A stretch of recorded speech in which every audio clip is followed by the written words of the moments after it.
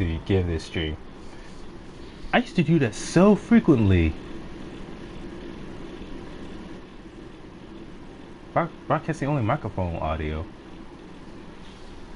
That's weird.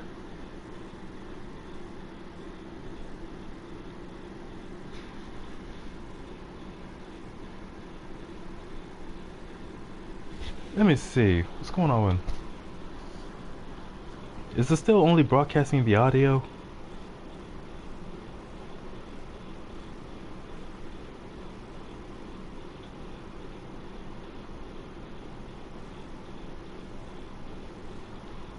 Oh, it's working properly.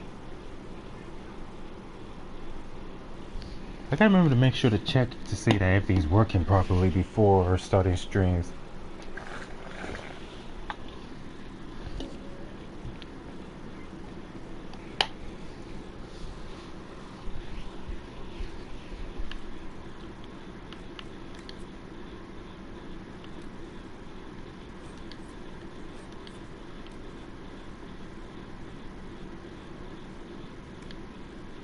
Is there some ways the DLC area?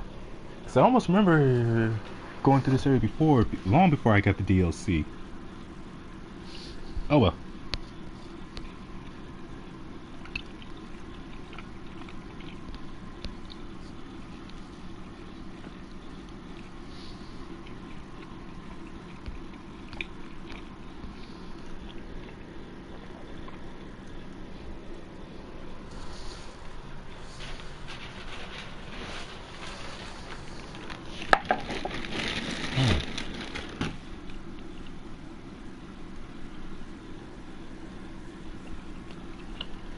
Oh, I thought it was a bone.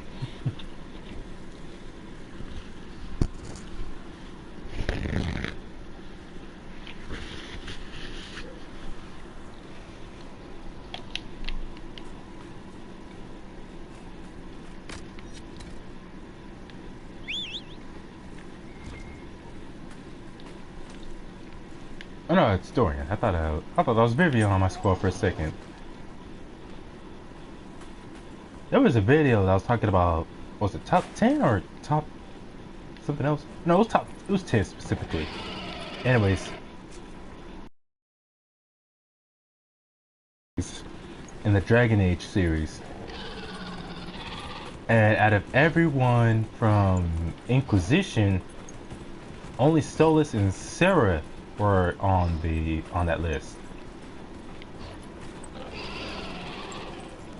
Which I'm like, I can understand those two, especially Solus when he later portrays you, when he's revealed to be Ben Haral, aka the Dreadwolf.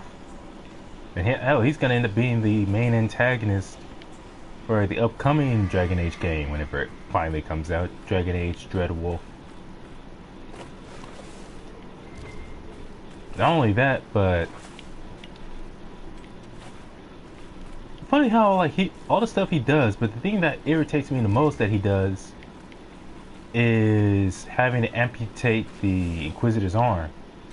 Which is like, yeah, it gets rid of the mark and saves them. It saves the Inquisitor's life. But honestly, I would have preferred if it was possible for him to try to remove, or actually successfully remove the mark without amputating their arm.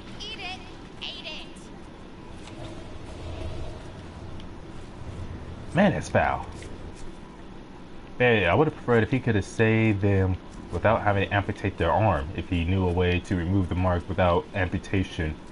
That way the Inquisitor could appear in later games to fight alongside them. I'd say like the only exception would be depending on what style and what weapon you chose.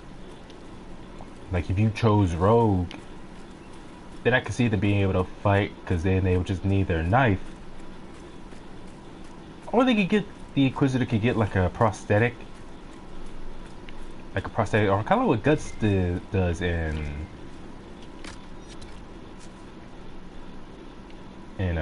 Berserk, where at some point he ends up getting his arm decapitate his arm, so he has to get a new one. Oh no, not get a new one. He gets a prosthetic. Not only does he get a prosthetic arm, but it's a prosthetic arm that. What's going on over here? What y'all doing over here? It's a prosthetic arm that has a built-in cannon.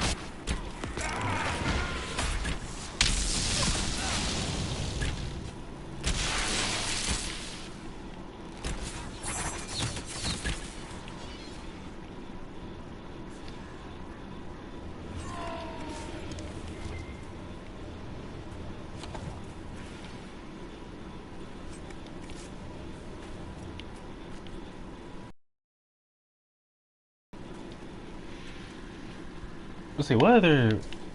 Let's see. I was going on about Berserk and everything.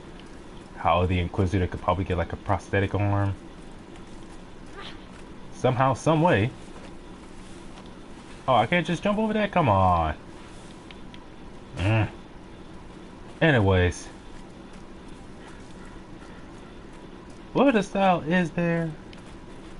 That they... I like if your character was a mage. Because in this game, all they do is just they only use their staff just to fire magic. Even though there are a few cutscenes like Dorian using his staff like a bow staff.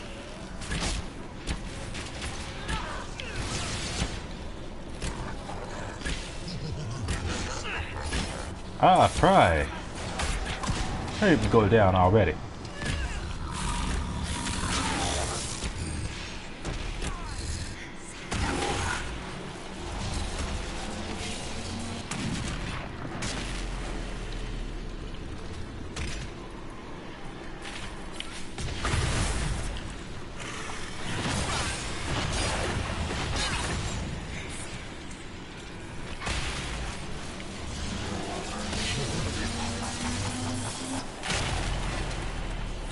Remove thy armor.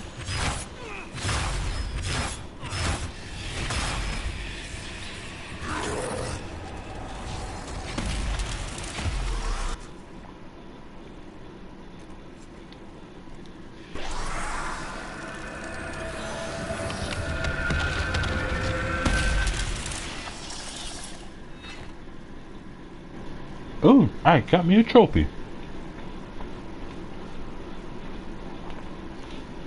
Seal 75 wrists in a single playthrough. Dang, 75?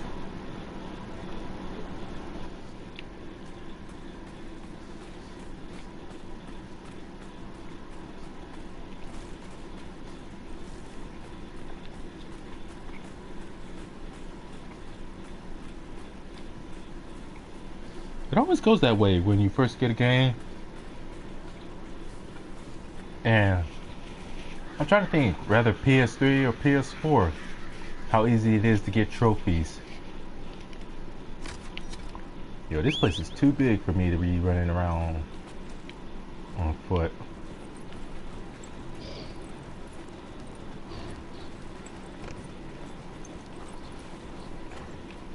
Hey, what y'all doing out here, huh?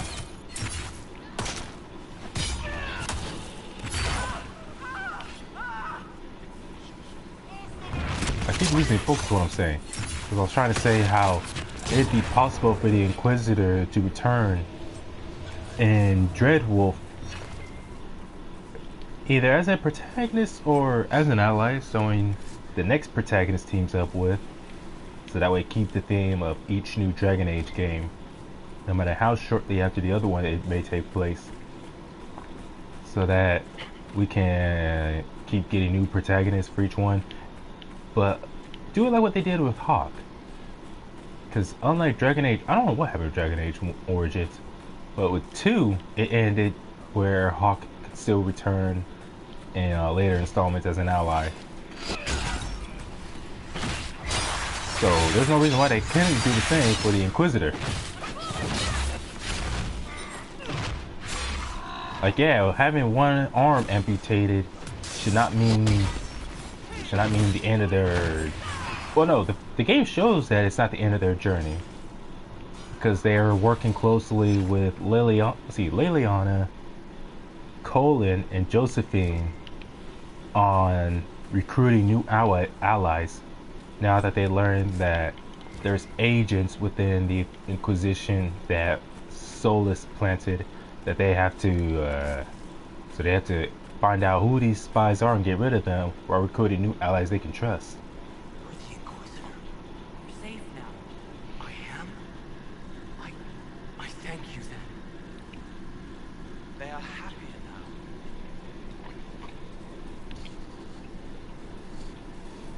Dorian, get out of that cage.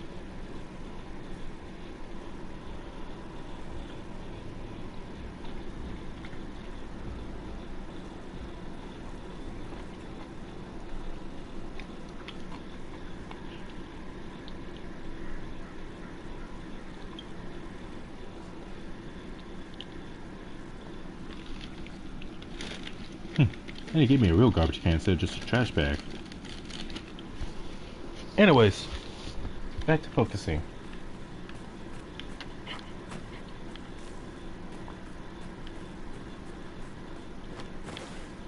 So yeah, I don't know about the ending of Dragon Age Origins. Better take a closer look. But like I said, Dragon Age 2 ended to where Hawk could still return and become a future ally. Actually, no, Dragon Age Origins did also end that way. The so-called hero of Ferelden, whatever happened to them, don't know. But others like Liliana and... who was that witch that we teamed up with earlier? I forgot her name.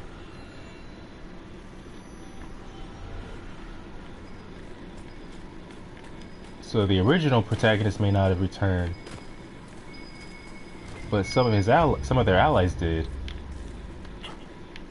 I guess it's because Origins being the first game, the protagonist doesn't have the ability to speak, so it'd be weird to have them return, and you're like, oh snap, we gotta find out get a voice actor for this character. Unlike Dragon Age 2, where the character Hawk, whoever they may be, as I end up finding out that Hawk is their last name, the name of their family, not their code name. What was that? Not their given name. But anyways, what's cool in this game is that if you didn't play Dragon Age 2 and have a save file on the same system, then when Hawk is introduced in this game, then I don't know, it used to give me the option to customize Hawk's appearance. Like, yeah, I can't customize his fighting style or nothing, which would have been pretty cool. Yeah, only just their appearance. Make them male, female, whatever skin tone.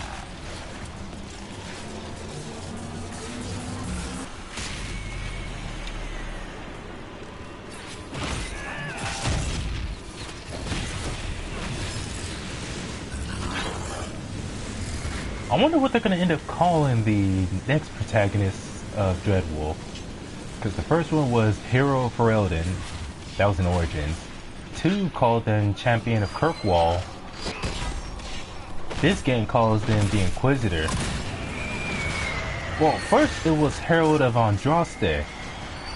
Then, after they make it to Skyhold, it is officially Inquisitor.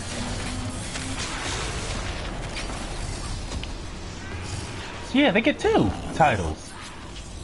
Inquisitor and Herald of Andraste.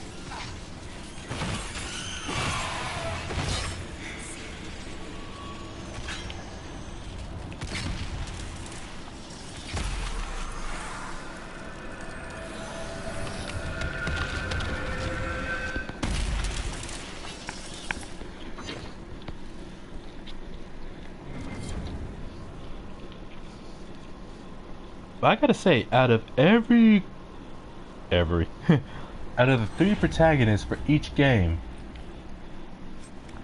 like yo, for the Inquisitor, this game, after Trespasser ends with their arm being decapitated or amputated, they end up losing their arm, but it's still not a complete loss because they still have their health. They can still basically fight and they can still lead the Inquisition and still fight. They'll just have to learn a new form of fighting that allows the use of one hand, which sucks, but it's still possible.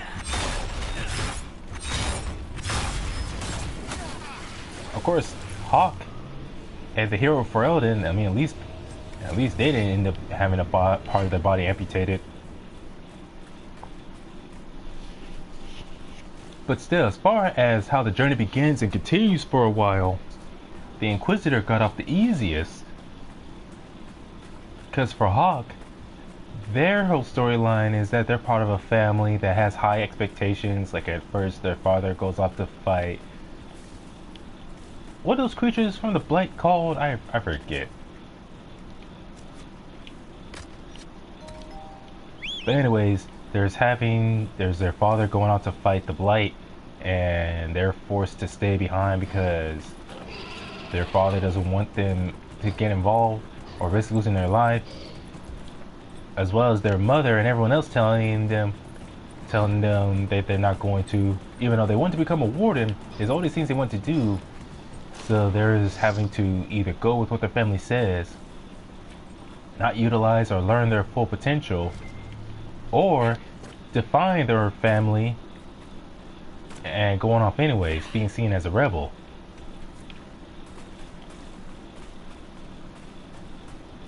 In Origins, You hate to sing but can. You should not paint. It would be very bad if you did. Could someone please shut him up? Or I'm gonna shaft him in his creepy little eyes. You called me him. Thank you.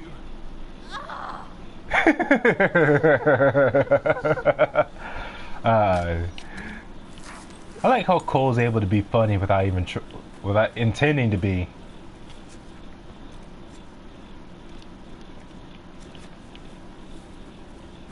I guess because Cole is a spirit taking a physical form, he's been referred to as it for so long. But by referring to him as him instead of it, Sarah basically acknowledging that as far as she's concerned, he is a real person. Spirit masquerading as someone.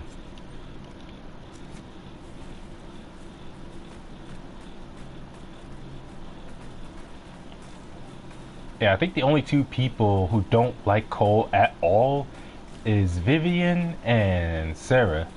Sarah just finds the way he talks annoying, which is ironic considering she tends to talk in riddles and rhymes as well. Although it makes sense for Cole because he is a spirit. He doesn't exactly behave like a...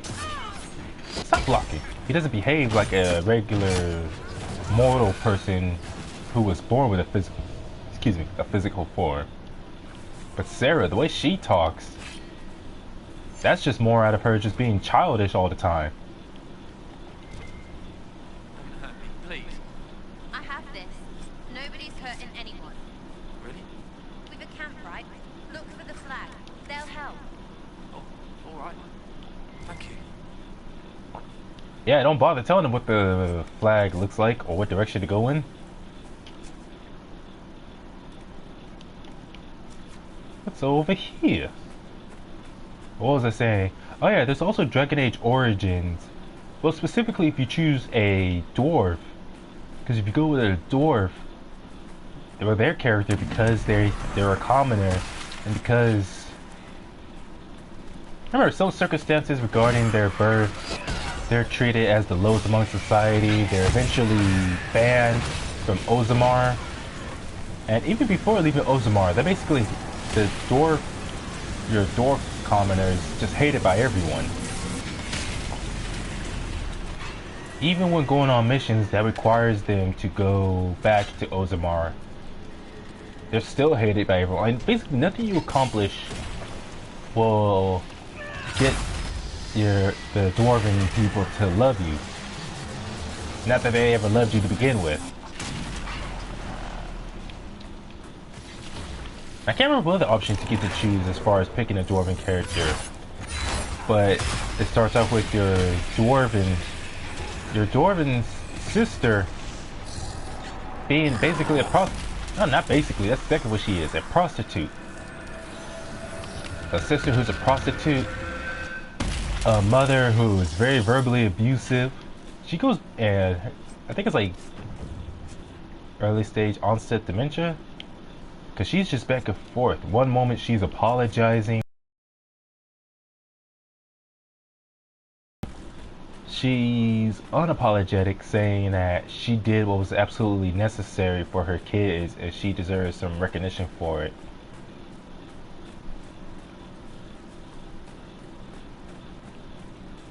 And then, yeah, like I was already talking about Hawk and how the issues he has with his family or their family. And then one of the DLC missions, it gets to a point where, This might be a decent place for a spot of camping. yeah, we just gotta kill all these guys first.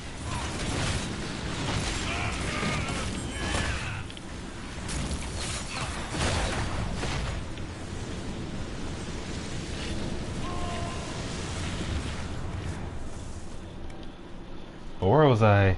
Oh yeah, Hawk. There's a DLC mission later where your mother gets kidnapped. Inquisitor. Okay. Anyways, your mother gets kidnapped and some weird necrophiliac dude, some serial killer who's a mage goes around kidnapping a bunch of women, taking specific parts of their bodies, all making a Frankenstein, Bride of Frankenstein type of creature. With the last piece he needs being your Hawk's mother, needing her head. And unfortunately, absolutely nothing you do at all can save her.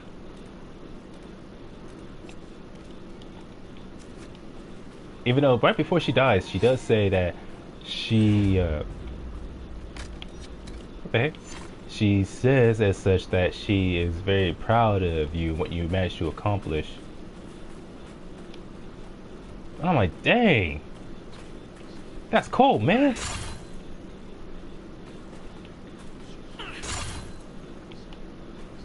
So unlike Origins and 2, Inquisition doesn't really dive into what happened with the Inquisitor's parents. At least as far as I know. The only time I've seen it kind of talking about what happened with the Inquisitor's parents is when if you pick a Kunari and you're speaking with Iron Bull. How because they're Talvishaw. Anyways, they lived outside the rules of the Qun that Kunari had established for so many years.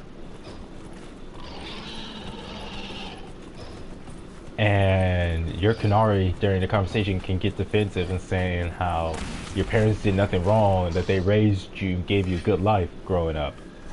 Of course, Iron Bull says that he wasn't saying or implying anything about your parents, just making another kind of statement, something else related to the conversation.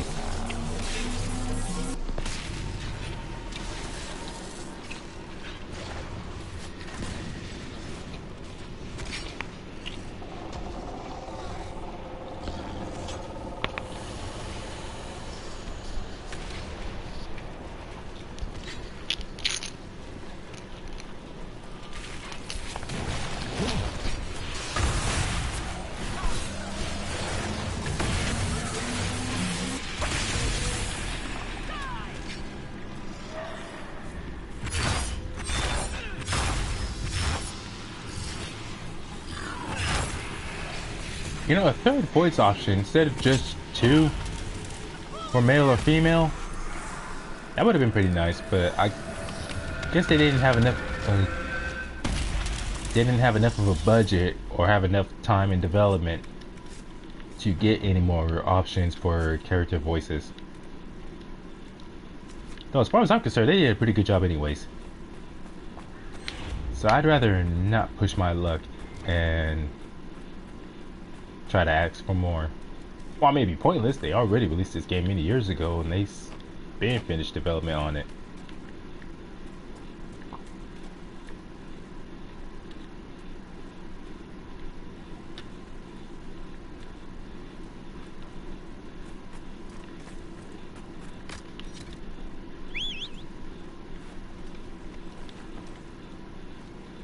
Also, I read something how, oh man, another one of you guys Originally, Cole was not Cole. Solus was not meant to be a romance option originally.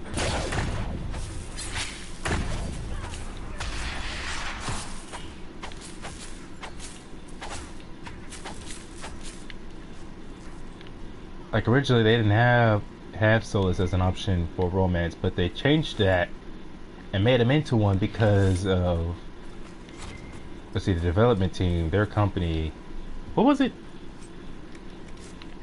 Oh, we're forgetting. Anyways, they were given more time to develop the game further, thus more time to add romance options for Solus.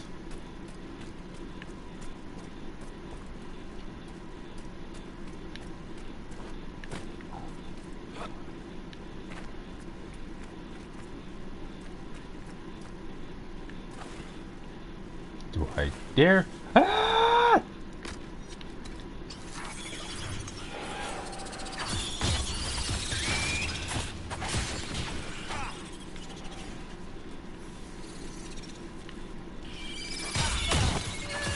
Not only is it a giant spider, but a poison one.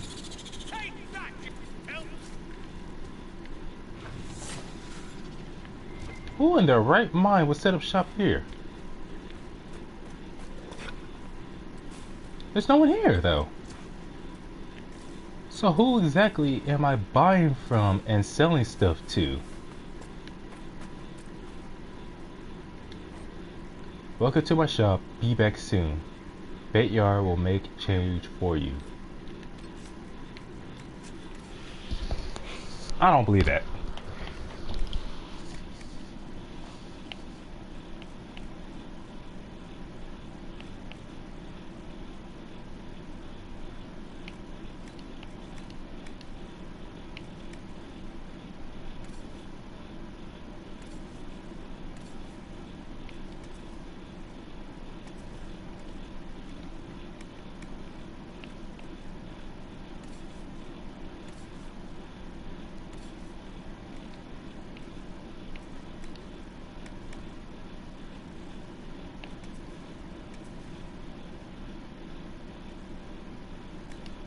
Here we go, Frost Room.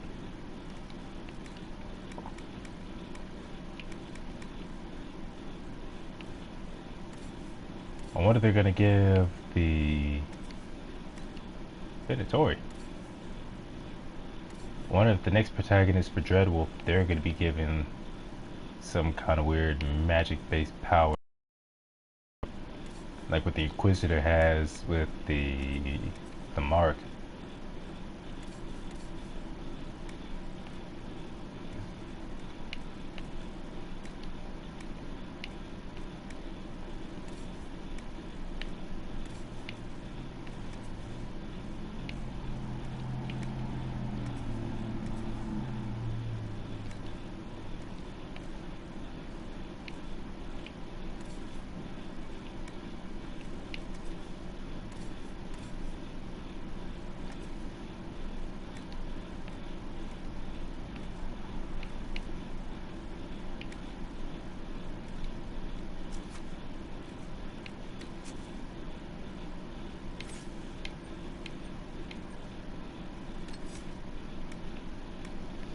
You hurl a grenade containing a powerful concoction that puts nearby enemies to sleep. Sleeping enemies awaken after taking damage.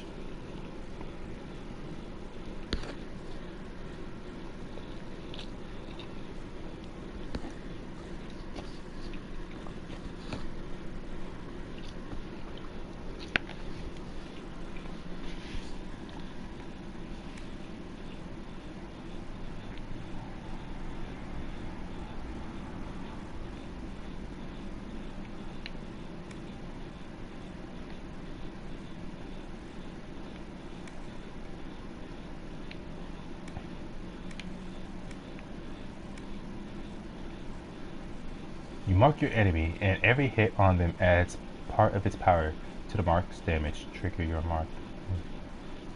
And watch them fall from injuries they never even noticed. Commandly trigger the mark early for bonus damage.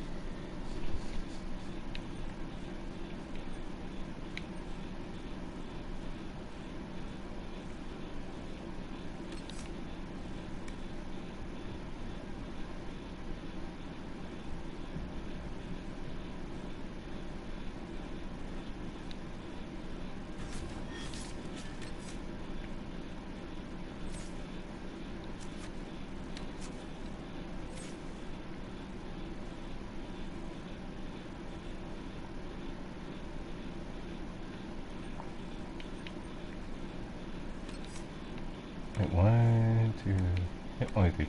You mark a target with an attacking spirit, inflicting ongoing damage. If the target dies while marked, the spirit mimics the victim's body to fight on your behalf.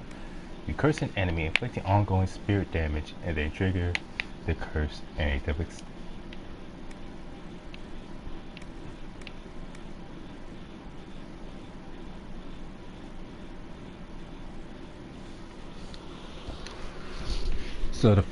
So these two, excuse me, these two inflict continuous damage onto your target.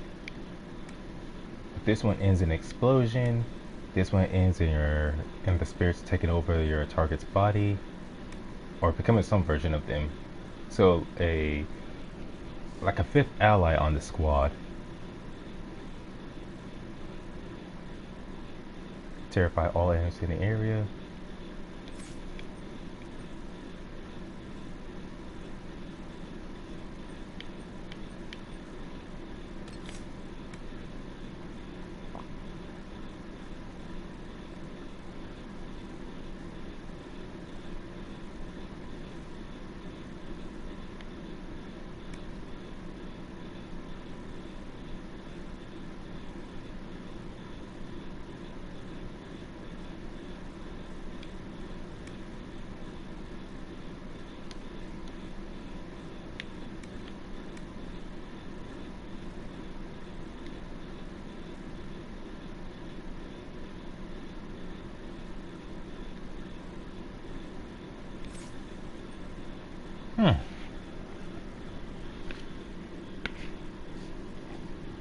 So the necromagic or necromancer abilities that Dorian has.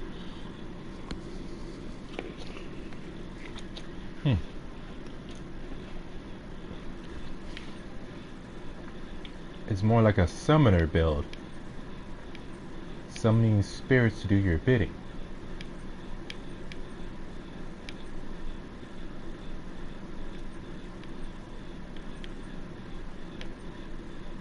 Man, I got all the points I want for him.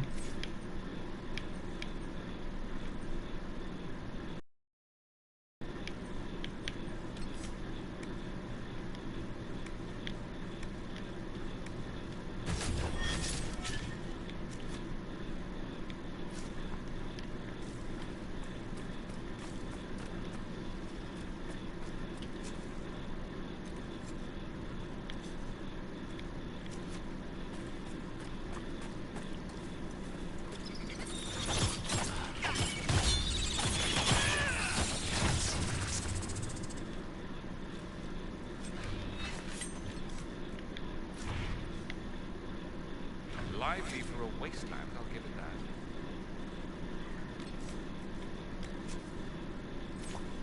I don't think any wasteland we've been to has ever been the opposite of lively, all things considered.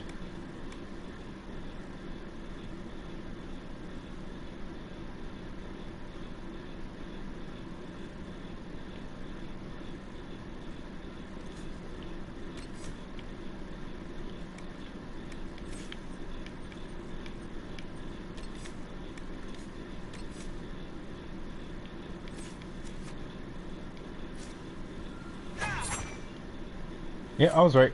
Projectile.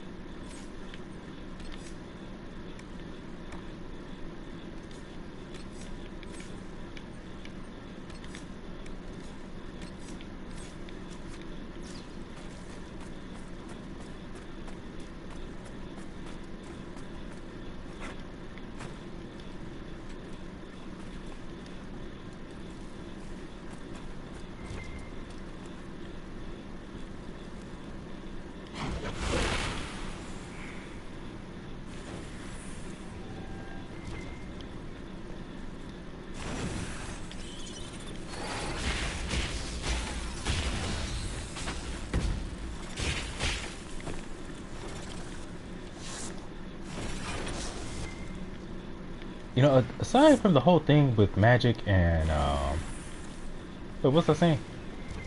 Oh yeah, not excluding gaining elemental abilities. Oh, there's a spider coming in behind us. Take that, you eight-legged freak.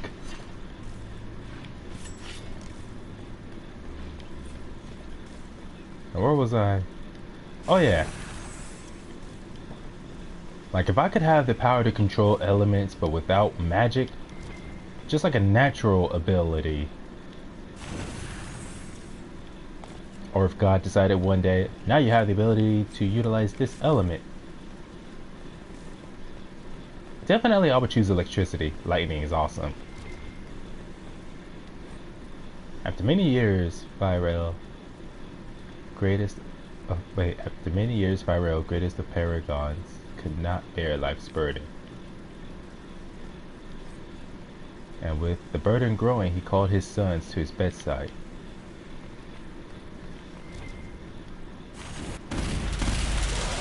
Whoa! He bade each son swear he would take care of his brother.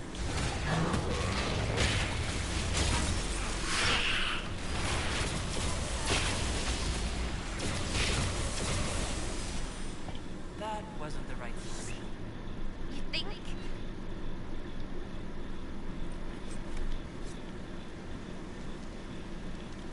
Wait, the right solution? What?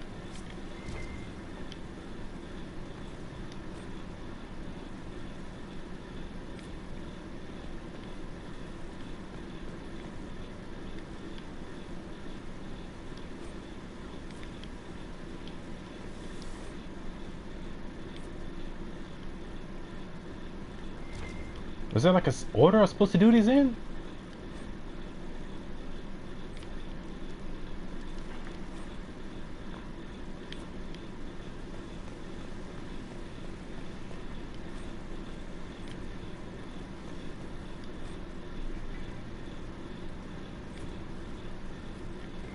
When their father returned to the stone.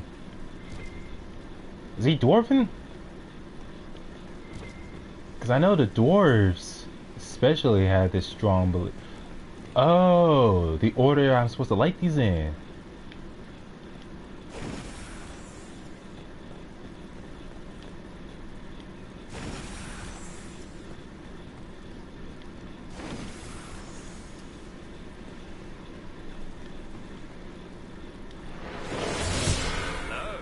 Dwarven. Yeah, Burial dwarven. chamber, I think.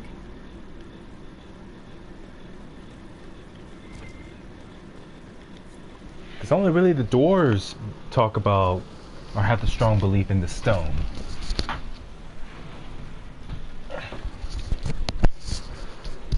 Don't really hear dwarves, at least dwarves like those who specifically live in Ozamar or are from Ozamar. Yeah, only dwarves who currently live in or who are from Ozamar talk about the stone. They don't talk about other stuff.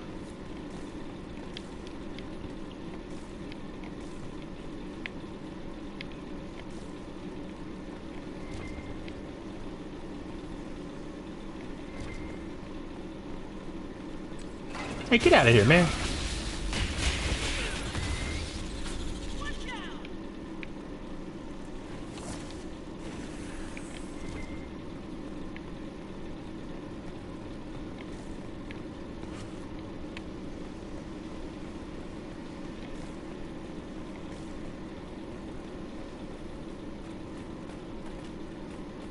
Well, at least it wasn't one of those underground systems that went on for so long.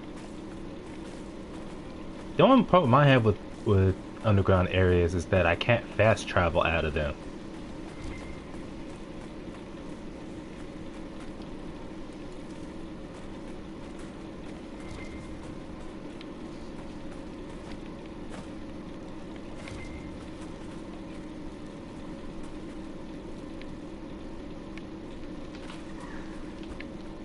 What was that noise?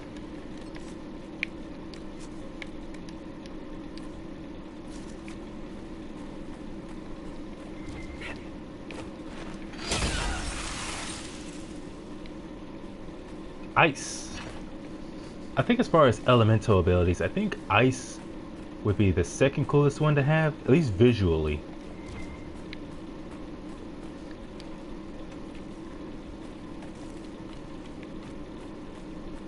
Because I mean, it used to make me wonder which element would be better to have when in a certain environment. Because I'm thinking, but wait, if you find yourself in a environment that is very cold, that's fine because you wouldn't be affected by it because your body is adjusted to extremely cold temperatures. And if you find yourself in a hot environment, as long as it's not too hot, why not just use your ice abilities to cool yourself off? But then movies like, what was it? The Incredibles show that that's not always the case. Like Frozone, he takes the moisture in the air and his own body's natural moisture to create the ice that he uses. So if the environment is too hot, he can't produce ice. Heck, the film Mortal Kombat that came out in, what was it, 2020 or was it 21? Anyways, in that film, when Cole fought Sub-Zero, one of the cool abilities he has is how if he gets hit enough times, the kinetic energy from being hit takes it.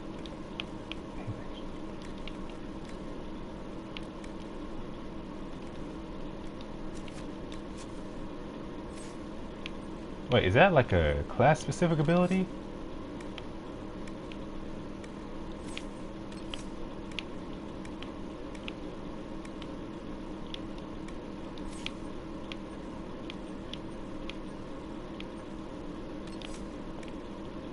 Anyways, Cole can use his abilities where if he gets hit, his armor. Watch out for those Savannah mages. They are so kindly as hug them back. In other words, his armor is able to produce heat.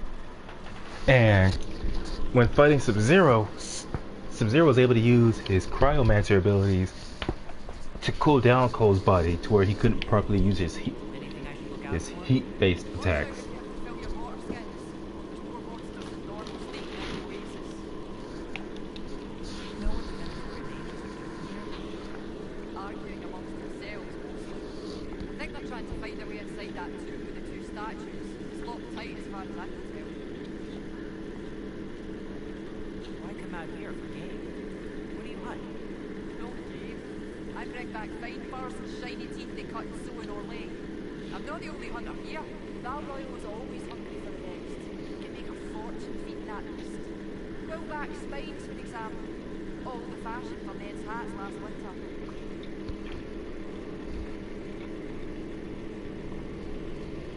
Orlais needs clothing.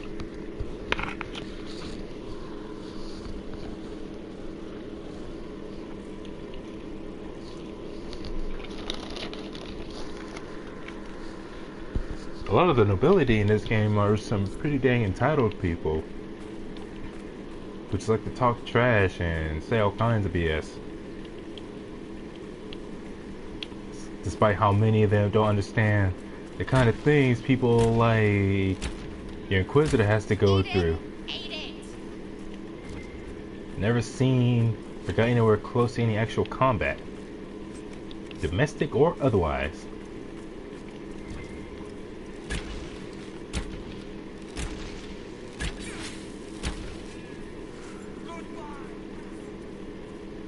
Do I have a rune attached to this? Most likely I do.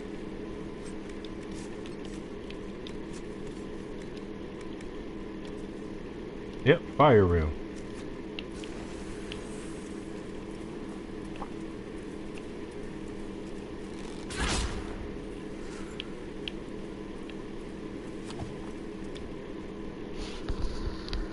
I should have checked to see if it dropped anything when I killed it.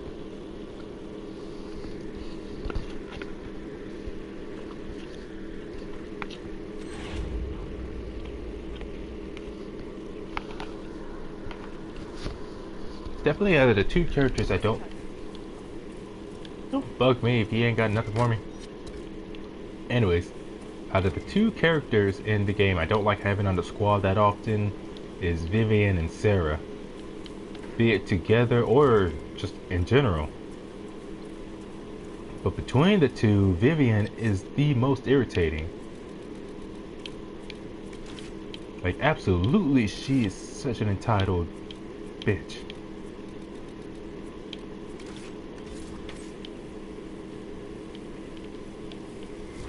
She'll talk down to anyone if it means getting her way, even the Inquisitor. I'm like, hey, let's not remember, I'm the leader here, not you. If I need advice, or if I ever want advice, I'll go to my trusted allies, that being Colin, Cassandra, Liliana, and Josephine.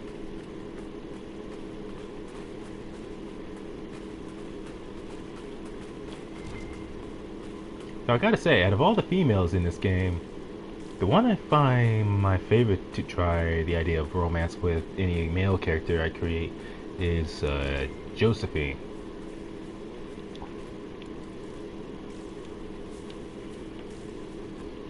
Cassandra's a cool character and all, but the way she gets when things don't go her way, especially long enough, I'm like, that's a bit of a turn off.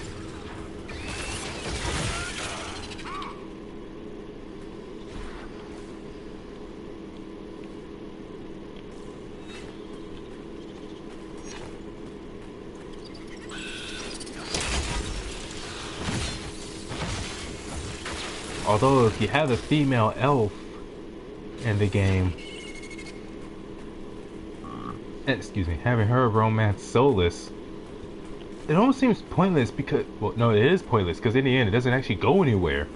No matter how hard the Inquisitor and Solus try to make it work, Solus knows from the beginning it's never gonna work. Especially because he knows of who he is and what he desires.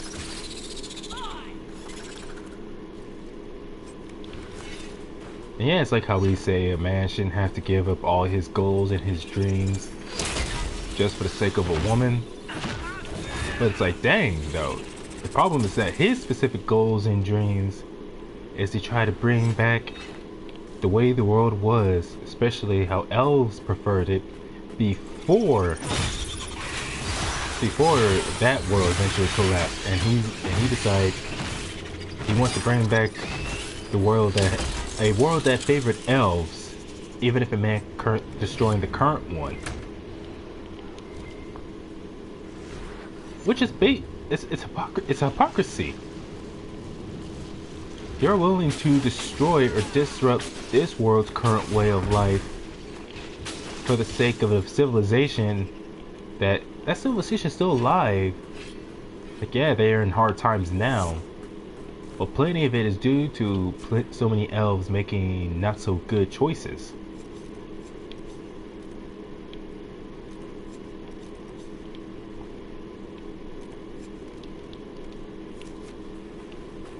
Well, at least we know what happened to the patrol.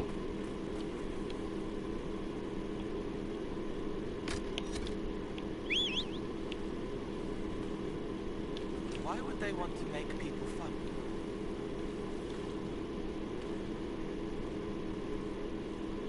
Aw, man!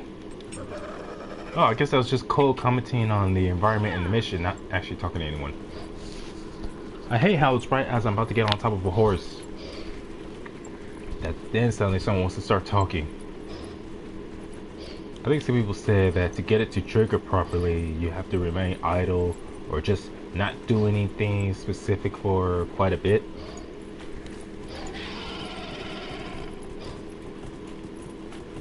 I don't know if that's accurate what I just said.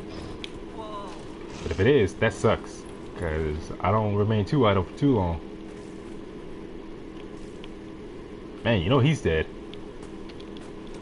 I don't know why I like saying that. I know I got it from watching Rush Hour 2 after when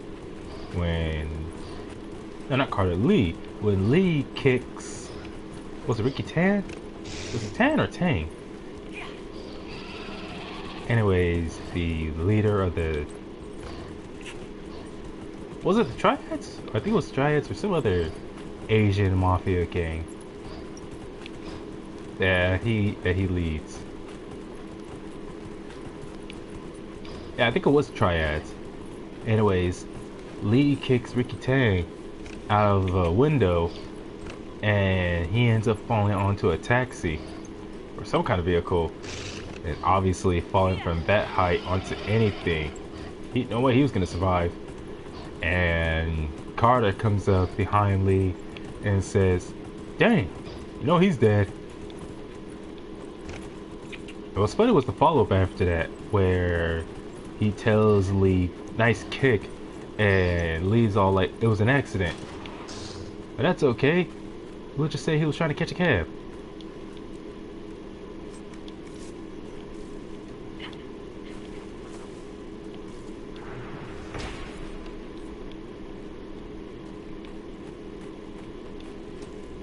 So many camps and landmarks out here.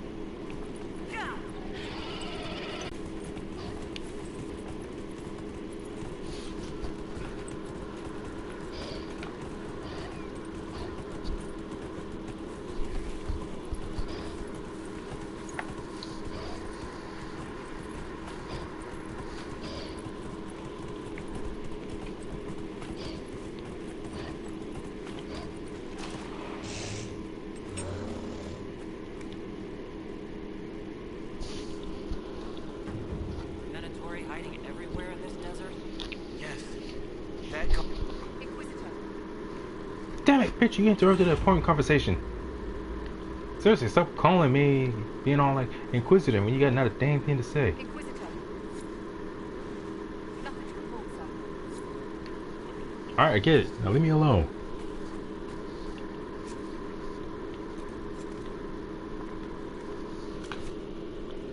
More Venatori.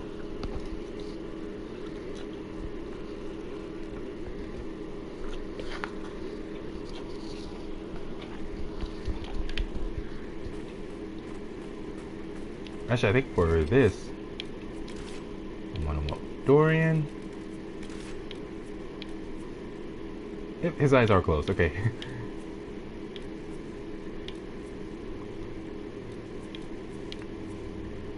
I wonder if I would want Varric or Cole on this. I'll go with Varric.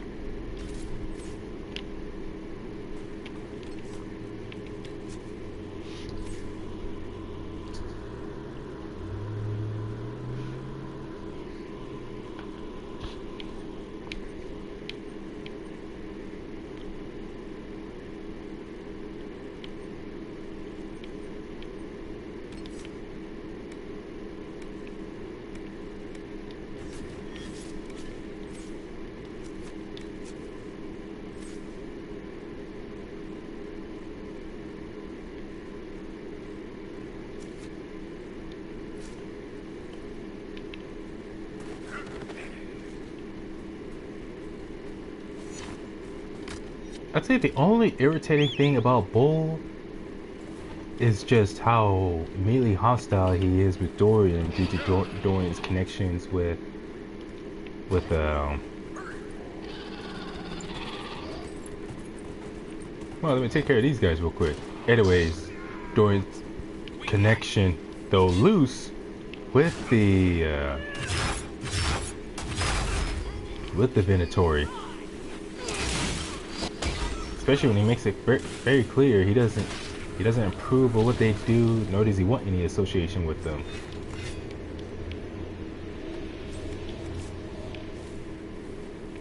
It's kind of like with Vivienne and Sarah. Vivienne won't stop. Well, not just her, but Vivienne and Sarah, as well as Vivienne towards Solus. She won't stop constantly antagonizing those two. Whereas Bull antagonizes Dorian.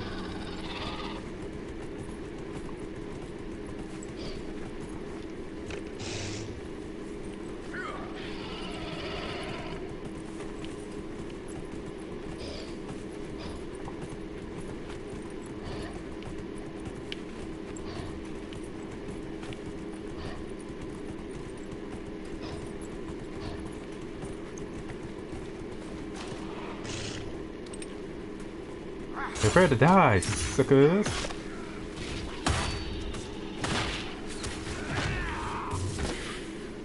What hit me?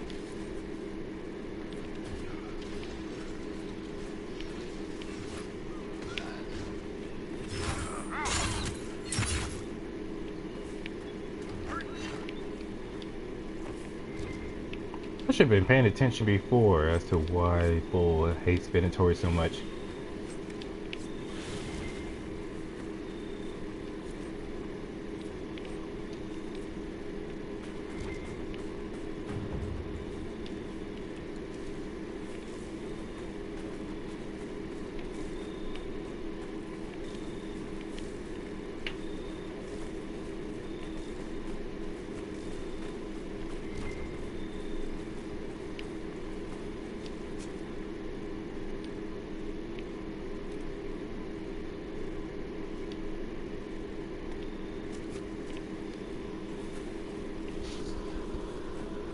Nothing like just running all over the place, eh?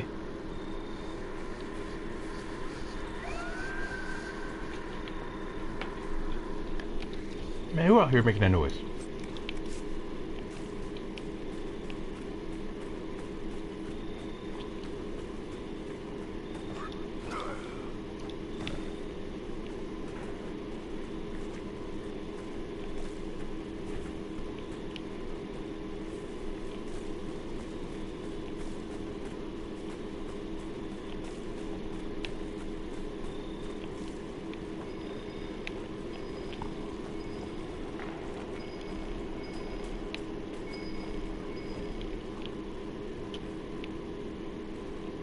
Of course, it's somewhere above ground, isn't it?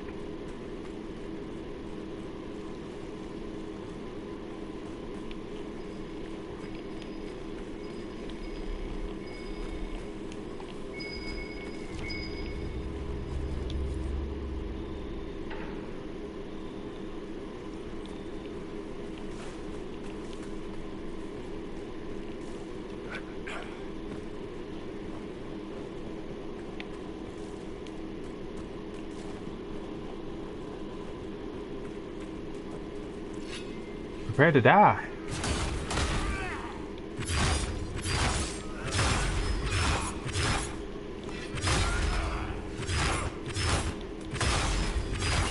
Sucks that this ability costs health just to use, which to me makes no sense.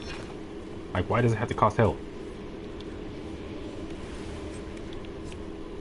Like, the only reason why it does so much damage though is only because the enemies I'm using it on are multiple levels below us. They're like level 19, we're level 26, so 19, 20, 21. Yeah, we're literally 7 levels above them, so of course it's gonna do way more damage than it should typically.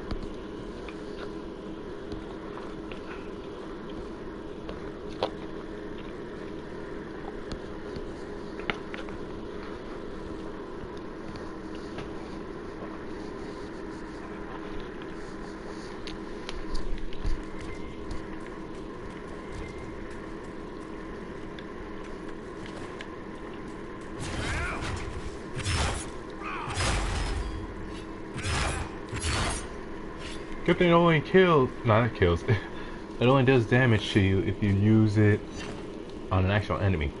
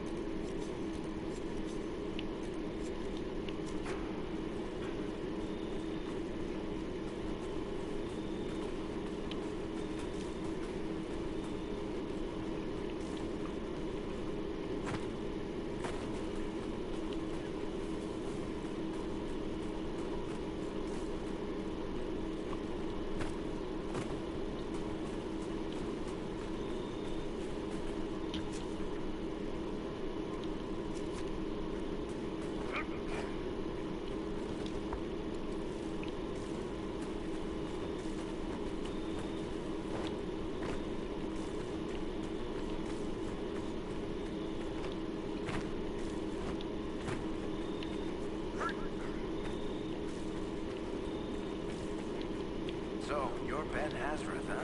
The spies of the Kunari. Oh, you've heard of us? I spent some time in Kirkwall. That must have been fun. You could say that. Now, if I remember, if you do a certain mission for Bull, he basically ends up leaving the Ben Hassarath. Heck, if I remember, I think one of the members of the Qun, even though they weren't specifically Kunari, ends up addressing Bull by some other name.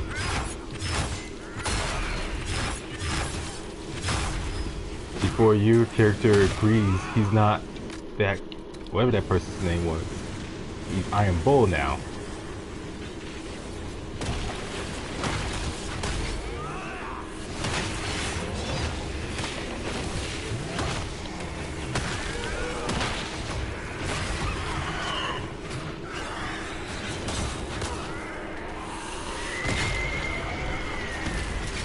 Oh, right.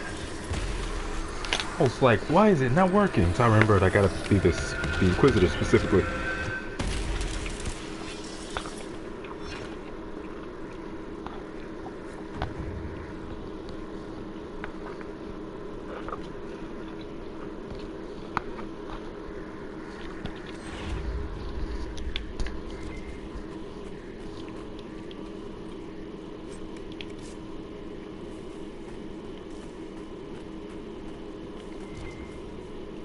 I gotta be close to maximum capacity by now, right?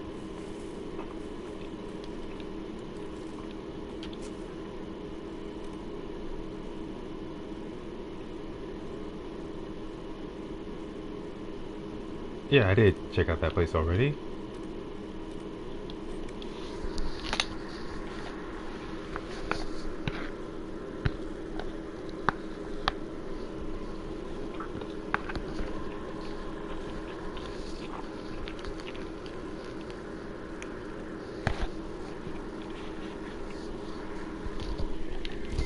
Nothing to report, sir. Oh, shut up.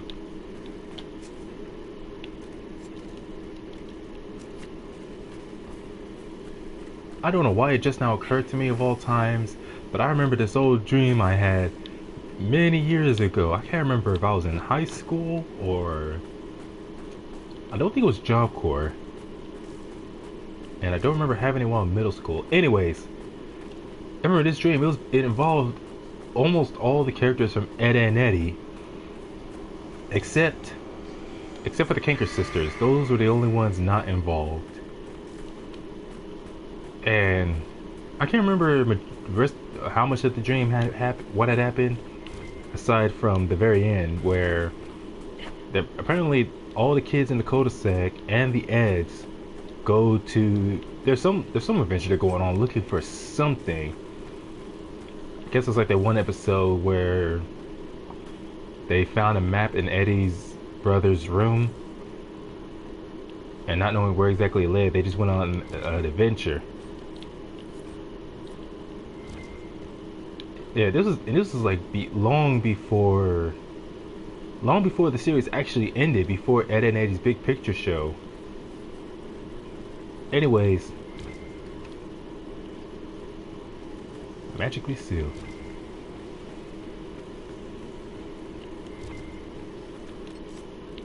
Anyways, so they get to the side of the mountain. There's this big old snowy mountain where only 107?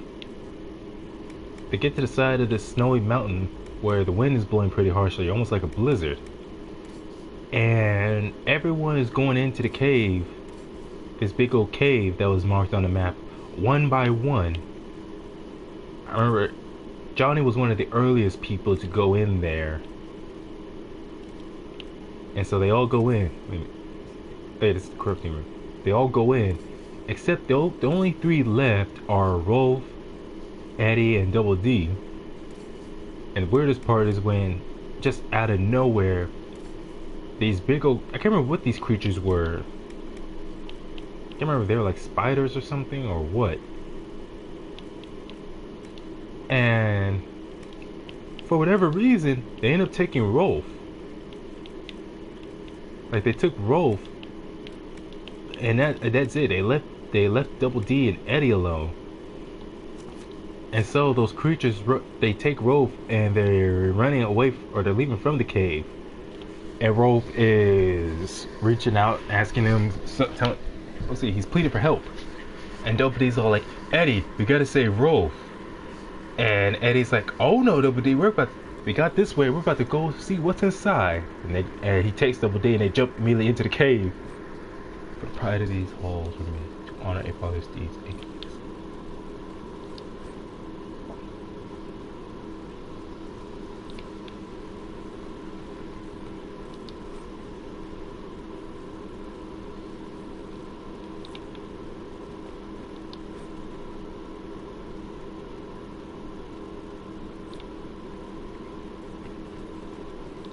So anyways, Eddie takes Double D and forces him to go into the cave.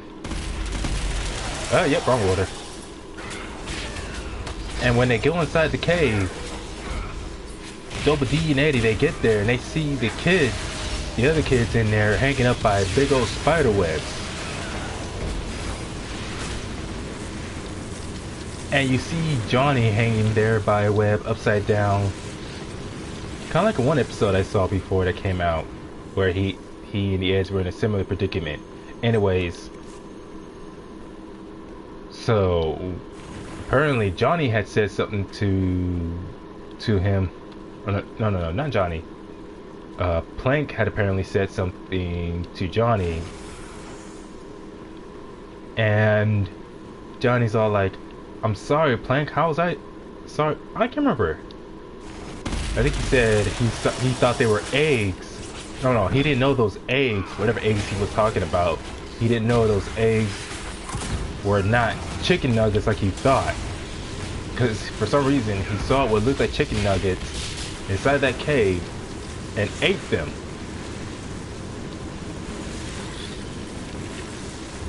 And then, just then out of nowhere, a giant spider shows up. A giant spider, and all the kids scream in terror.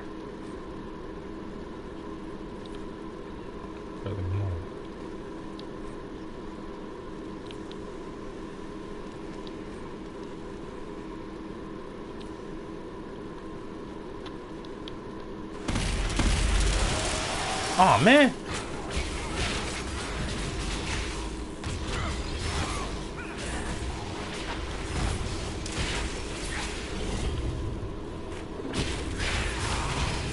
Anyways, a giant spider just shows up getting ready to eat the kids. And they all scream in terror. And I woke up. Unfortunately, my dream did not go anywhere beyond that.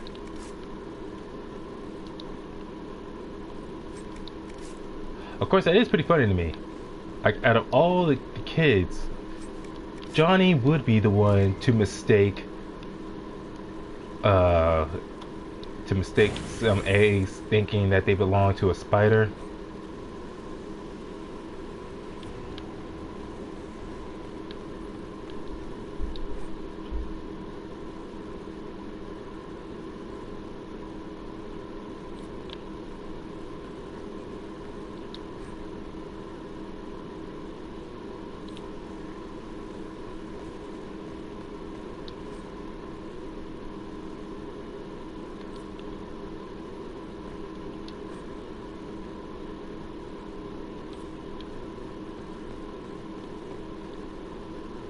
Yeah, no way would. Dang it, I already did that.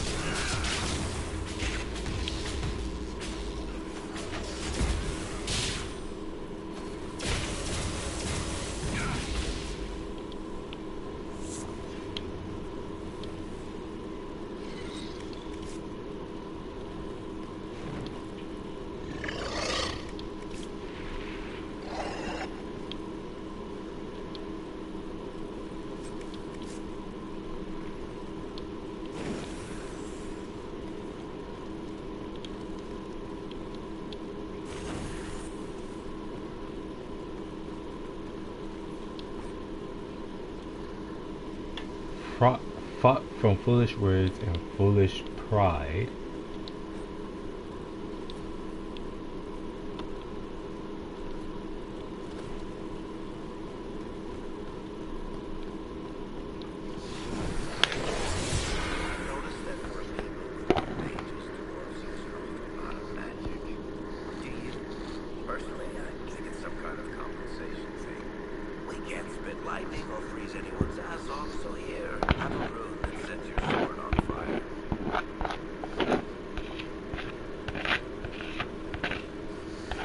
Yeah, he does have a point. Considering how in this game, because of the way the dwarves have lived for so long, they can't use magic like mages or anything.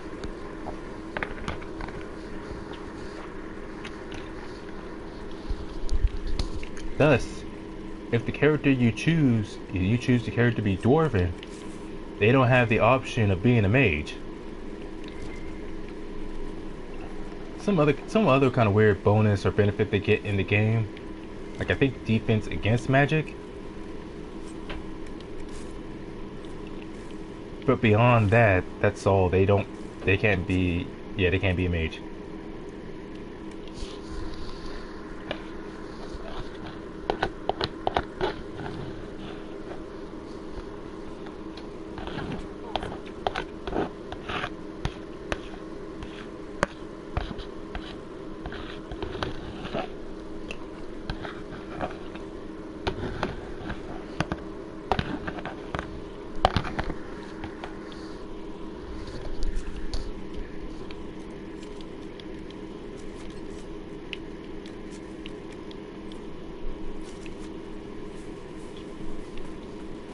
And there was this YouTuber I was watching, and he was talking about, and did I talk about this in the previous live stream? I think I did. Well, anyways, I'm talking about it again.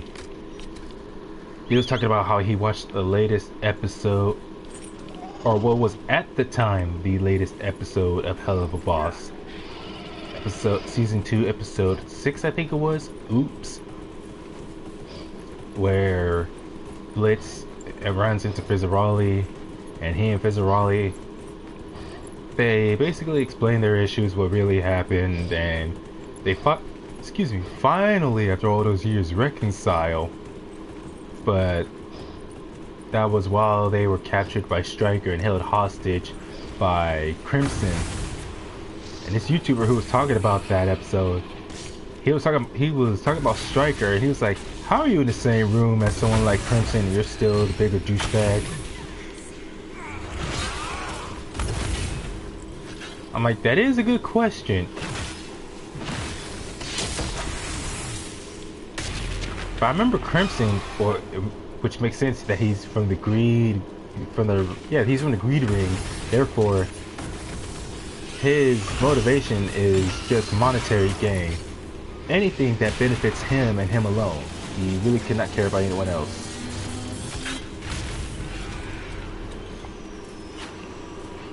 Like, literally for him, everyone else is just cannon fodder.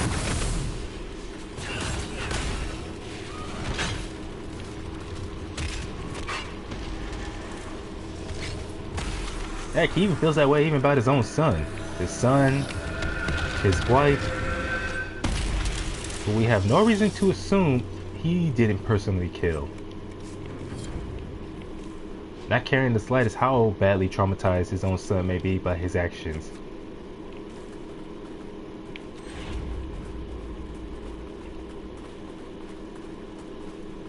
Whereas for Stryker, you can only assume it was some kind of trauma he suffered in the past. That's why he hates royalty so much and wants to see them all taken down. And why he believes that imps like Fizz and Blitz are an embarrassment to their kind.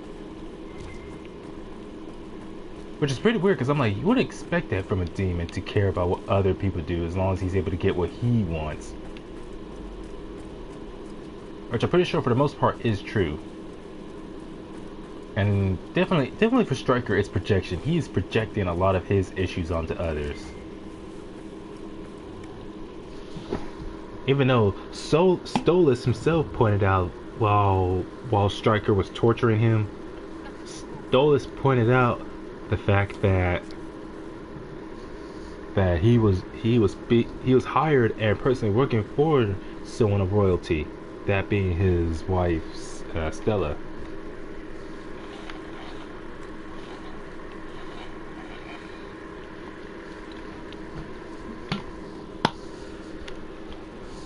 Although despite all his skills and abilities, it says quite a bit just how skilled and strong Blitz himself is. Because in almost every episode that he appears in, when Stryker goes up against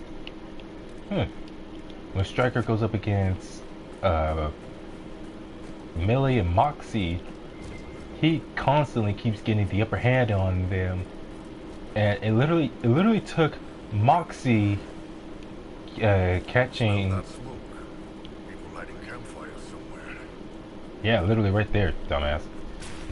Anyways, it took Moxie saying something that creeped Stryker out to the point where it left him off guard for a brief moment, just for then to finally get one up on him.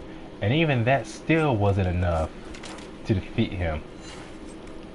Just enough for him to retreat so they could save Stolas. But for literally aside from that one moment towards the end of their fight, for the rest of the time, he was just clowning on those two.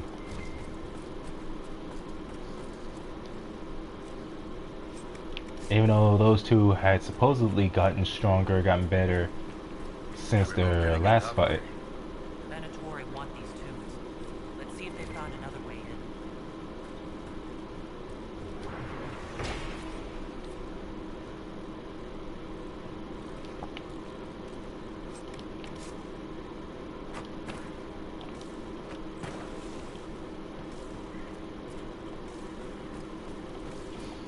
And where was I? Oh yeah, how oftentimes when it's Millie and Moxie going up against Stryker, most of the time they're not able to get one up on him, and he just keeps clowning on them.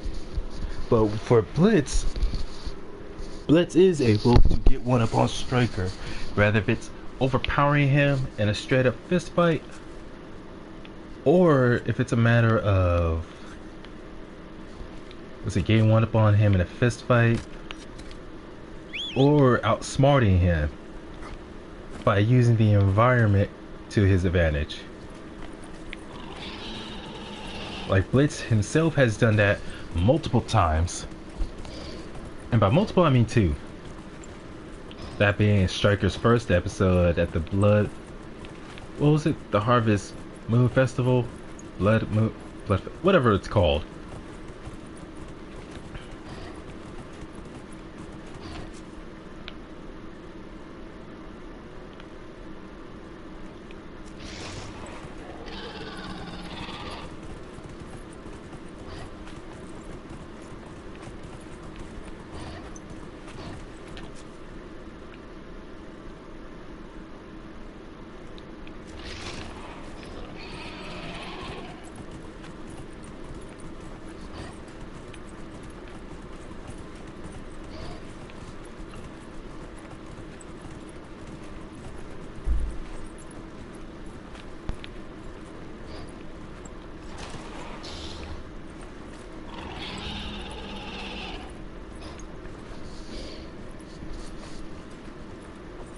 I remember a few websites and a few YouTube channels did the calculations for as far as power scaling, at least the members of Imp. I'm not gonna really go into other characters.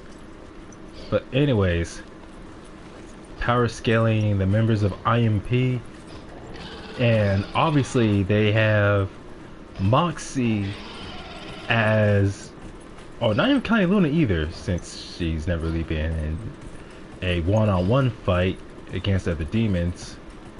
Because so far the only time we've seen Luna in action was against humans, and that's just humans. And humans are just such easy cannon fodder in almost every work of fiction.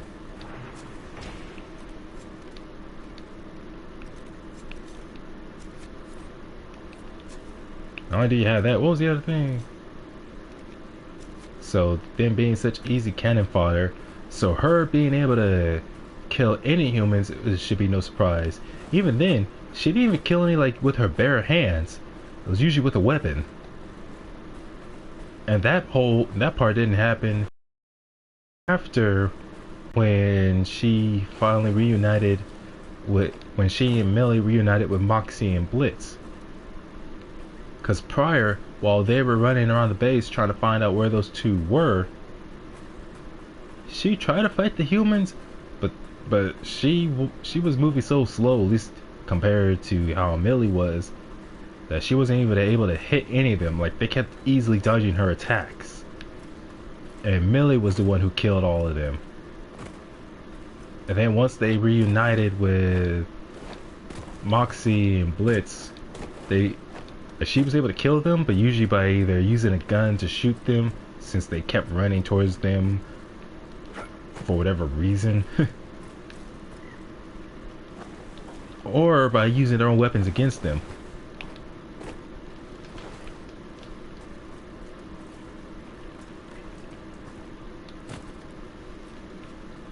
So yeah, not really, I wouldn't say that was really like a huge amount of skill on her part. Just more of just going up against enemies significantly weaker than the demons to begin with. And the humans fighting in ways that really wasn't good for them. That's the last of them here. So make a good lookout for them.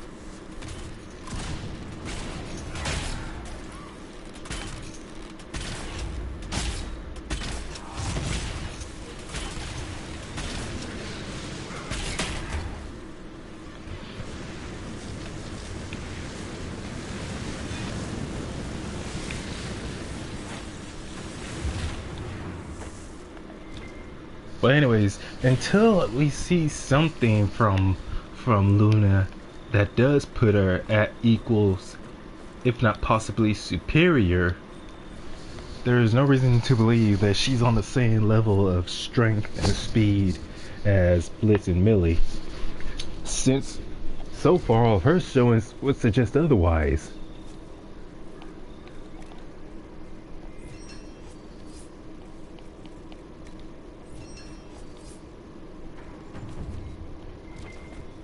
Like, I should go without saying she would obviously be stronger than the likes of Moxie, but that doesn't really take much effort.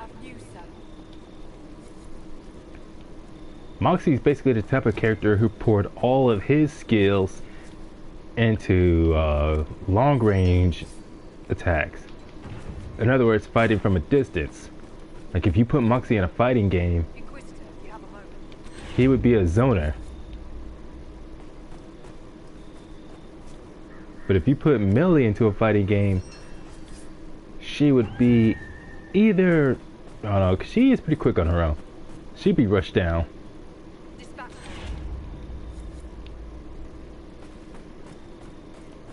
Whereas Blitz, he would be like that sort of jack of all, kind of the more balanced character.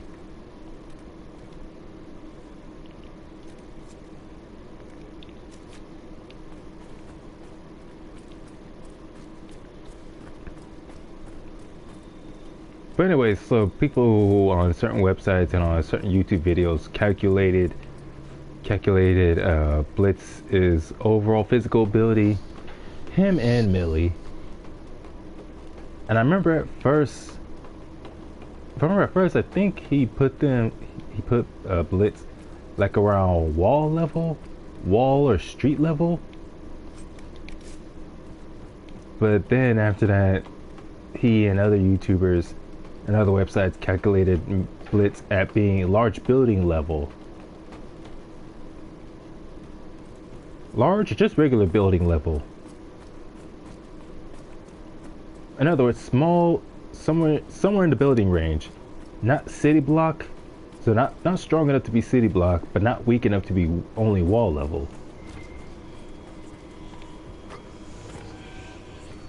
And there was one YouTube short that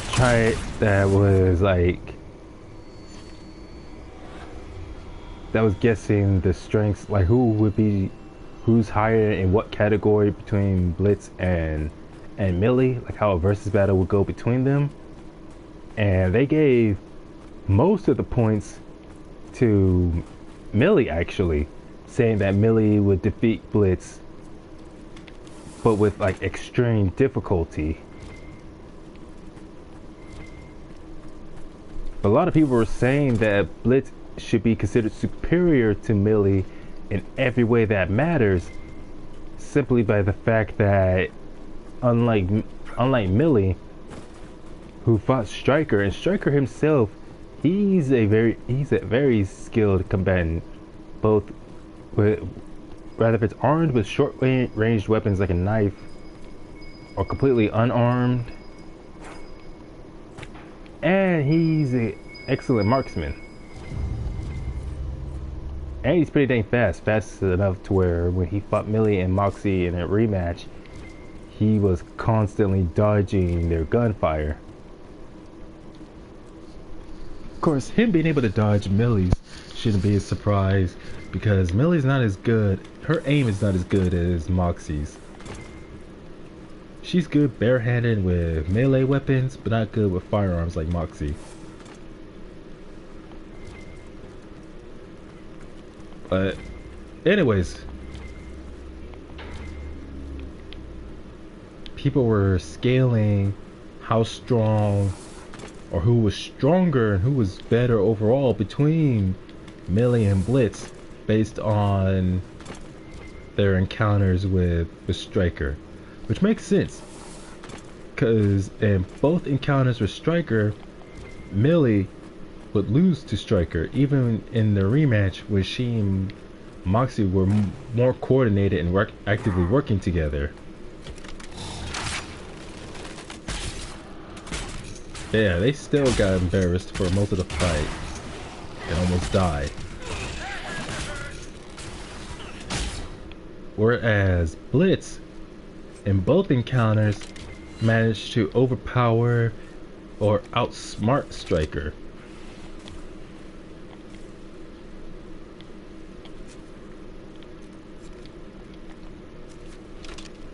So it would not be hard to believe that if you use someone they fight consistently, like Stryker, as a way to scale both of them, Millie and Blitz, then it would make sense for people to suggest that Blitz is the superior one.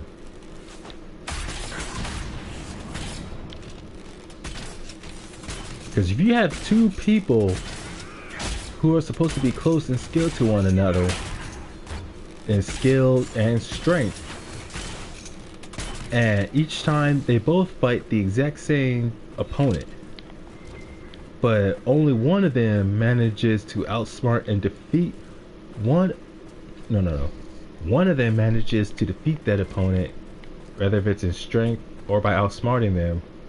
The other one just keeps losing by a landslide, like an absolute curb stomp.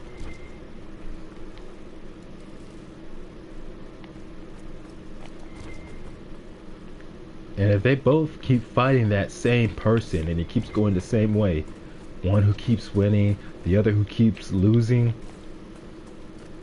yeah, it's understandable to believe that Blitz should be superior to Millie. And I think part of it for Millie is because of the fact that she leaves her guard open way too much. Lots of people hanging out here for a wasteland. Oh, no shit, man. It's the wasteland. Most people avoid the wasteland. Good place to hide. Hey, another lurker.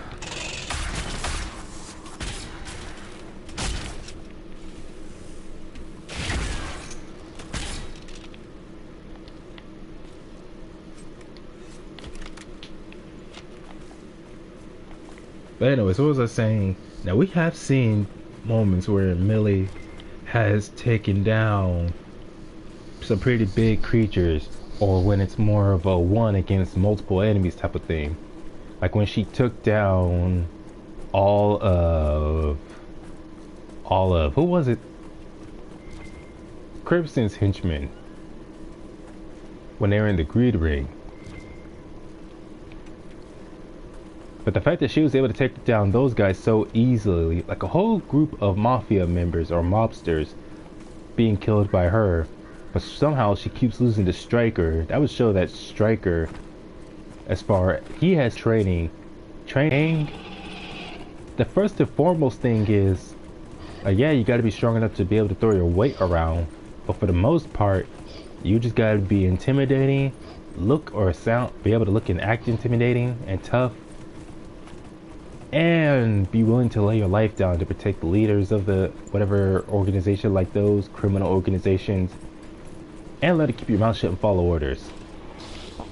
You don't necessarily have to be the most skilled or the strongest person in the world to be a part of that kind of organization.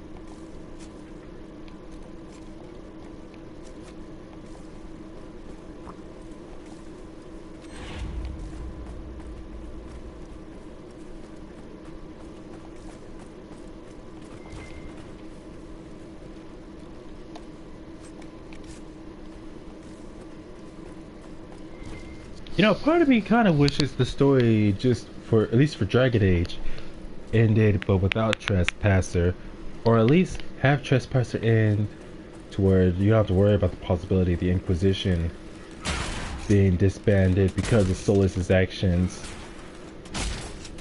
Or at the very least, doesn't end. It ends like, cause it ends with him leaving the Inquisition, and it turns out he is Finn. Hasaro, whatever.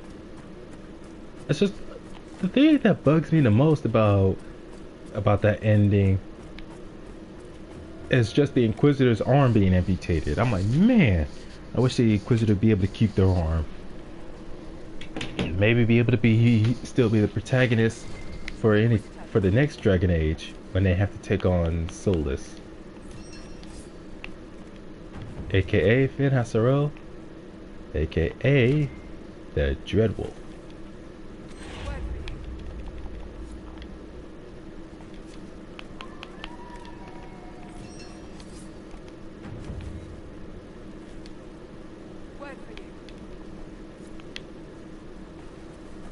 You know, the same YouTuber I talked about a couple times before, where he was doing like people would ask you a question, someone would send him a donation, and in return they get to ask him a question.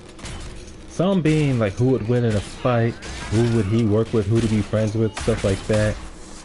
And one was, who would he hire as an assassin for hire to go out and perform a hit for him. And it was between Deadshot, Deadpool, IMP, and I forget who the last one was. But I remember the one whose name I cannot remember. He didn't really say anything about him, but he did go into detail about why he wouldn't hire IMP, because IMP has Moxie, and Moxie. Shaking like a leaf. Go look for one of our camps. I'm certain the Inquisition will take you in. They will? I'll go. Thank you. The way he says that, the way he says, they will, just sounds funny to me. Anyways. What was I about to say next? Anyways, he was saying he wouldn't hire IMP because they have Moxie on the squad. And he said, and his reasons being that Moxie could potentially develop a guilty conscience and ruin the whole operation like he did in the very first episode. Not to mention how much of a wimp he can be a lot of the times. Yeah, that makes sense. Not to mention, there's also the fact that even with the... Oh yeah, there's also because, again... No, all of his reasons why was because of Moxie. And another reason he went into detail was how long it could take for Moxie just to get a job done. Like there was one episode where it was the same episode Blitz's sister Barbie made her debut, and he said that it was in that episode it took a week for Moxie to be able to find out who the target was. A week. Even though it's like early on they figured out who the target was, but just didn't kill him right away. Not only was it the fact that it took him a week, but Moxie himself, well, it was Moxie and Millie, but it was more so Moxie got caught up. Moxie got caught up in what was it? It was something about the mission, about being at that camp. And Moxie wanted to do things his way, and he was interacting with the campers and all that, and he was apparently having too much fun, and especially how he saw how Millie was interacting with other people at that camp who legitimately thought they were humans, and he got jealous of his wife. Like jealous how despite his best efforts everyone liked him more. Everyone liked Millie more. Everyone wanted to hang out with her. And he was upset by that. Even though Millie pointed out that that shouldn't be an issue considering she went along with her husband's plans and gave him full reign of the mission. And not really say anything to detract from that. Even though Blitz himself, for a good reason, was hesitant about letting Moxie take over. Because of one, again, getting distracted so easily throughout the mission. Even though they had the target and knew who the target was. Taking a whole week. And just... But yeah, there's plenty of other factors. And that was all his reason not to hire IMP. Was mainly because of Moxie and how he operates.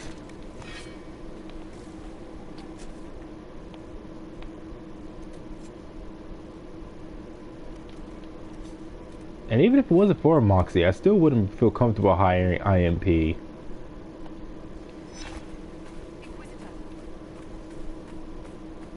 Because like almost any time they're out to go on assassinations, it's almost always guaranteed to go wrong. Or escalate somehow, some way whenever those three are involved. The only time they went on a hit and it went exactly as it should, or at least without things going wrong for them, it was, what was it? Yeah, it was the finale. It was supposed to be the finale of season 1, House of Asmodeus, where Blitz was stalking Moxie and Millie when they went to Asmodeus for a romantic evening. But at the very, very beginning of that episode, apparently someone hired them to kill a whole bunch of lumberjacks, and that mission went off without too much issue. If the way they were acting and behaving was anything to go by. And I'm like, man, that's probably one of the few times, if not the only time, as far as what we've seen, in which they had an assassination go exactly as planned. Because nobody said nothing negative or bad about the plan. Nobody said nothing about it going bad. Or at least not too bad. Aside from just how many people they had to kill.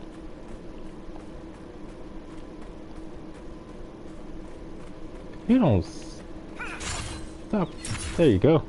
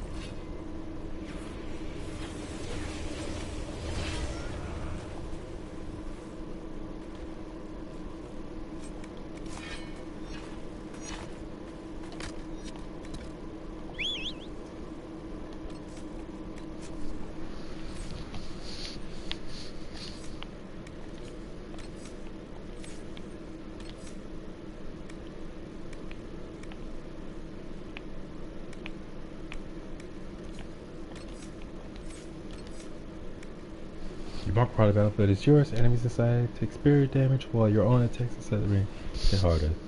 The more you are hurt, destroy it. Let's go, big guy.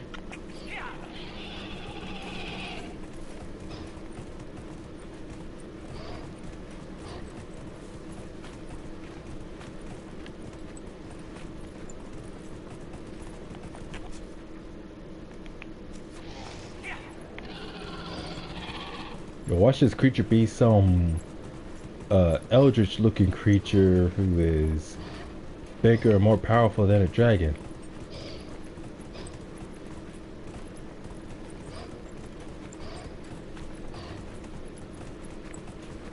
Hey, that's just another lurker.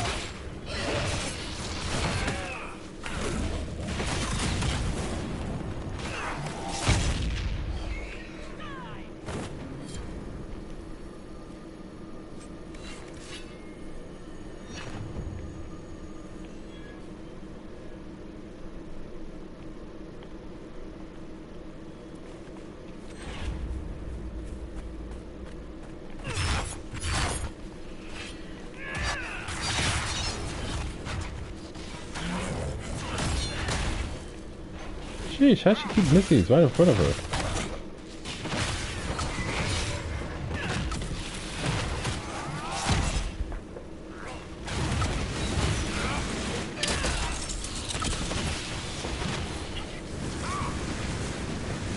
I've got to ask, what's with Kunari and their swords? That's just the warriors. Then Hasrath used whatever tools right for the job. Besides, didn't you name your crossbow after a woman? Point taken.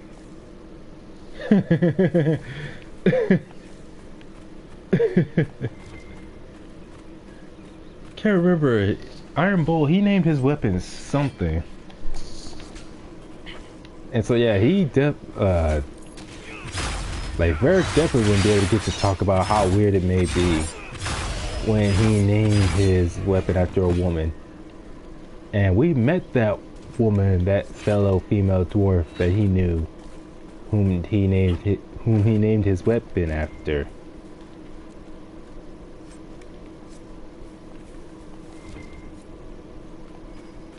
Of course, Varric is not narcissistic or arrogant enough to try to deny it, and so that's why he can only respond with point taken.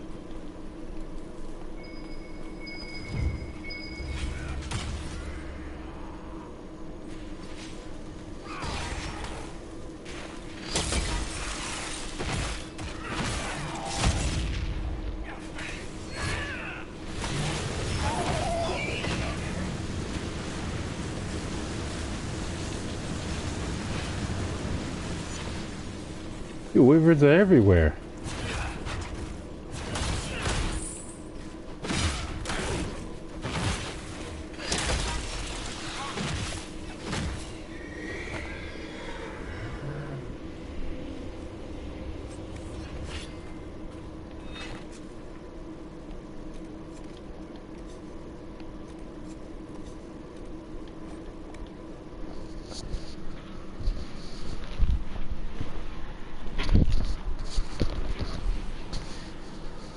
You know, seeing people calculate the total strength of some of these characters and where they stand, It is pretty fun, but some end up surprising me because I'm thinking they got to be a lot more power. No, they turn out to be a lot lower than I would expect. Some like, what was it? On My Mask from One Punch Man. I thought he was gonna be, even though he's only B tier or he's a B-list hero. That's only because he refuses to let himself rank up any higher because he doesn't want anyone who he believes is not worthy of joining A tier. He will not allow them to reach that tier, which is pretty dang arrogant of him. But we learn pretty early on that he's very narcissistic, pompous, and just overall full of himself, as to think that he alone gets to decide which heroes are or are not worthy of ranking up to A tier and above. Almost every hero besides, let's see, Saitama and Genos are really among the very few heroes who actually behave and act like real heroes. Almost everyone else tends to act just as badly as the villains, or just very full of themselves.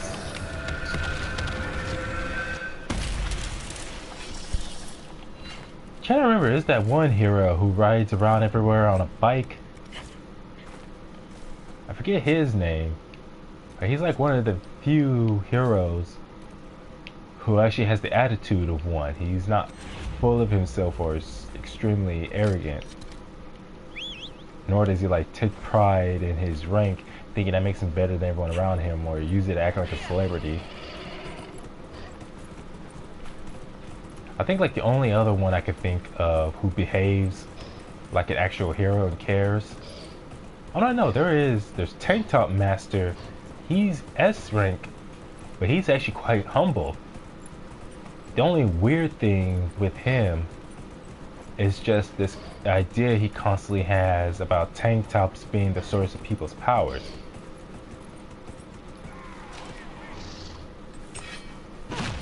Like I said, that's the only thing that's really holding back Tank Top Master's full strength. Is his what he believes is a reliance, a need for one's clothing, specifically their tank tops.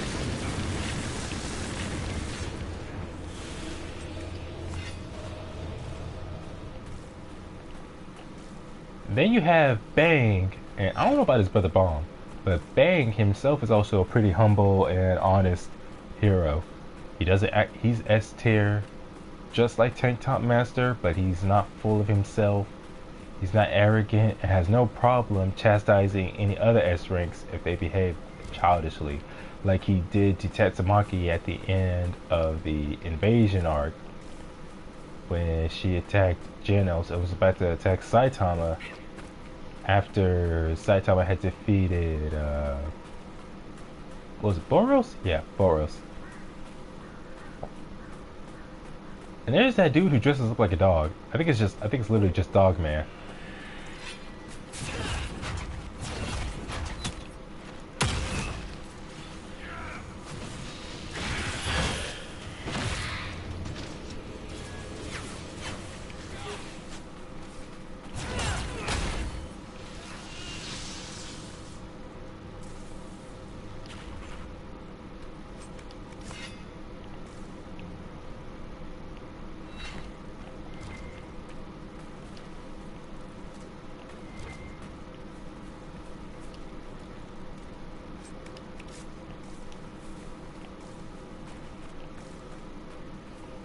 But anyways, yeah,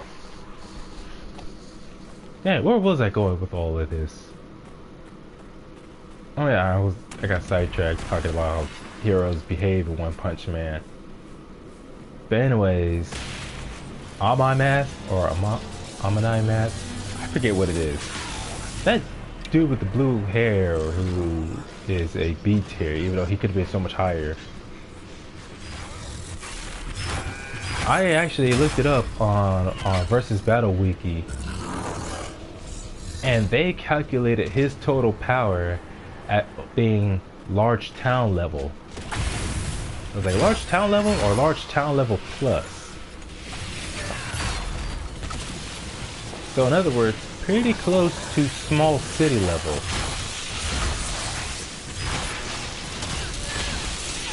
Which honestly, I thought he'd be much higher than that. Like maybe not continental or multi-continent like Tatsumaki, but at least city to mountain level. He's only close to city level, at least small city.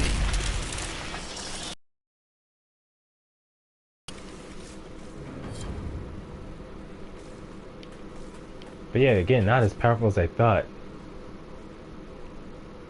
Only just, was it not to like he's above, that puts him above just about everyone Baki the Grappler, even Yujiro, because they only go up to town level. So right smack dab in the middle of town level. Oh, characters might start reaching large town level soon, depending on if Itagaki gives his characters even more insane feats to show that. But where was I? Oh, shut up, one.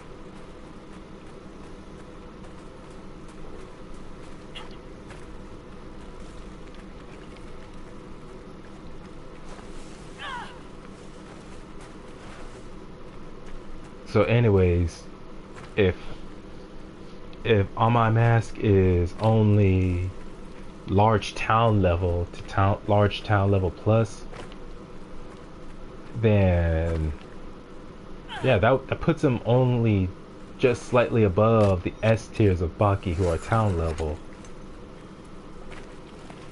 And ever since I really started getting into like power scaling, using terms like city block, town level, multi-city block, and stuff like that to gauge a character's strengths and their overall attack potency, I keep because Baki the Grappler is one of my, it's one of my favorite works of fiction to begin with, but it's especially my favorite manga and anime series.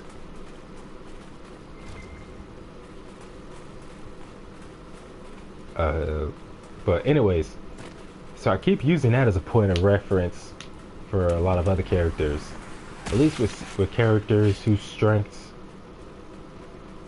are not like just all the way to country level and above. Because as far as I'm concerned, like once it gets to country, that's too high to be using Baki as a reference.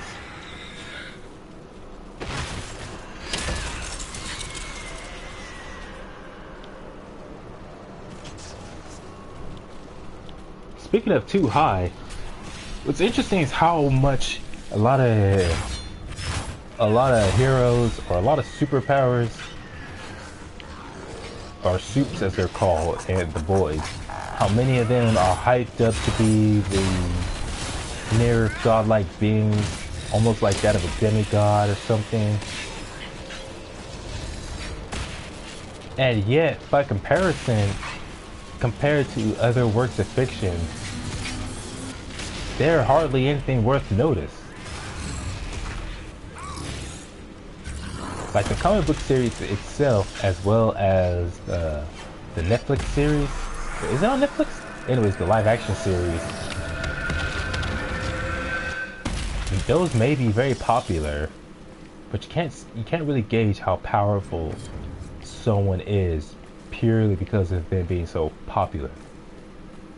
Like, it doesn't matter how much you like Goku from Dragon Ball Z, he's not the most powerful character in all of fiction, nor is he going to be the most powerful character in all of fiction just because he's more popular.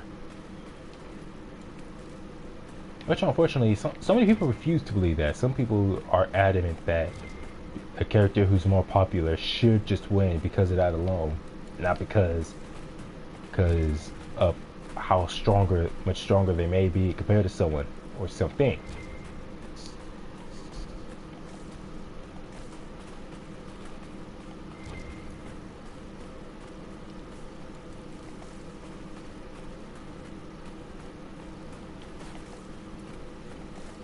You'd think there'd be something here. Not even a whole squad of inventory. Oh, come on.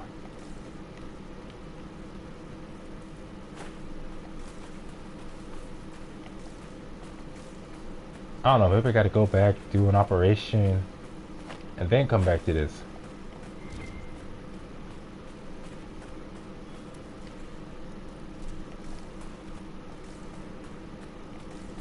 Ah, here they are.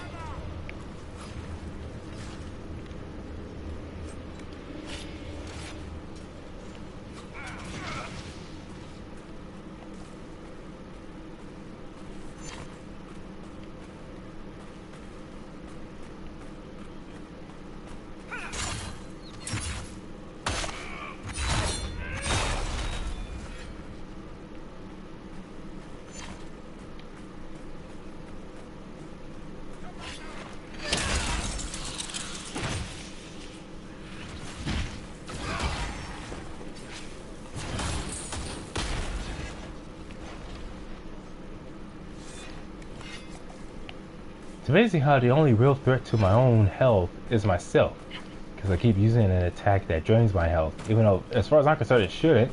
The dang attack is not that special. It just looks cool.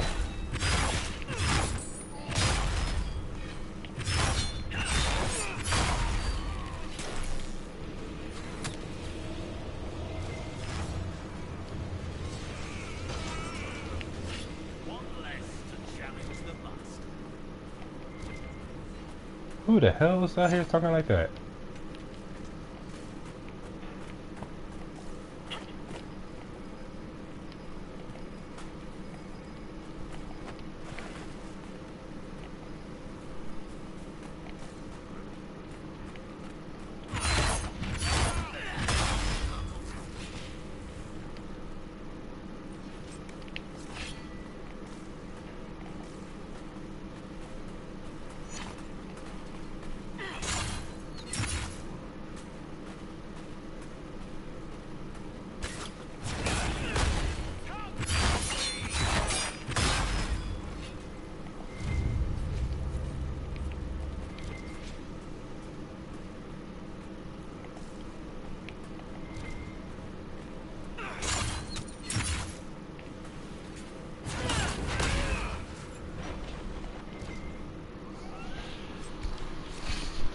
So I hear you're kind of the black sheep in your family, Sparkler. Where does that saying come from? I'm not a sheep. No one in my family could be described as sheep. I'm just saying, you and I have something in common. Goodness, I had no idea. Okay, not that much in common.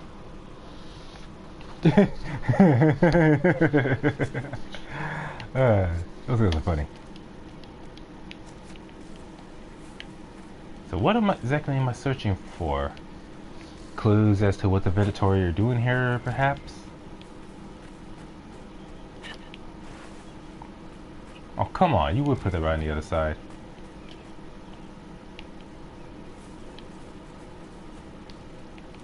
How many people did they hang? And how long have they been hanged there? For them to be reduced to skeleton by now? My goodness, that is terrible.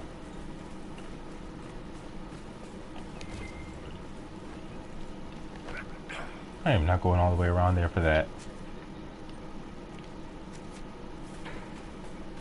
Hey, what's that noise?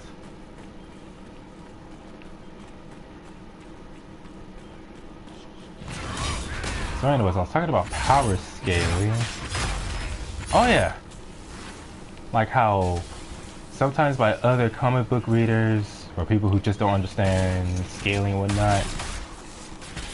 But anyways, how some people believed Homelander was extremely powerful and whatnot. And there's some people who were talking about Homelander from the live action series and Wonder Woman in the DCEU. And some people really tried to suggest, and they really tried to argue that Homelander could defeat Wonder Woman. or at least the DCEU Wonder Woman.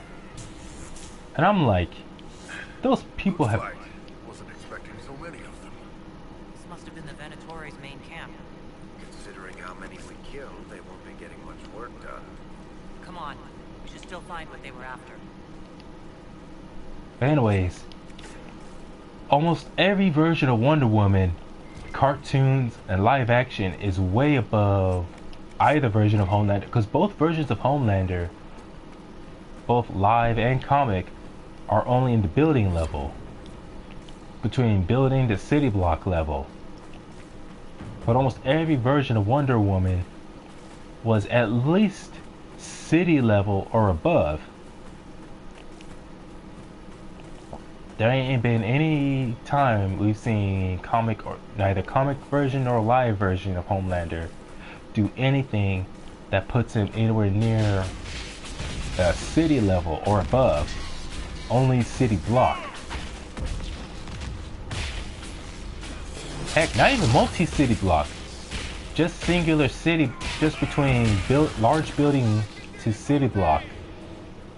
Not even multi-city block or town. Which is why plenty of people believe that even Yujiro Hanma would make a fool out of Homelander. Like, yeah, Homelander has his heat vision, but that heat vision of his isn't like a end-all be-all ability. It only just seems that way because everyone else who's easily killed or one-shotted by it are pretty weak themselves. Whereas in the comic series, the only person stronger than him is his own clone, Black Noir. But everyone else is weaker than him. Which would put them all between regular to small building, as opposed to Homelander's large building to city block. But yeah, anyways, the DCEU Wonder Woman definitely scales far above DCAU Wonder Woman. DCAU Wonder Woman, or Diana, is only around city level. DCEU Wonder Woman is, I remember some people try to calculate between like island level, others try to say country.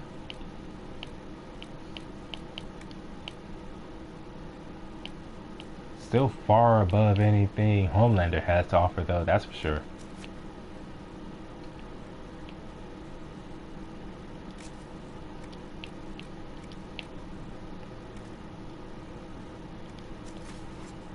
So I think some of the people who keep trying to suggest that Homelander could easily kill, because again, it was live action Homelander versus DCEU Wonder Woman, and so that he easily kills Wonder Woman. And I'm like, I wonder if it's just because it really depends on what species we're talking about, or how that power works factors into how strong one can be compared to another.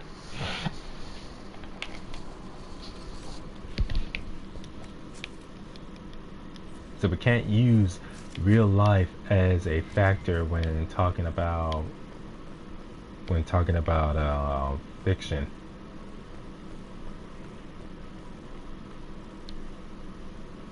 If you've got questions, I'm your dwarf. You want to talk about me? I'm flattered. Also,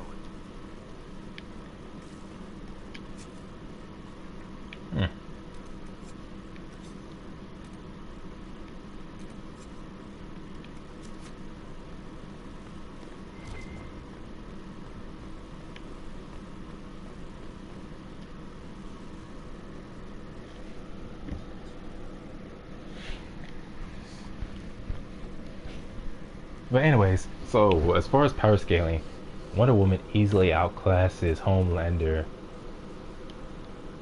Like, I don't think there's any version of Wonder Woman that Homelander legitimately kills or defeats. I mean, this is someone who is superior to him, not only in every category, strength and speed, but also not only she's superior to him physically, but has far, like, she's literally over thousands of years old. Her level of training cannot be denied.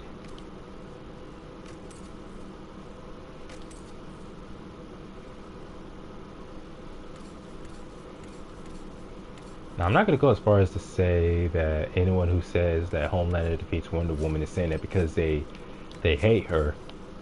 It could be that they hate her. Now, trying to suggest that they're misogynistic and think Wonder Woman should lose automatically because she's a woman, that might be a possibility. But that's also, I think that's just kind of pushing it though. Like, I don't think anyone should go that far to say that.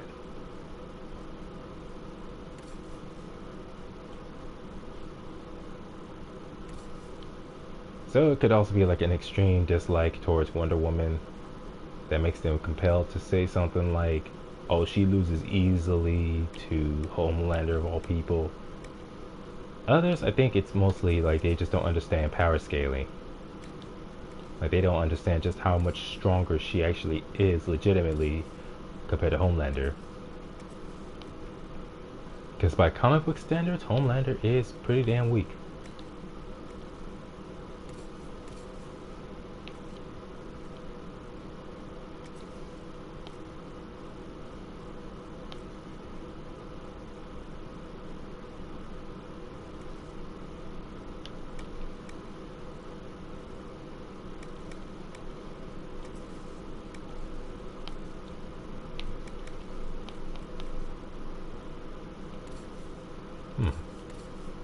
Well, I can't think of any other argument to make about it.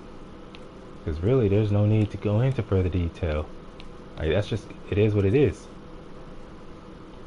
Homelander is very powerful and very strong by the standards of the boys, but compared to the standards of other comic book series.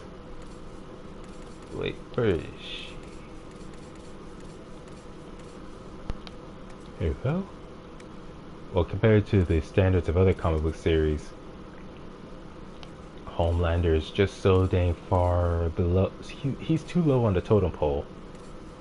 And some people believe that even though Brightburn is not as strong as Homelander, being about wall level, plenty believe that it's only just because he's a kid, and if he manages to grow, if he were to grow into a adult, he would quickly outclass the likes of Homelander. Which seems that we never got a sequel to Brightburn. We'll never really know. But that is an interesting argument to make.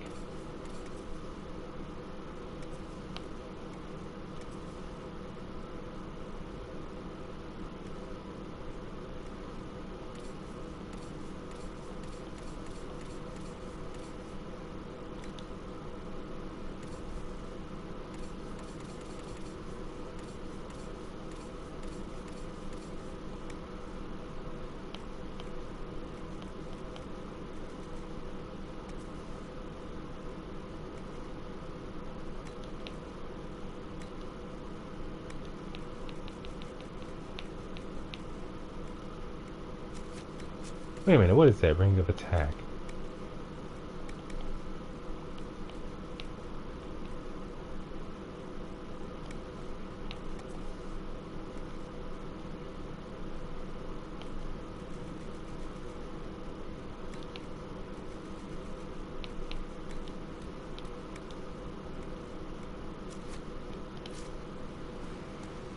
Where's my ammo? More of that.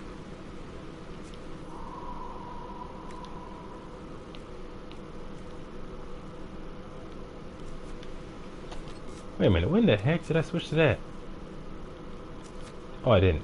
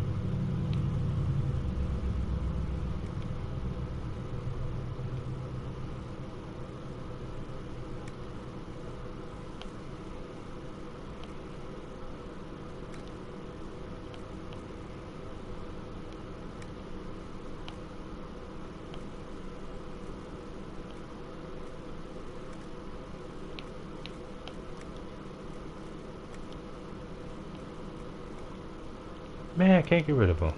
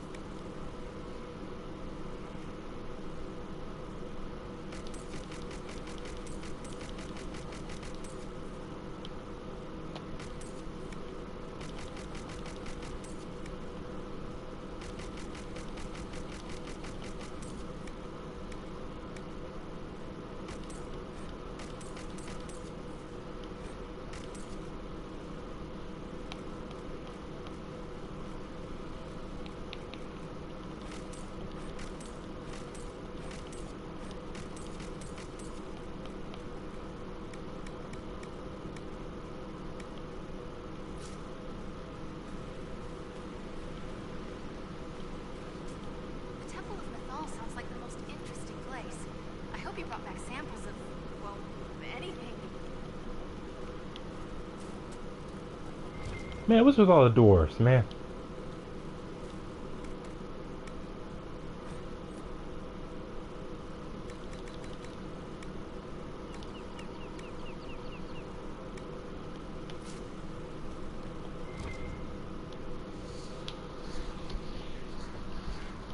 Trying to think, who else is also a extremely powerful person than I expected. Oh yeah, I think one would be Sora from Kingdom Hearts, cause what was it? I don't think his well, I know like certain moves and certain attacks he has allows him to move at like near light speeds or exactly way beyond light speed. But wait, where is Sora supposed to be power scaling?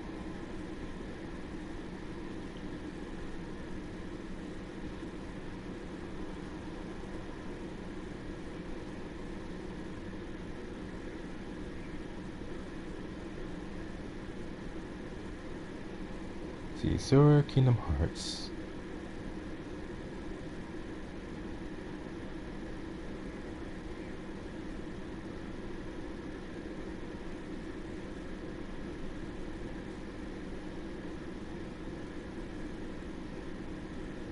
Dang, websites.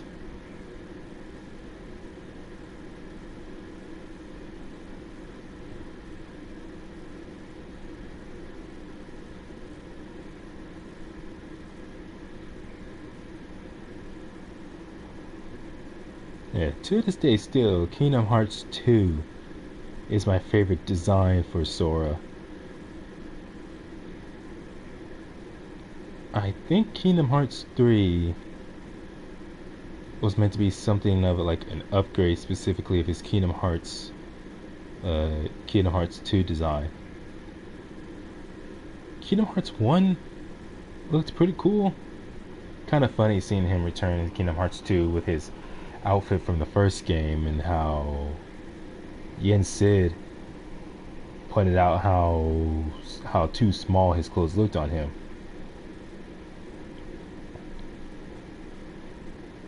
Yeah, I think Kingdom Hearts 3 was meant to be like it's meant to be based kind of like what he wore in Kingdom Hearts 2, but a bit more simple and with more black, not as much blue.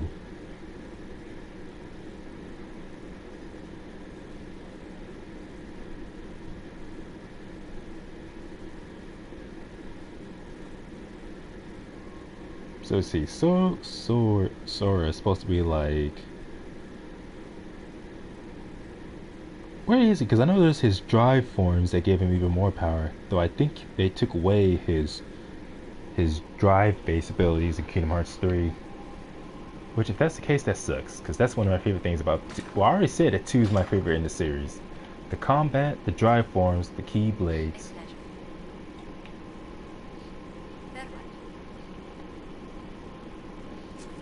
Oh no, I need to talk to... What's her name? Morgan?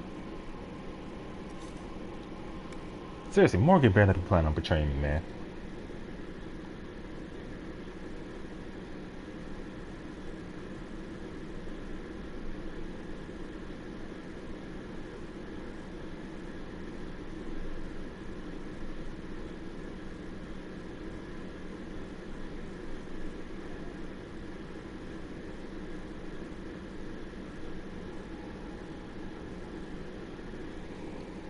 Yeah, but dang, wall level plus can bust crates at this level. He makes the immediate jump from wall level plus all the way to multiverse level.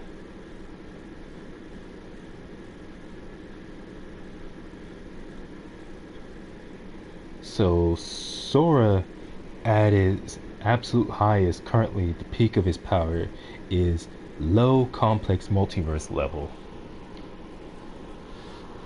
Someone was actually doing power scaling for the characters in Smash Brothers, and Shulk from, I forget what was Shulk from Xenoblade. It's like Shulk was the only person on the entire roster of Smash Brothers Ultimate whose power scaling ranked higher than Sora's.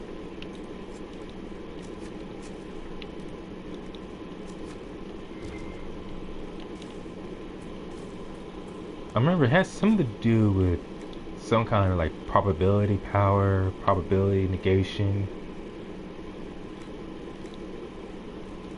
something like that. Good. I am glad that issue has been resolved.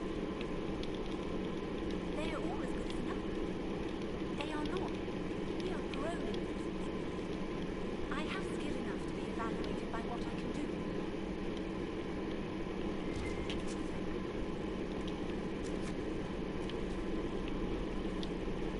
I heard reports of the events at the temple. It sounds magnificent.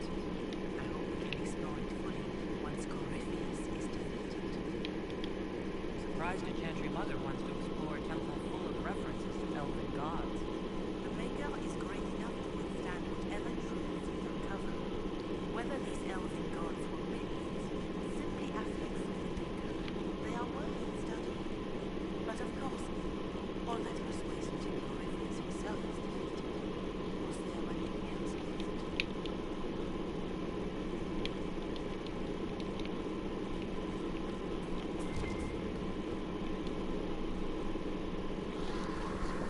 Interesting how Mother Giselle is the only one the only one from the Chantry who from the very beginning was not an antagonistic towards me. I now understand that you are. It is exhilarating, the rush of images. Tell me more. Take the Illuvians. It was always assumed their use was lost after the Davidic conquest of so much is misunderstood. And this will help the Inquisition how exactly? Earlier, I said there was a way to match the power of Corypheus. We must summon Mathar.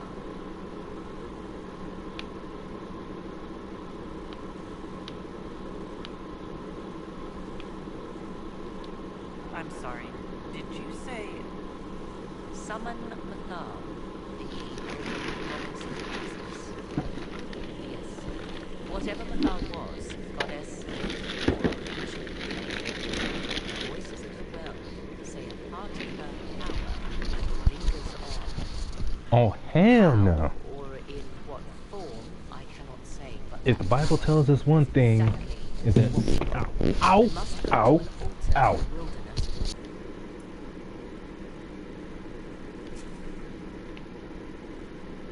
Woman, I think you're leading me in circles and not doing anything really truly helpful. Ah, I just hit my nose though. Oh, that feels, that's not good. Everything I have done since leaving for Elton. If you have questions, then What the fuck is the dang? Reaver. Reaver. That's it, just Reaver, of course. Hey, I'm only 2 books away from completing the quest.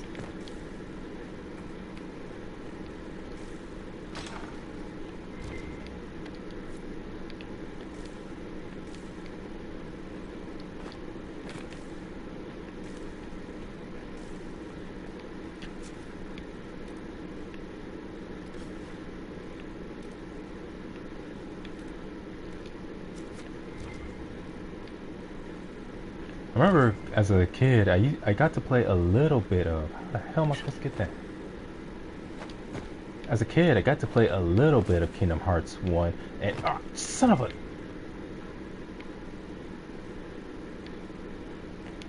It's a dang glitch. It ain't supposed to be floating like that. Anyways, I played a little bit of Kingdom Hearts 1 growing up. That was like on my cousin's console. The first time I got to play my own Kingdom Hearts game was Kingdom Hearts 2. Aw, man. Why's he got a glitch on me like that? But anyways, 2 was my official introduction to the series, understanding who the characters are, why they do what they do, and all that. But getting to play Kingdom Hearts 1, man, was Donald such a jerk in that game. Like how at one point when Sora says that he needs to talk to someone to do something for the sake of finding his friends, and Donald just straight up goes, "I don't care."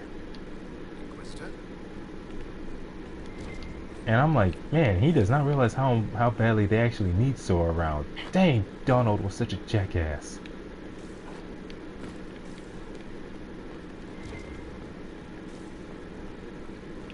I'm like, man, Donald better be glad it wasn't me joining them in Kingdom Hearts, because I would have probably broken his damn neck a long time ago.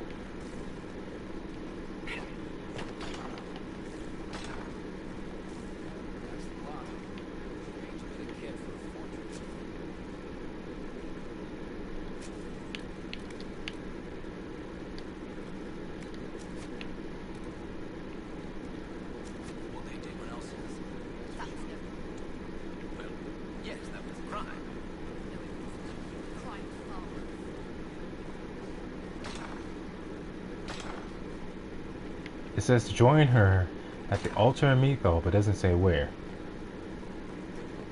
Is that at the war table?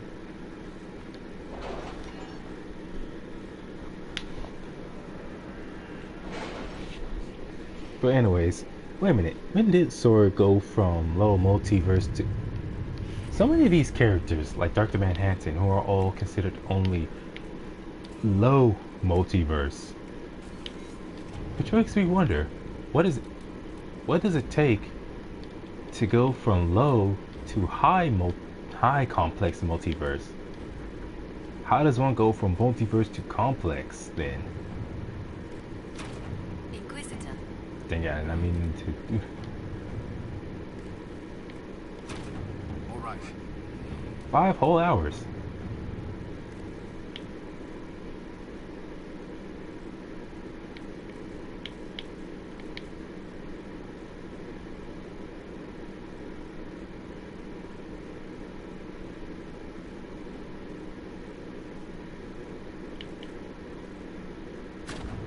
Let us begin.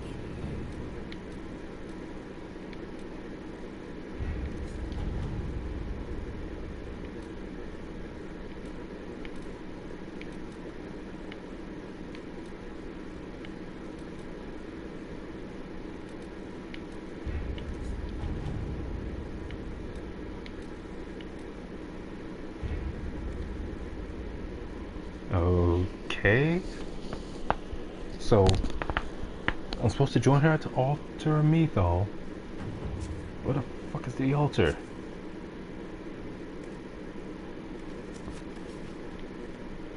Is it here?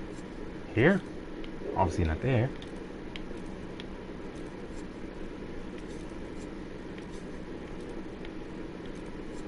Here it is.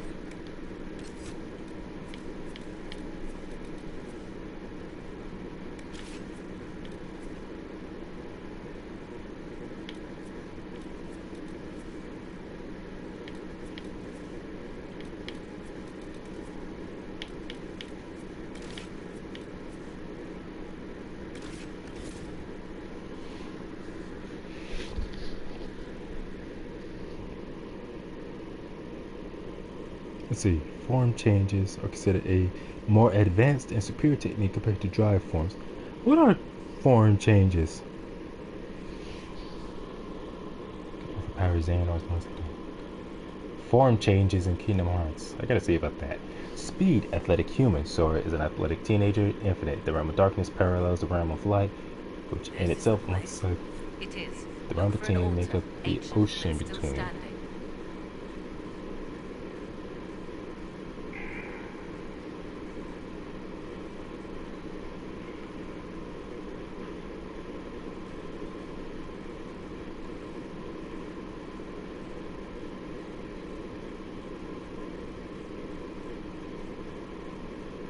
Man, of all the Keyblades from Kingdom Hearts, even in Kingdom Hearts, what was it? Kingdom Hearts. It was. Nah, I can't remember. But anyways.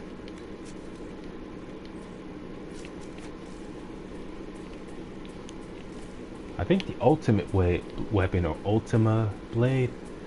I can't remember if I got that in the remixed version that I played on PS4. What, you mean this thing right in front of us? It is all that remains of the great altar. We few who travel far call to me and I will come. Without mercy. Cry havoc in the moonlight. Let the fire of vengeance burn. The cause is clear. A very old invocation. Perfectly translated. Why, thank you. This is some BS, man. No, seriously, I don't know what else to think of this. This.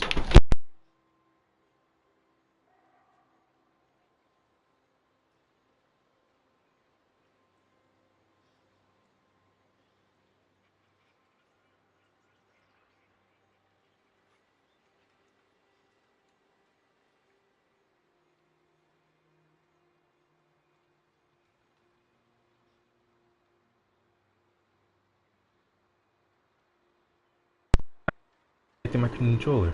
I need to see that video someone made about how certain companions can die permanently in the Dragon Age games. I know one possibility that I don't want to explore is Blackwall, since he's supposed to be condemned to death for his crimes at some point, and I guess he will die if you don't do something about it. Strange that there wasn't an altar like this at Nathal's temple. The temple was a place of justice. This is different. This was where the elves called to her, spoke to her. Then one day she disappeared. And there was no one. Your companions will need to go elsewhere. Not to worry, if there is shouting, they will hear it readily enough.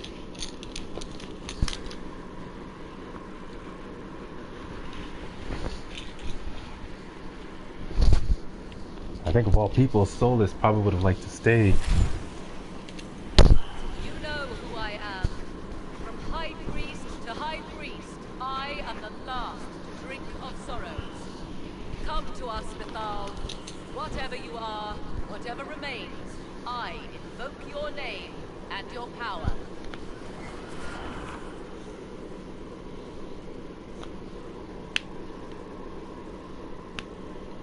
Creepy.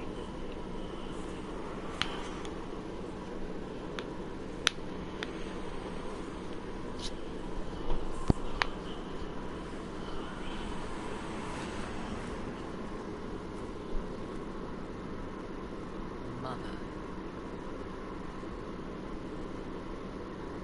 Mother.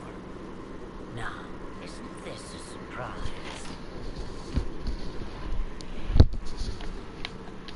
What's wrong? We have been deceived. Now, that's quite enough of that. What have you done to me? I have done nothing. You drank from the well of your own volition. Then you, Amithal?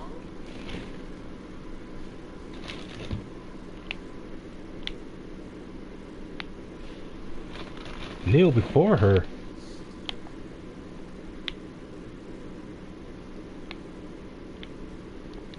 Then this was all some kind of trick? I know many tricks, but this is merely a reunion. I do not understand. How can you be Mathal?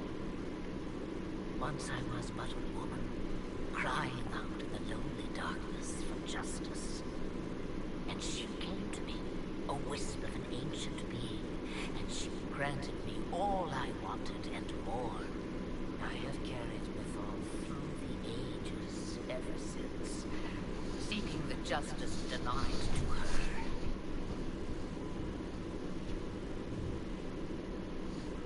So, the so-called elven god of justice, not justice for others, but justice for herself.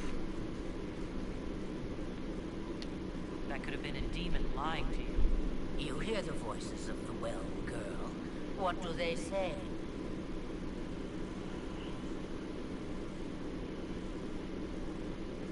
They say you speak the truth. But what was Mythal? A legend given name and called a god? Or something more? Truth is not the end, but a beginning.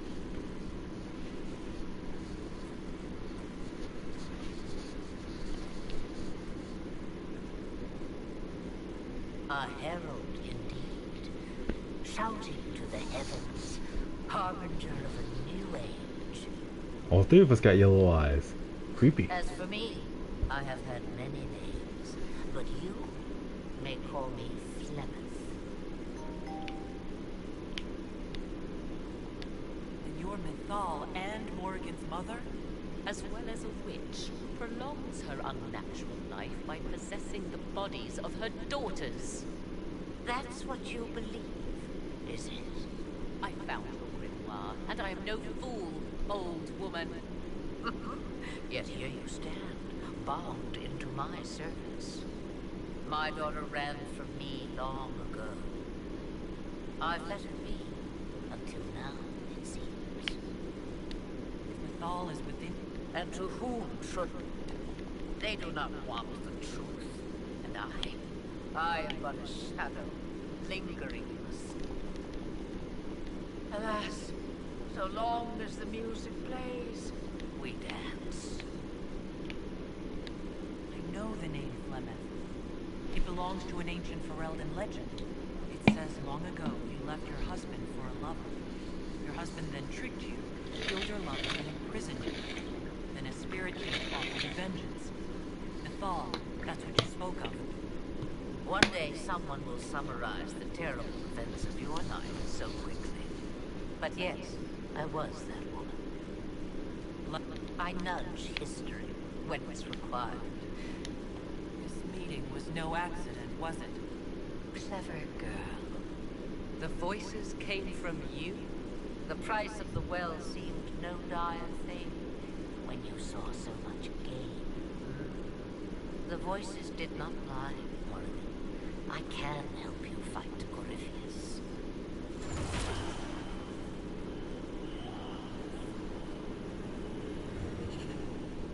Do you understand, child?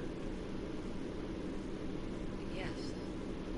I think I do.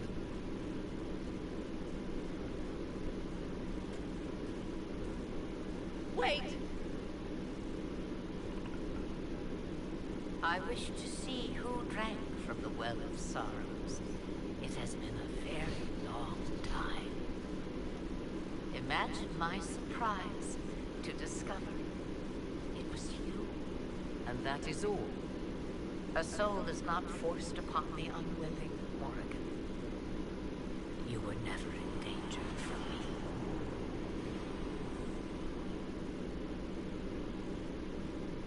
All things considered, Inquisitor, I now wish you had drunk from the well.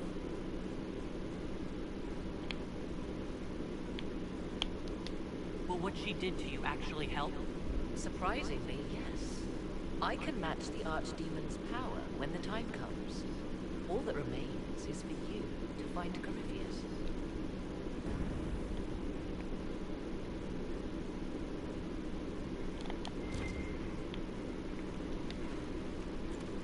That would explain why Solus was adamant that he not be the one to drink from the well. He did not want to be tied to Mythal.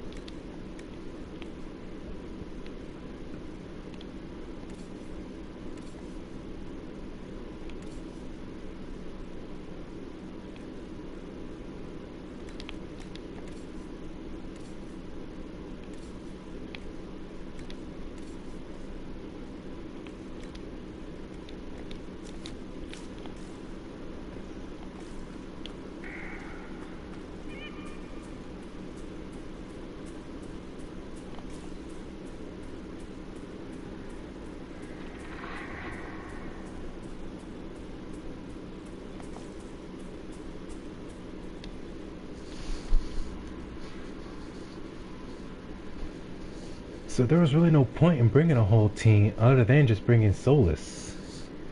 And even he doesn't get to contribute much.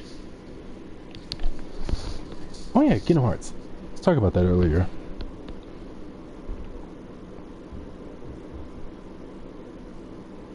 I gotta say, I cannot say which one is my ultimate all-time favorites from Kingdom Hearts out of all the Keyblades, but Oathkeeper and Oblivion are definitely up there.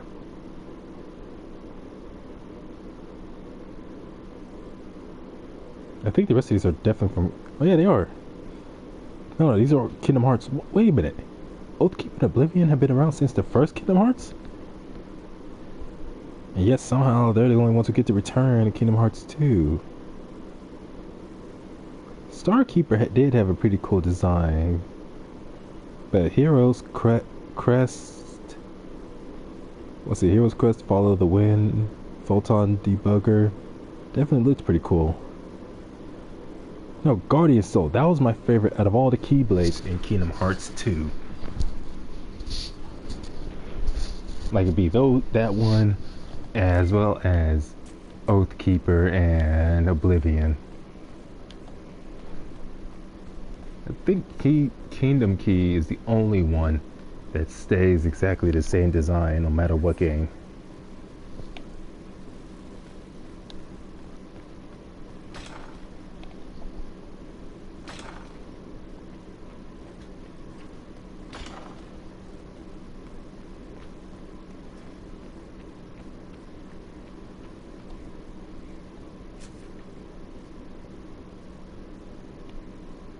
No. Can I imagine what Solus will want to say now?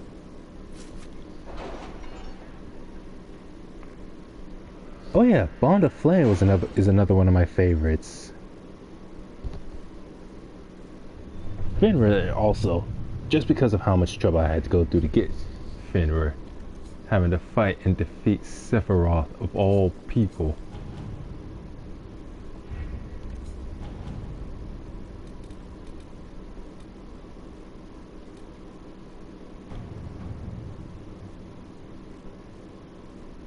Has either of you noticed the change in Morrigan?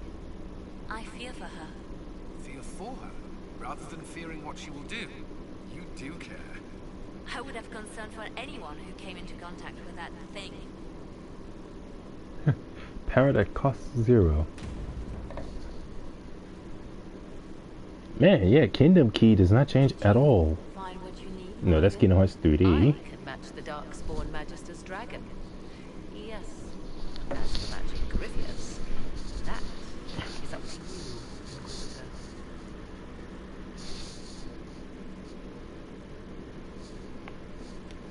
I'm eager to try. Then all that remains is to find Corypheus before he comes to us. We've been looking for his base since all this began, with no success. His dragon must come and go from somewhere. Oh, what about the deep roads? We could send more to Orson, higher envoys.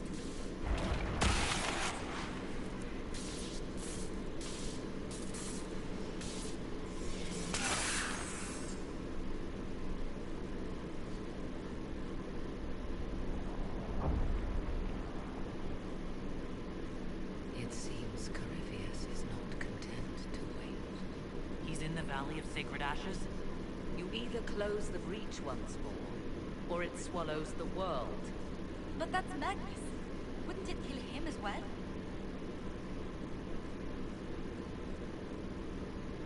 Inquisitor, we have no forces to send with you. We must wait for them to return from the Arbor Wilds. Just as Corypheus expects, I suppose.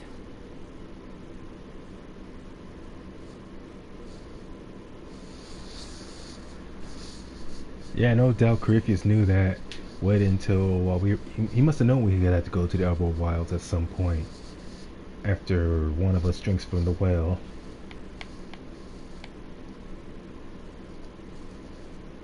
Leaving him with all the time to go through his mission, knowing we wouldn't have backup.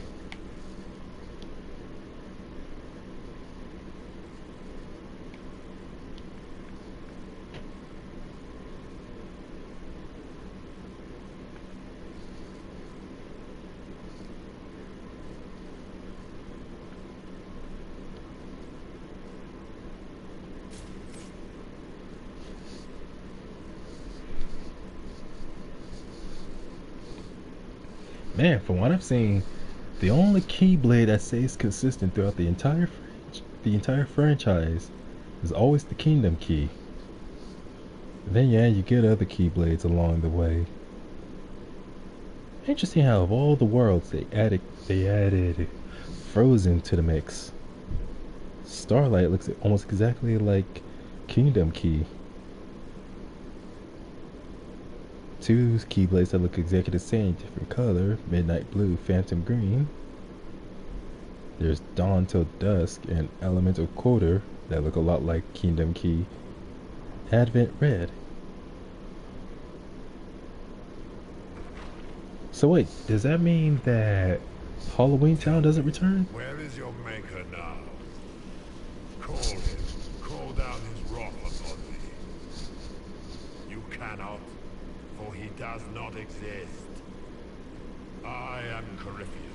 I shall deliver you from this lie in which you live well. Bow before your new god and be spared. Never!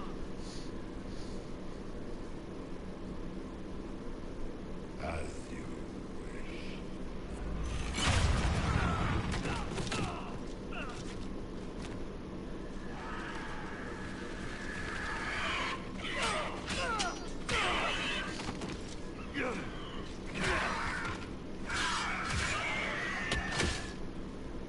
I knew you would come. It ends here, Corypheus.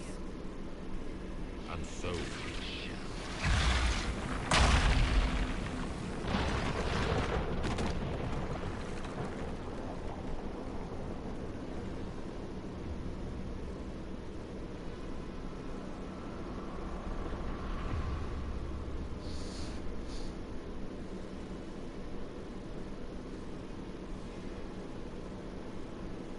You have been most successful in foiling my plans, but let us not forget what you are. A thief in the wrong place, at the wrong time. An interloper, a gnat. We shall Calling me a prove gnat? here, once and for all, which of us is worthy of godhood.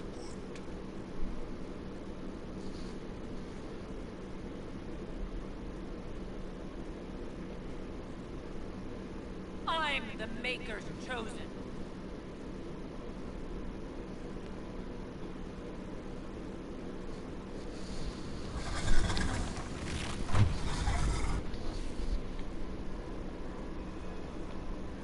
A dragon! How clever of you!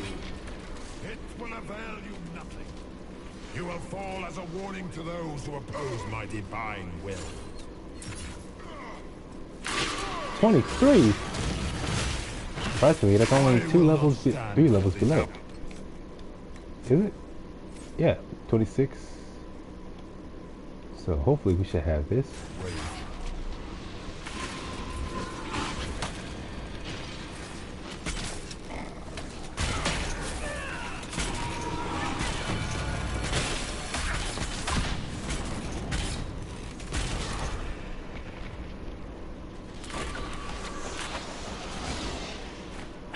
Feel my wrath.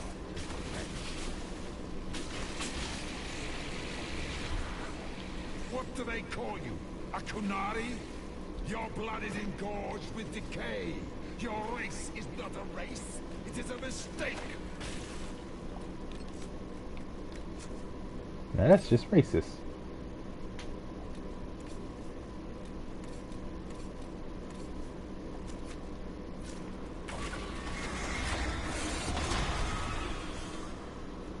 I shall sear you from the very heavens!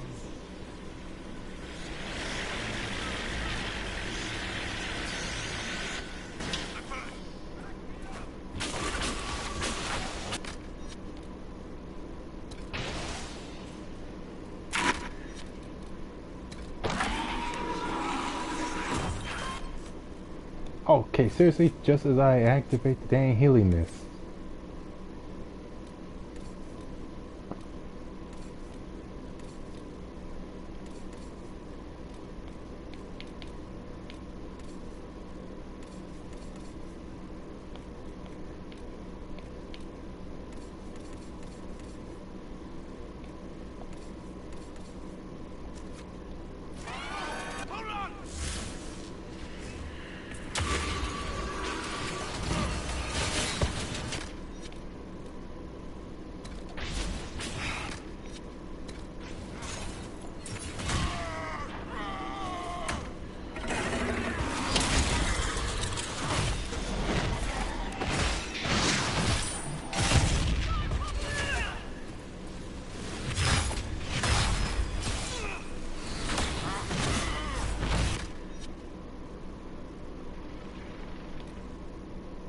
You know, something to give them armor instead of this stuff.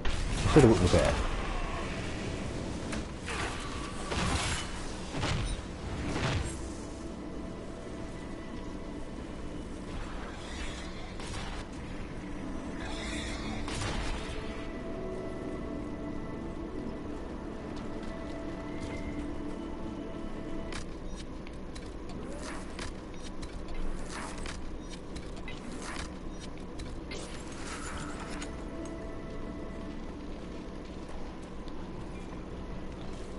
Yeah, I figured this team would make the most sense. No, because again, knowing Solus's story and whatnot, of course, of all people, he would better understand someone like Corypheus. Since, I'm not really going to get into it. Iron Bowl, since I have Iron Bowl as Correa's significant other. I cannot remember the other word I was going to go with. And Varric, seeing how Varric fought Corypheus before.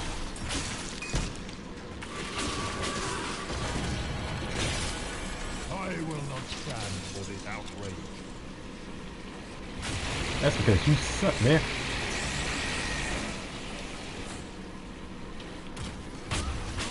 I shall sear you from the very heavens.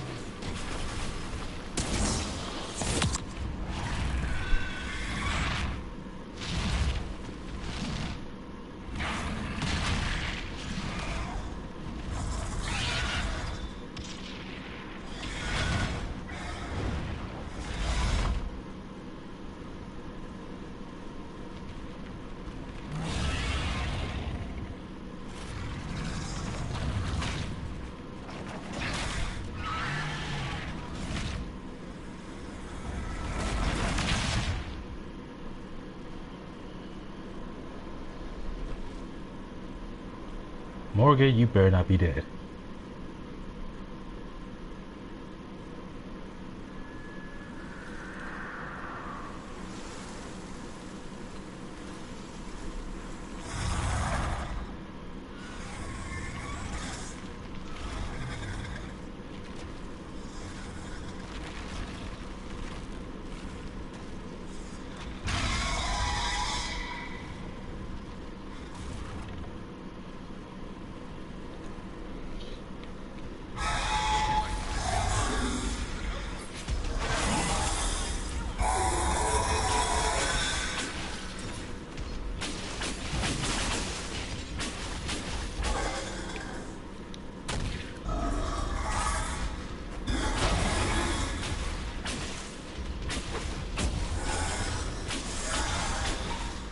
Wait a minute.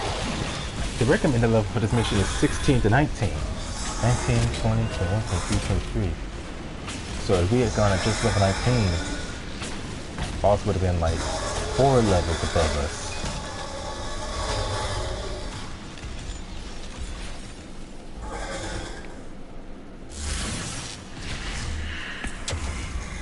Oh, dang it, I did not mean to do that.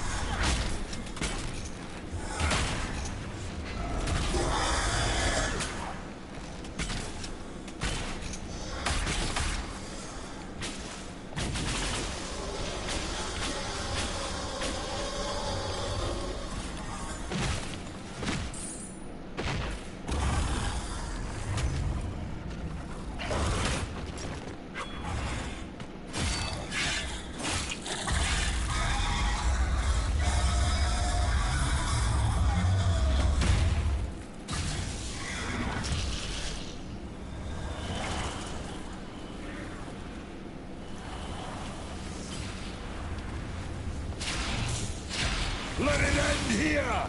Let the skies boil! Let the world be rent asunder! I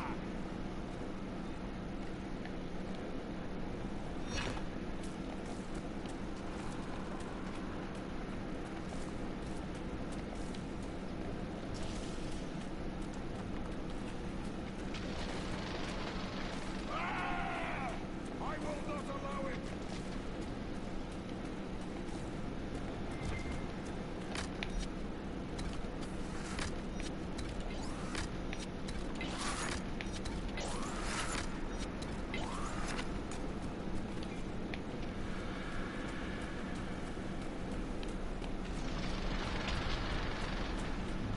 Oh, Temple of Sacred Ashes.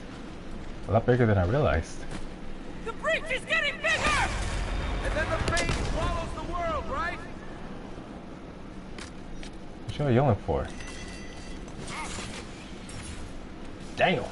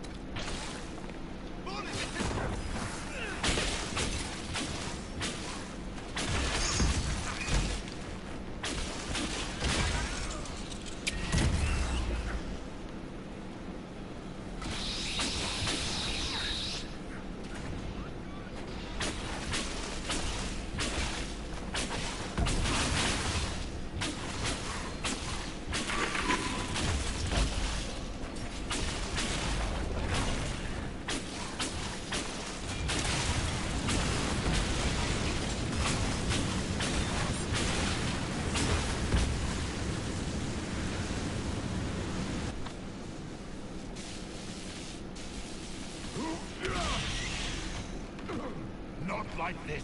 I have walked the halls of the Golden City, crossed the ages. Do not, ancient ones, I beseech you. If you exist, if you ever truly existed, aid me now.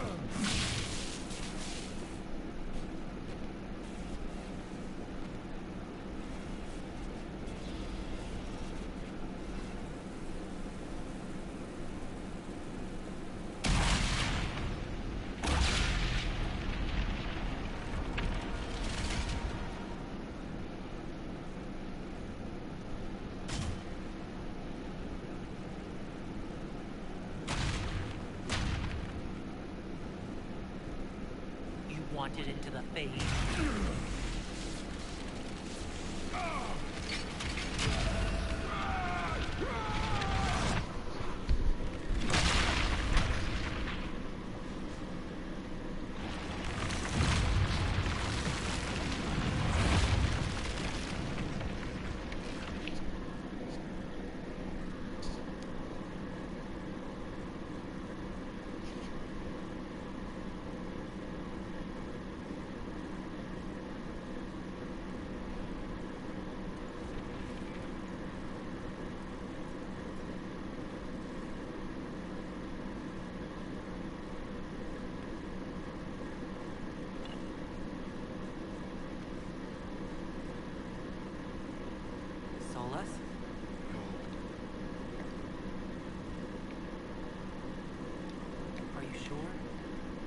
take the pieces, try to... That would not recover what has been lost.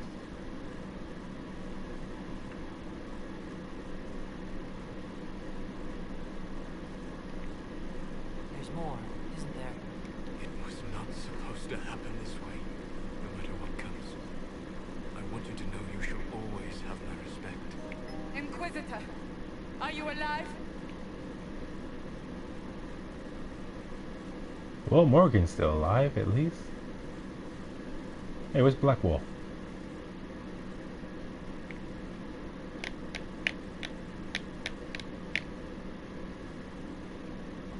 Victorious, I see. What a novel Oh, there he is. result. And look at you. All not dead. Nice work, Adam. And it seems the breach is finally closed. Looks that way. What do we do now?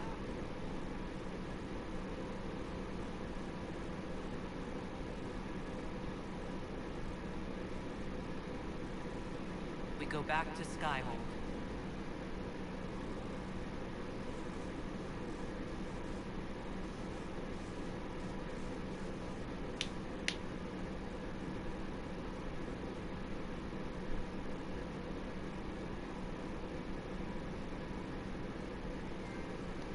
Sweet. And the threat once and for all. Recruit a powerful ally to even the score. Don't know what that one was supposed to be. Recruit a powerful ally to even the score. Yeah, according to this, Giganta from DC Superhero Girls is around planet level. Huh. I didn't know anything were that strong, let alone Giganta. To be planet level. So I gotta say, let's see, her being planet level. So let's see, because planet comes right after moon. There's moon, then planet, and then there's large planet. So still not as powerful as a Brother Man, who himself is well in the beginning of the series is large planet level plus. I gotta find someone so I can get this stuff written down so I can finally like get my work underway. I don't want to keep having all these ideas but never go anywhere with it. And then there's those three.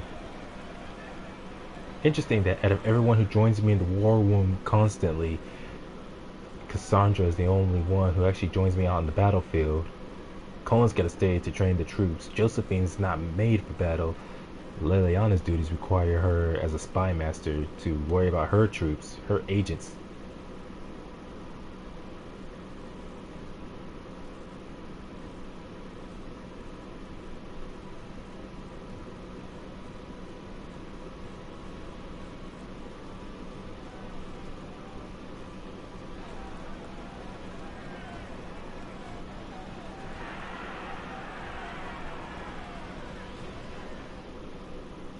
It's so sad too, knowing because of Solus, like he goes through this whole adventure with this, but even he says, no matter what happens, we will always have his respect. No trace of Solus. He has simply vanished. If he does not wish to be found, there's likely nothing we can do. But I will keep looking.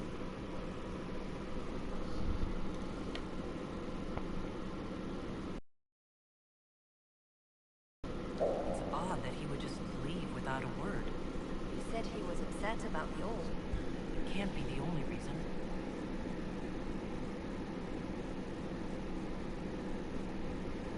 Now that Corypheus has been defeated, we have a moment to stop and celebrate. Hopefully without someone trying to blow up the place. Every noble in southern Thedas is clamoring to meet you.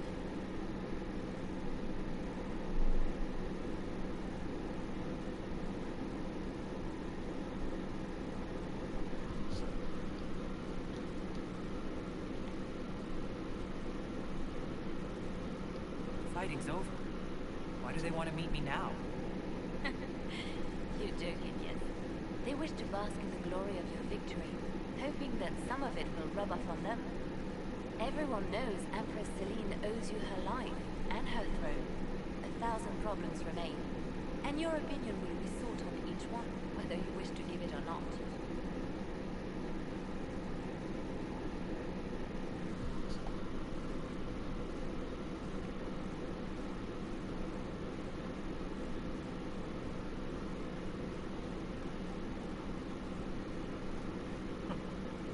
Oh, now they're lining up to meet me.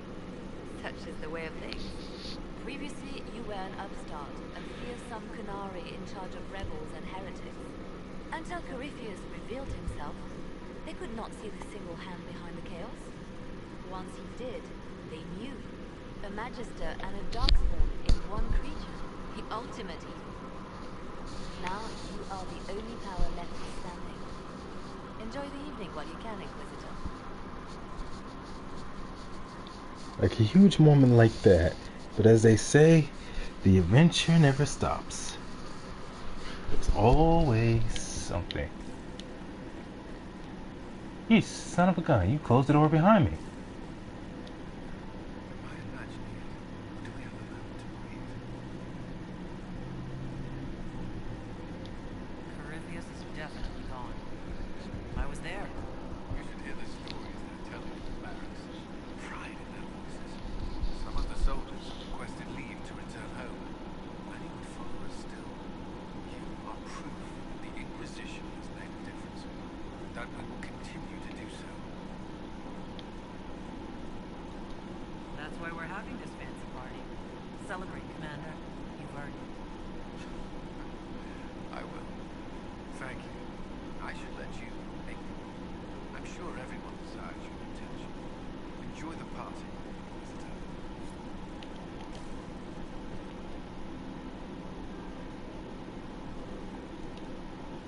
That was the Tevinter's defend in the history of all events.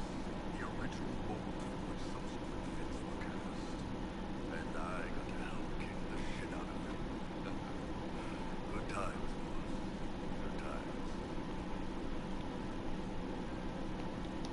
There's no one I would have rather had at my side. Same here. I got to kill another dragon and fight a fate. Those poor bastards on the ground had needs. It's weird. I joined the Inquisition under orders from the HARASSMENT and stayed because Corypheus was an asshole. Now that it's done, I've got the rules. For the first time in my life, I can go wherever I want.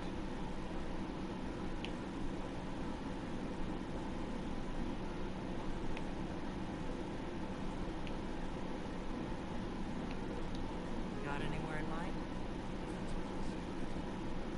I'm pretty good right here. Anyway, the only place I'm going tonight is back to Old Dreams. To us, being alive, the bad guy's not. Nah.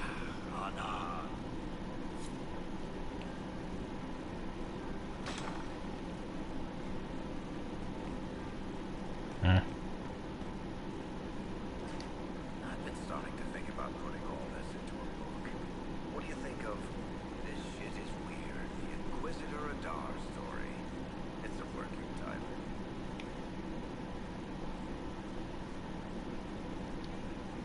Maybe you should keep working. I'll leave the title for last. Naming things is always the worst. I still haven't decided if I should do this book. As if anyone would believe this story if I tell it. Not to mention I'll have my hands full with reconstruction and relief efforts in the free marches as soon as I get back.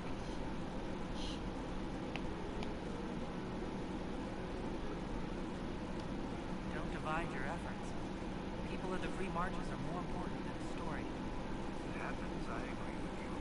Kirkwall is in bad shape. A lot of other city-states were hit hard by the war. I'm not leaving for a while yet, though. I'll have to get in at least one game of Wicked Grace before I go. Curly needs to win back some of his dignity.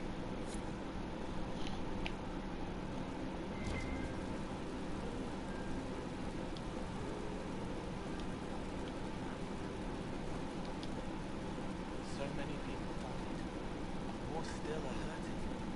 They need help. But I want to. The servants are drinking.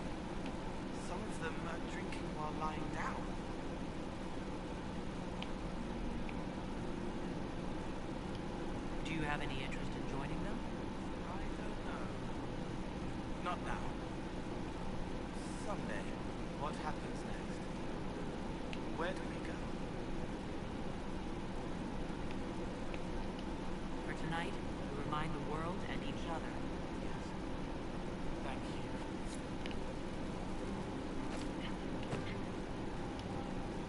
Finally got a party, yeah? A bit of fun for saving the world. It's the least Andraste's herald deserves for making things normal again. Except for everything ever again. I mean, is this for us or for her? Well, because I was there and I still don't know what's real.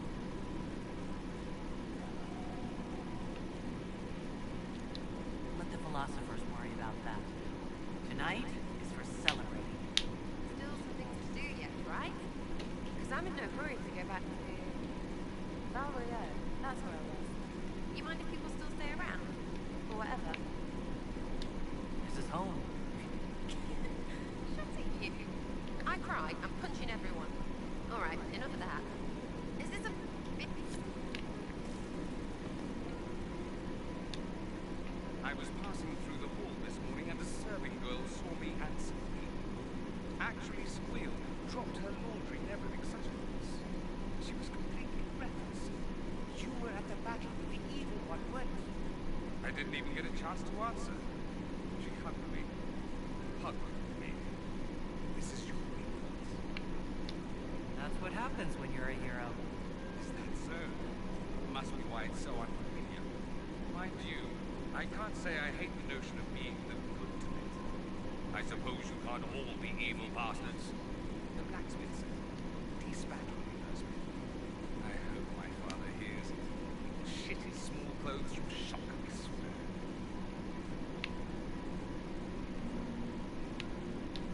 I appreciate everything you've done for us. So you should. Being appreciated is a nice change of pace, though. I'm also pleased to come out of it alive. Thought you'd die? A hero dies in one of the best stories. Anything else just sounds so good. I've decided to stay with the Inquisition. You Definitive that is my best and only friend.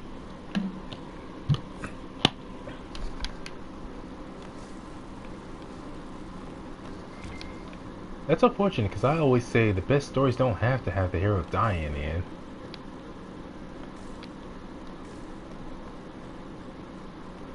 They could have done better with the music though.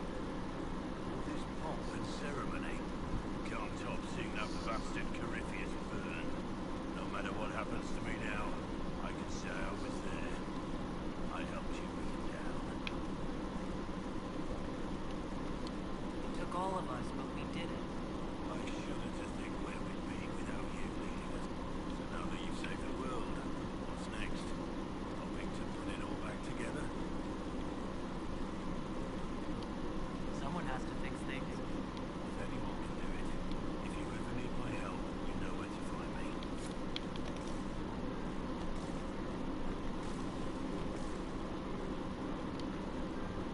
Ugh, I should never have hired a Christmas plate. Leave it be, Josie. Everything's fine. It is not. Said that. I'm so sorry. Nothing's quite as it should be. Oh, do you like the drinks? I'm not sure about that. If you don't pause for a moment, your heart is going to stop. Please let me spare me another incident. What a disaster. Us. Let us is discussing the successor to Inquisition. You played no small part in our rise to power. You had a role yourself, if I remember correctly. Truly, we will never forget those who lost, but tonight, to victory. Enjoying the refreshments? Josephine sent all the way to the capital for the petit four.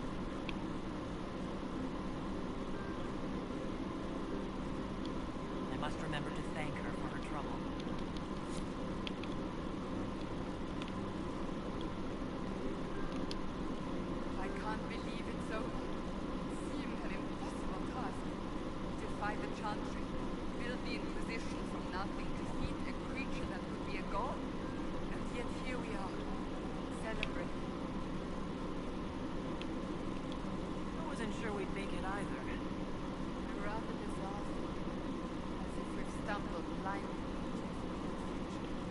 Better than the future the Envy Demon showed us. Much better.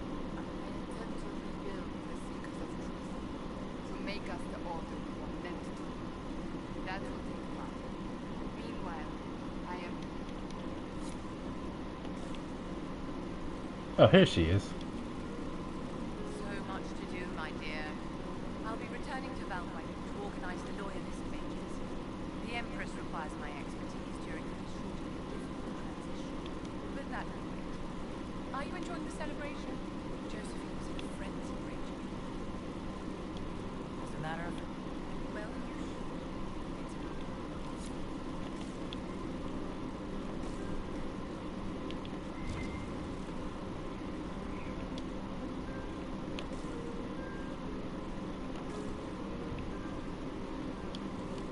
Hey, Katan. I know we talked, but you've got a minute before you do your big thing.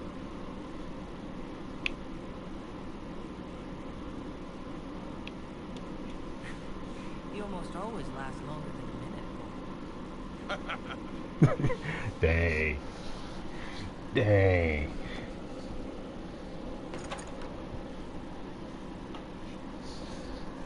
Wait, almost. That's literal than dang. That's cold. You've stood strong against everything. Never flinched. Tough. Wisest, most beautiful person that I've ever met. Katan. And I can't tell you how proud I'm growing. Watching you out there, addressing the whole Inquisition.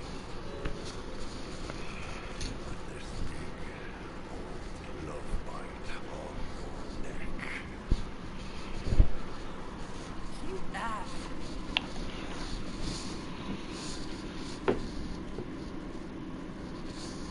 And she knows he knows she likes it. And she knows she likes it too. It is said that Corypheus woke after his night slumber and found the world gone awry. He fought to bring back those days of magic and shadow, to raise himself as a god and set things right. Now, we are left with a scar in the sky to remind us of what almost was. It tells us that a great victory against chaos was won, and left the world forever changed. Consider the mighty empire of Orlais, where Empress Celine remains on her golden throne. The civil war is ended, the elven resistance pacified, but it is said Gaspar yet plots his return from exile. How long before the Empress missteps, and he raises banners once more? This fear hounds her every move. Fortunately for Celine, her gratitude towards the Inquisition has remained strong. Some claim she clings too tightly to the Alliance. Others know it is all that stands between her and defeat. The Grey Wardens of the South slowly rebuild in the months following the Incident. They declare it time for them. What becomes of Hawk is unknown, save that all news otherwise soon ends. Does the sudden silence indicate a battle within? Or something far worse? 1 month after the defeat of Corypheus, the Chantry names Leliana as successor to the Sunburst throne. Given the name Divine Victoria, she first declares an end to the Circle of Magi.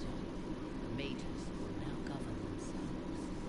She opens the priesthood to other races, declares support for the Inquisition, and rededicates the Chantry to the principle of charity. Divine Victoria is controversial from the start. Several new sects arise, resisting her reforms and declaring her rule a threat to the faith. Her response is as swift as it is deadly. Unity is maintained, but blood runs through the halls of the Grand Cathedral. Those Templars of the Inquisition who were recruited at Therenfall Redoubt are left with a choice. In the end, they unanimously elect to remain. The old Templar Order is formally disbanded. Under the watchful eyes of Father Cullen, these men and women form the core of the Inquisition's strength for years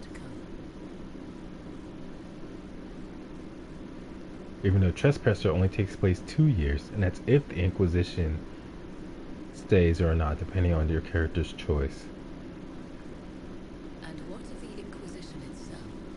Its web of influence is felt in every hall. Through diplomacy and the trading of favors, it has gathered the power to shake kingdoms. I leave Skyhold now, knowing Oh, that Morgan. power will continue to grow. The Inquisitor is a symbol to many, a leader of the changing world order. To others, she has become a target. They linger in the shadows, waiting for their day to come.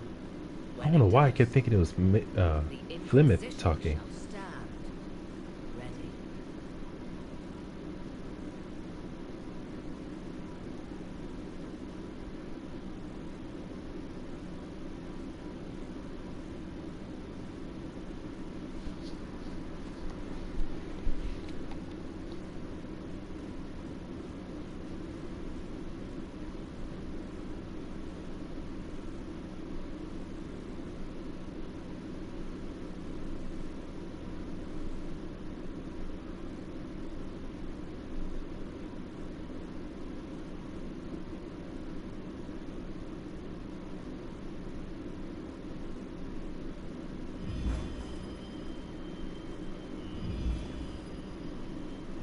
I knew you would come. You should not have given your orb to Corypheus, Dread Wolf. I was too weak to unlock it after my slumber. The failure was mine. I should pay the price. But the people, they need me. I'm so sorry. I am sorry as well, old friend.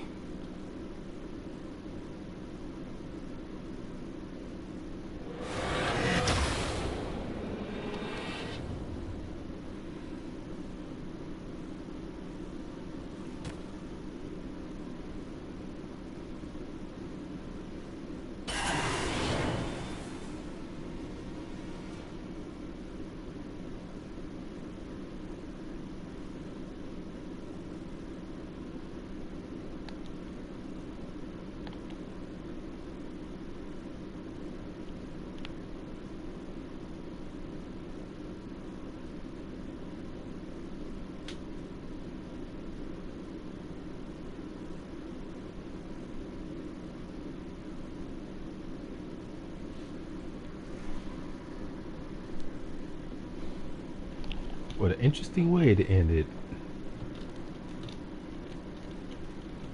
At least for the initial story. I still gotta finish the Deep Roads and Trespasser.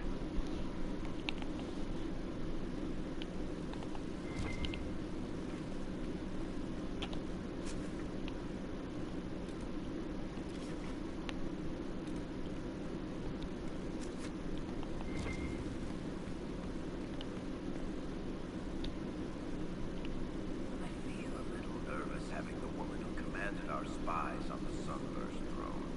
Like if anybody recites the chant wrong, she'll have them shift. I'm probably overreacting.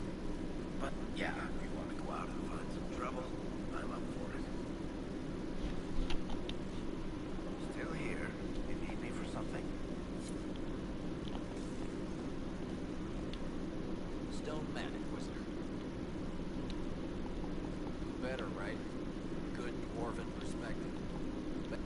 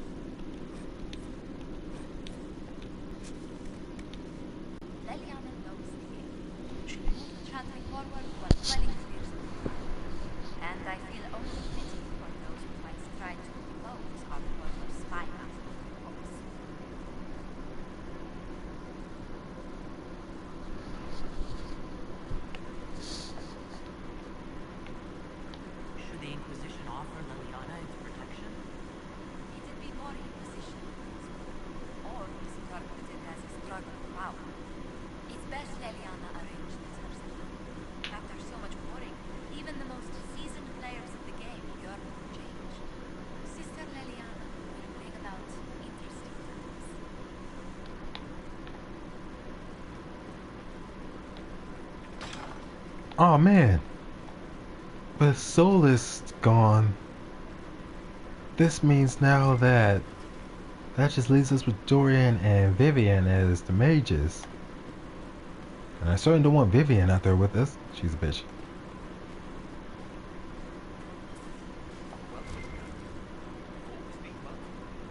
a lot to think about.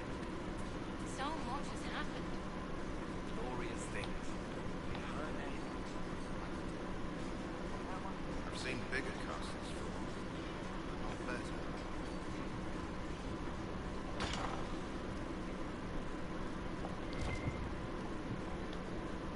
Commander Cullen did good work at Adamant. Reached those walls like he'd done it a dozen times. Nice job with the demons, by the way.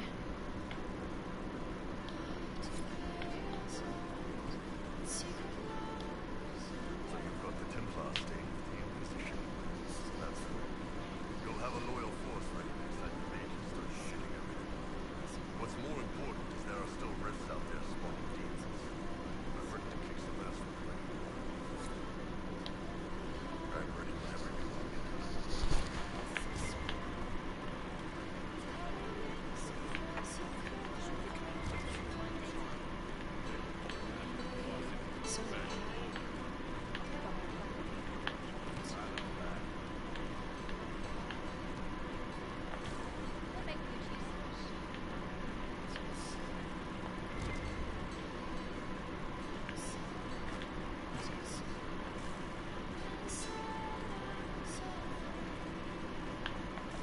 Huh, I guess Cole doesn't want to talk.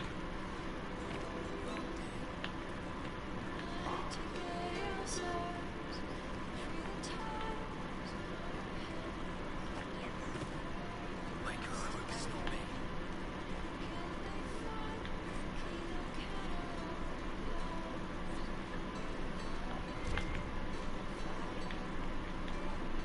Hey.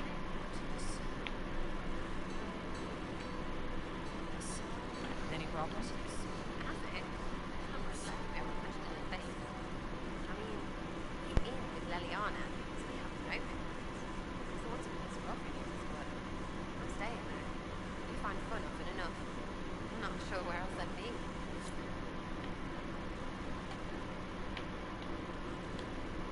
Inquisitor?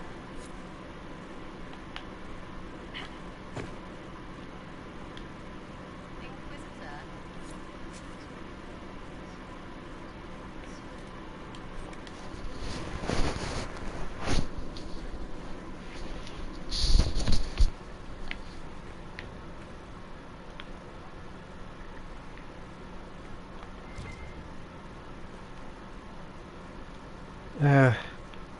It only makes sense that with the danger pass,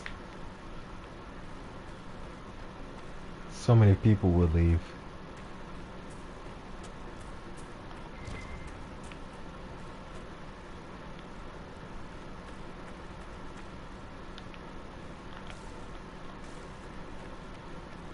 Oh, what a black bolt or black wall run off to this time?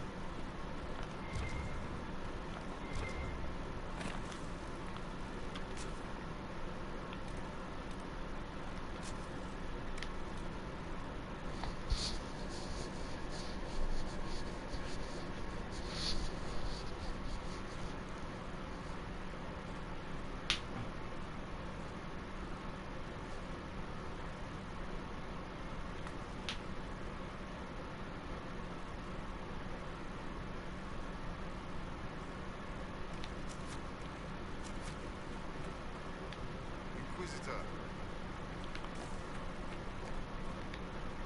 I return, Inquisitor. As done. Fearing that nugs carry the blight, Kirkwall declared the noxious vermin in 520 exalted. The extermination is known.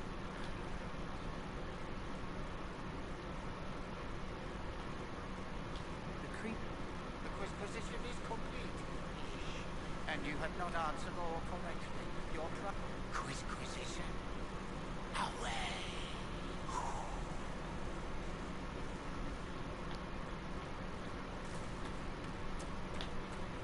What a weirdo.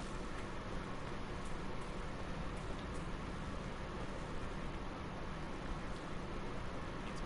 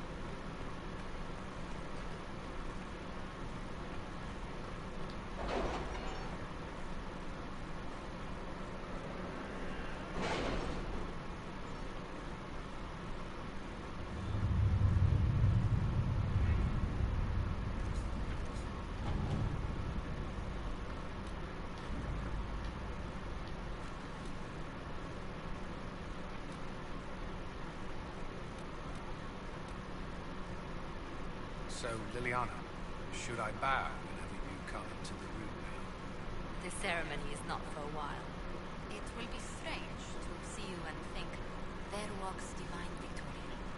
Then let us enjoy these moments while they last, as colleagues. Nor as friends? What's this? A breach in decorum? Perish the thought.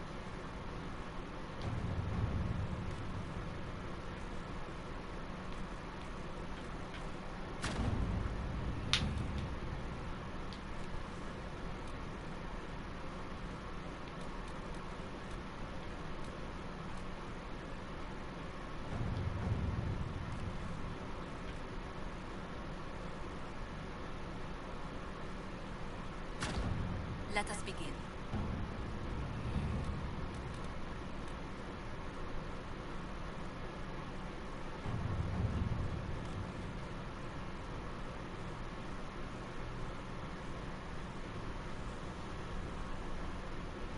Dang. You squint, Lake Calenhad is shaped like a bunny.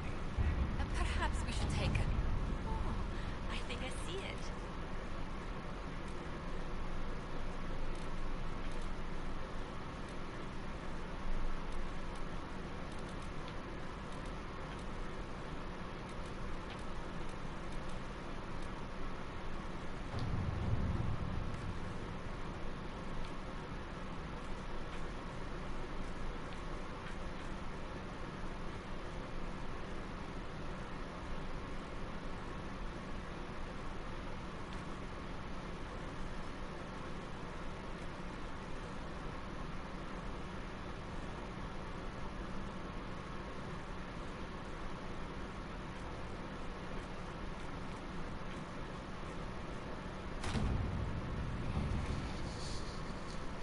How long have I been streaming?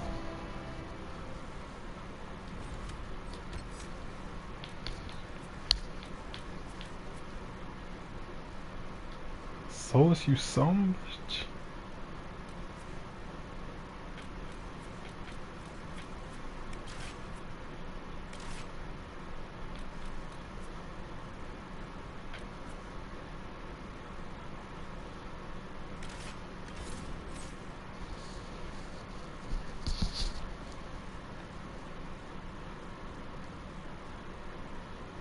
Let's see.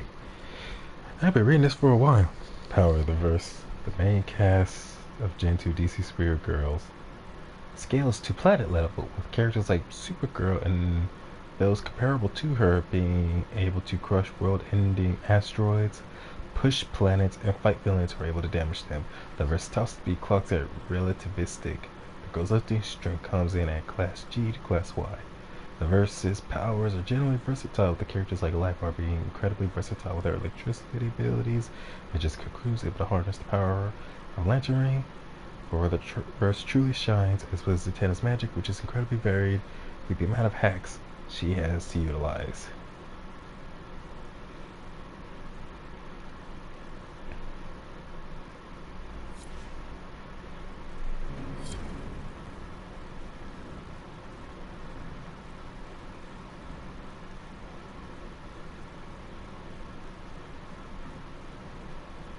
Inquisitor, the workers are almost done building a lift to the deep roads. No dark spawn trouble yet, but the earthquakes have been brutal. I was told to meet a Shaper Volta. She's waiting below. You won't see an Orzammar dwarf on the surface. They have rules about that.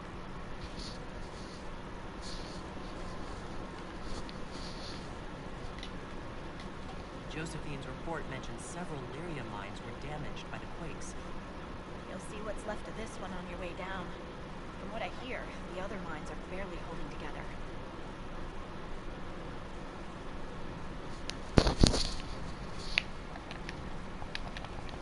At least 3 big rumblers. I sharpen my arrows just in case, but... From your tone, I'd guess Orzammar isn't your favorite place. I don't have an opinion. Cloud gazers like me aren't allowed in the city. The lift's ready for you. This reminds me of a story. Shocking. It's about an impossibly handsome dwarf and his friend who got crowned King of the Nuns. A Nug King, really? It's not as good as it sounds. Nug's mostly just shit on the floor and roll in it. Welcome to the deep roads. Is it me, or is this the slowest lift ever constructed? It's better than climbing down. I could do with some music. Something with a flute. We should be wary of raw lyrium. I'm more worried about finding Darkspawn. Neither is a pleasing prospect.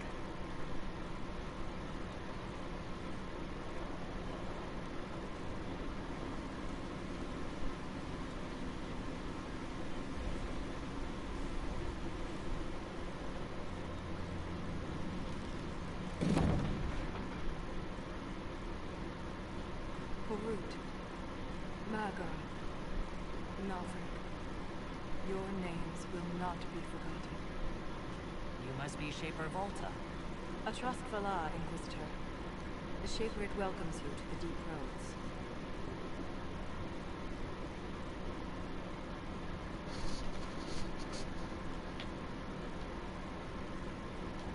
You look as though you're hiding from something. As a citizen of Orzammar, even a glimpse of your sky could cost me my position and render me castless. Gotta love real dwarves. What does a Shaper do exactly? A difficult task. How many dwarves have you lost? More than we can count. The mining caste has suffered. The quakes collapsed this mine and shattered a seal, keeping the Darkspawn at bay. The Legion of the Dead hasn't been able to mend the broken seal, and we can't afford it. And Orzammar's economy relies on the lyrium trade. Without it, there will be any threat to the flow of lyrium. No matter their sins in life, the Legion die noble deaths. The Inquisition stands ready to aid Orzammar. Without a steady lyrium supply, things on the...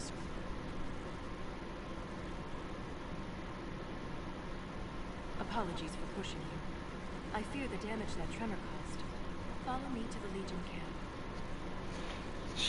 She sounds way too calm.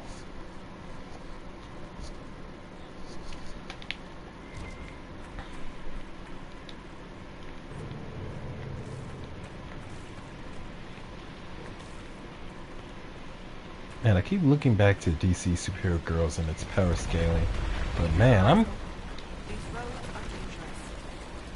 kind of sad that it ended so soon. Would have been nice to get more episodes. I remember out of the supervillain girls, Giganta was my favorite. Out of the superhero girls, can't say who exactly was my favorite. I think Bumblebee. Hey, Jackass.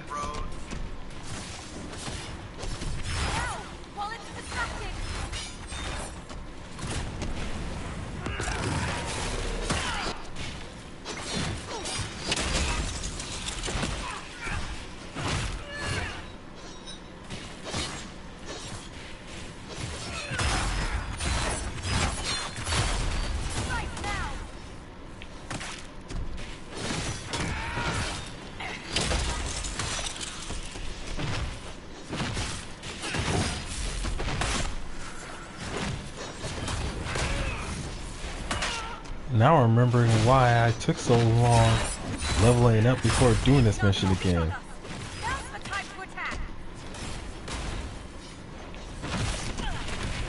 For some reason, the deep roads just it auto scales, automatically scales its difficulty to whatever my level is all the time.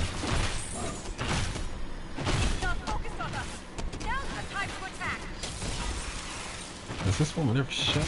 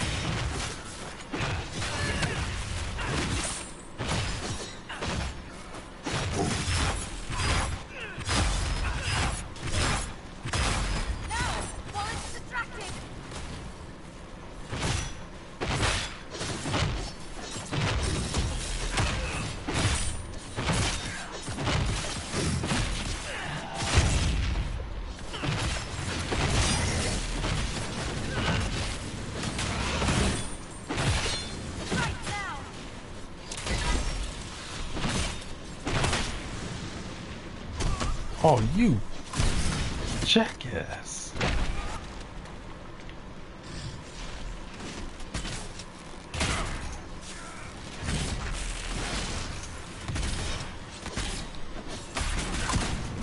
It's not focused on us. Now's the time to attack.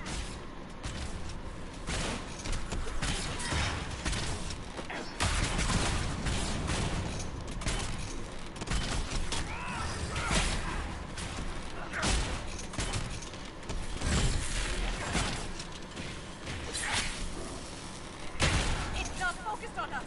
Now's the time to attack.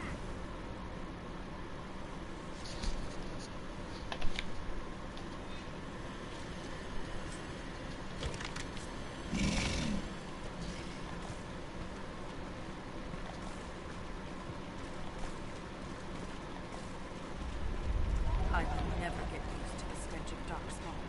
They corrupt everything, even the air. That's the broken seal ahead. It is worse than I thought.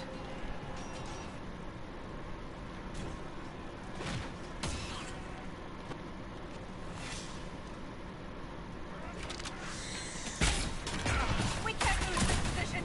Hurry!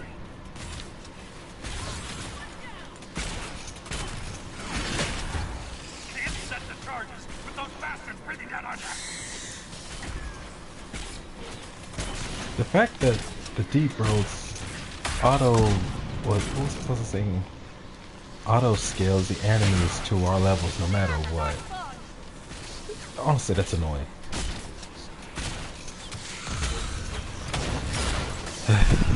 Oh well. I know no amount of complaining is gonna help.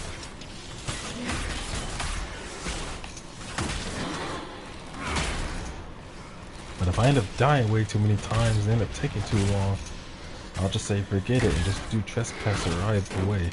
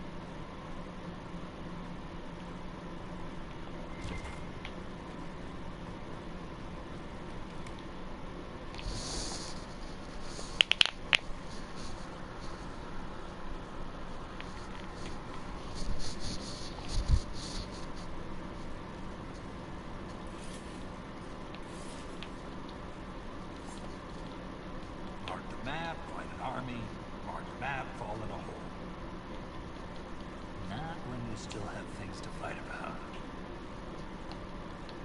For such a small group, your people have held up well. Quake took a lot of us. Reinforcements will be slow to arrive.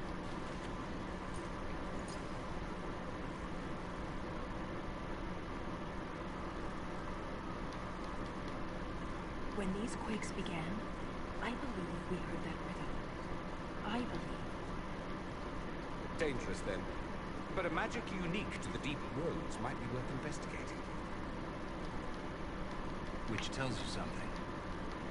Shapers have great stone sense. Vault. The stone makes us strong, and we return that strength to her when we die.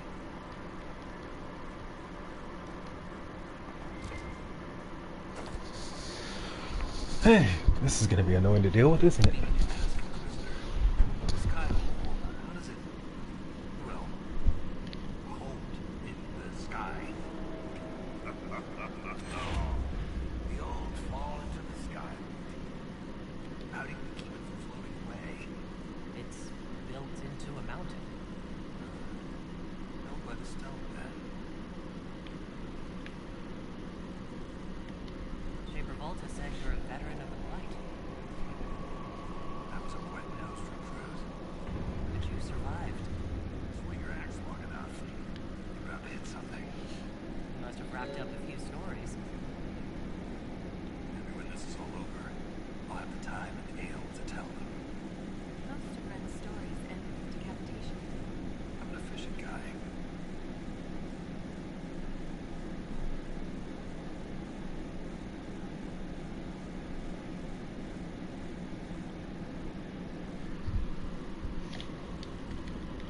As far as our families in Orzammar are concerned, That's quite the commitment.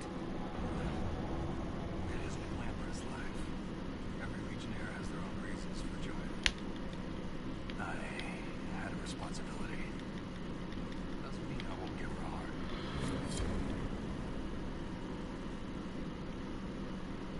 Complete. Oh man, I was still reading that.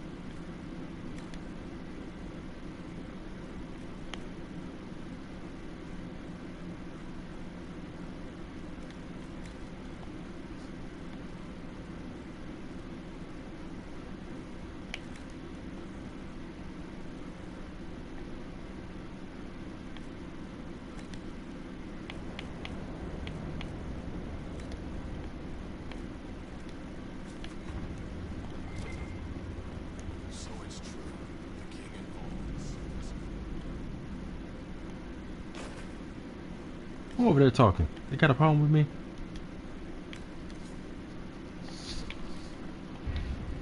Man! The heck is the rest of the people at my, I think there is my counselors doing. They can't help right now. I know one of them is on a mission operation that takes about 3 hours. 3 whole hours? What are the developers thinking, man?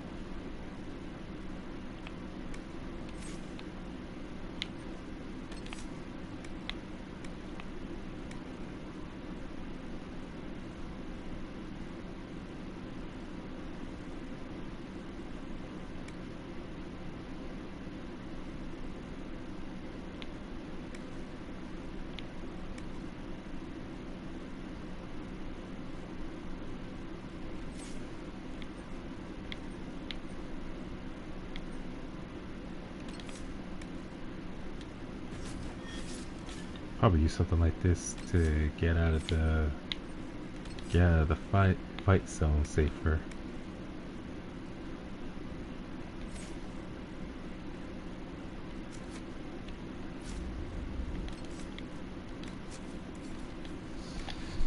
Let's see if I got anything worthwhile. Nope.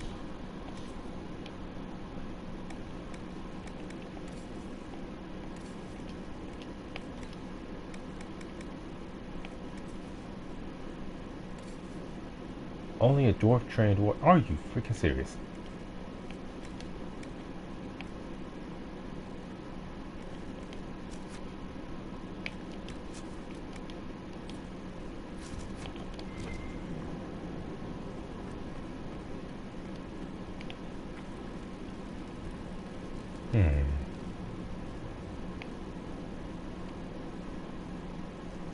You know, I don't know if I don't think anything's gonna really happen where I need another warrior, because, well, Korea is one.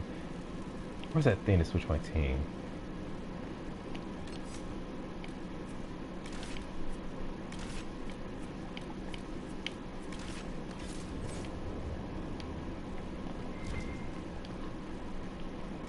I would be more willing to bring Vivian along more often if she wasn't such an entitled bitch. Like, seriously, there's no other way to describe her. That's what she is, an entitled bitch.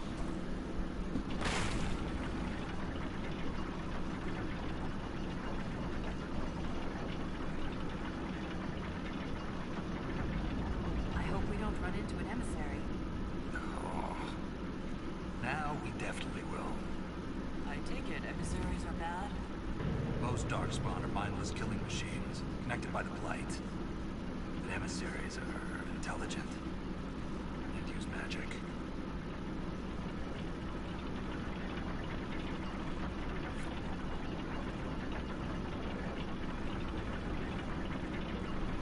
Man, there's all these different sources that keep talking about Supergirl in almost any media, about her supposedly being more powerful, or how she will eventually surpass him. I'm like, based on what? Kryptonians, like, there's really no limit to how much sunlight they can absorb. Superman's been absorbing sunlight since he was a baby when he came to Earth. Shrieks. Kara didn't start absorbing sunlight until she was... I thought you used all kinds of darkspawn. What was it? Everyone's got their favorites. The age of a... Let's see, Kara is like the... See, usually between a young adult to a teenager before coming to Earth. So even though she's chronologically older than Superman, she hasn't been absorbing sunlight for as long. But people keep trying to insist or enforce this idea that she could become more powerful than him. And it's literally, that's just a statement based entirely on nothing. Clearly just a way to hype her up.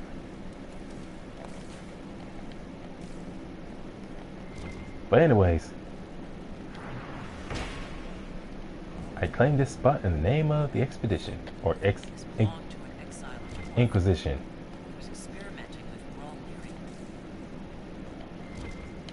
But where was I?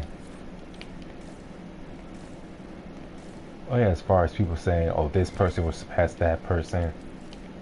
Like, for me, unless there's absolute definite proof or they can explain it without just saying it, to me, that's all hearsay. Like, don't just tell me, show me, and then I'll believe you when you say this person will surpass that person. This door, there's something strange about it. Looks like our construction, but... It's missing gears. We have to find them. It's our only way through. Pay attention, man.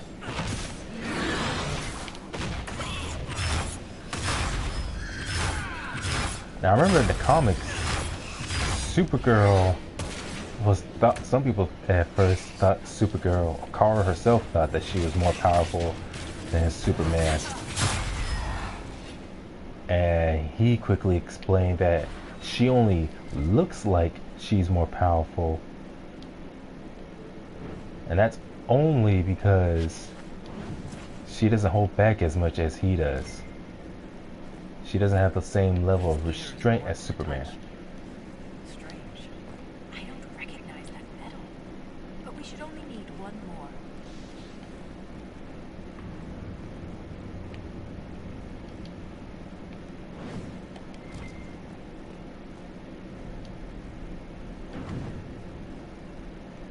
Whoops.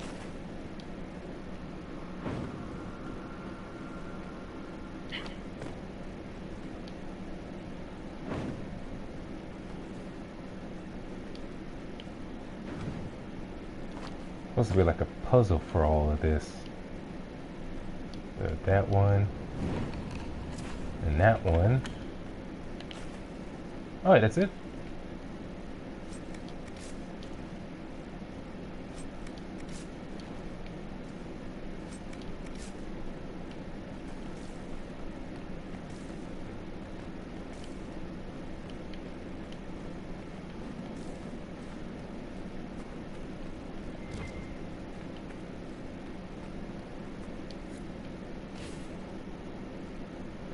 We have enough of these odd gears. Let's head back to the door.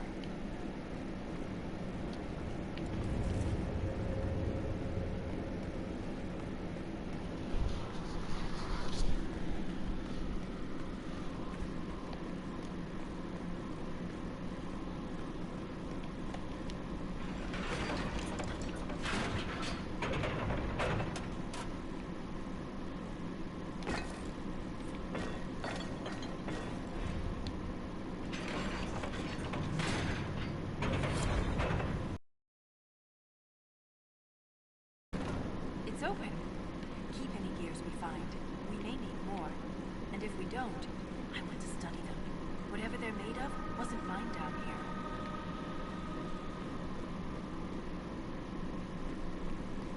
I just hope almost each and every corridor we go through isn't so large that it would take only Lord knows how long to explore each area.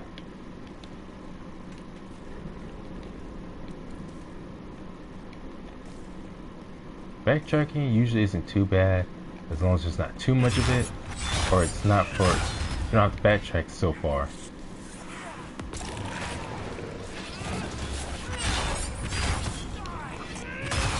But definitely games that rely on backtracking a lot to where it can be so monotonous, boring, and repetitive is Resident Evil.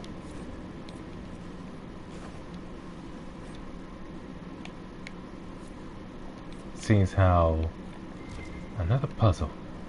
So the dwarves and their puzzles. Anyways.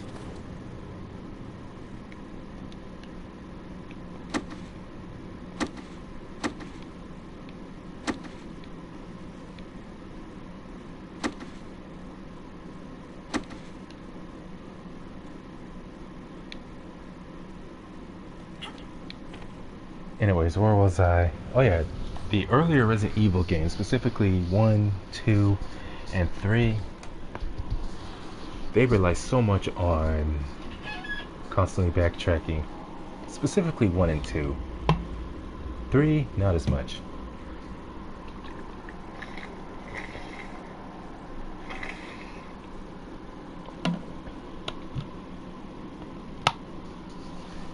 Builders Towers. Excuse me. Such an old game, not just for children now. Big cannot cover small. Left moves right piece by piece. They'll never know. They'll never find out what happens when the towers move. I found it, but I have no need of it anymore. Wait, big never covers small. Left to right.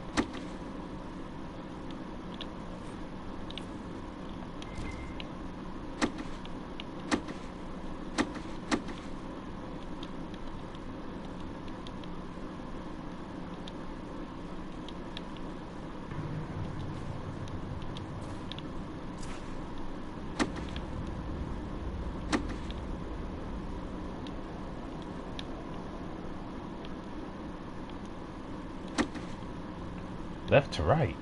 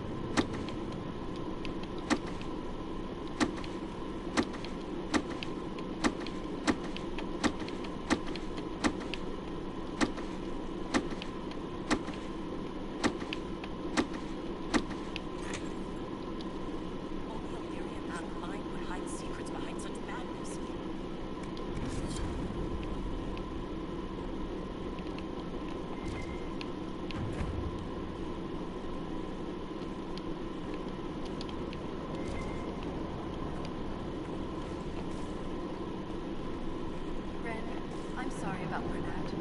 You served with him a long time. It was quick. And Bernard returned to the Stone of Honor. We should all be so lucky. It's all right to be upset. I'm too old to be upset.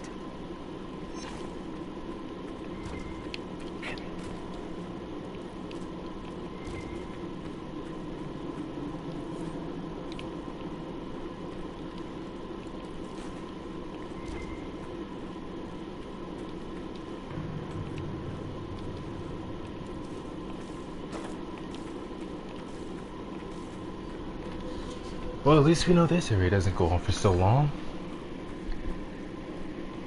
And here I was, I thought it was gonna take me. Came through camp. Have any news about Orzammar? The food shortage. More riots. There's unrest from Dust Town to the Diamond Quarters. Can't have the Deep Lords going hungry. I made sure your mother and brother are safe. It wasn't necessary. You're welcome. Man.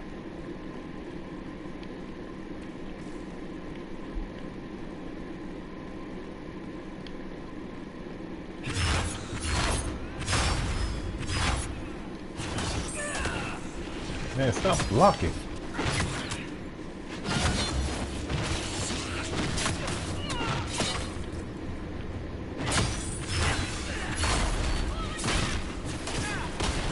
Almost feels like we're doing so much better than the last time I came to the Deep Roads. I guess because I know now what to expect more of.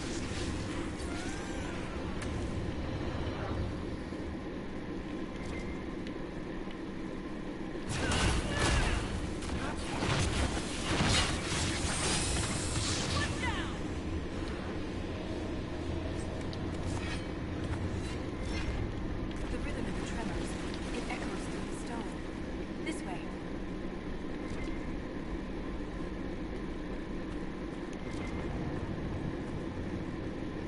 Hey, I was just not thinking of Dragon Ball back to the Granola arc.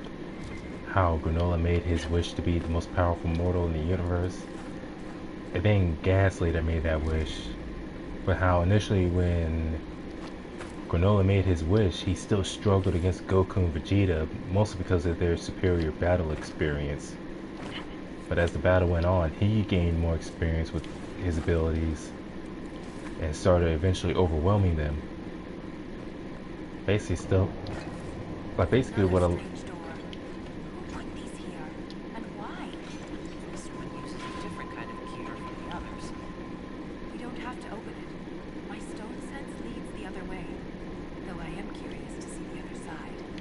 You always are. So basically, with Granola, like he was gaining experience That scar and skill in a short amount of time. Yeah. Fell out of bed.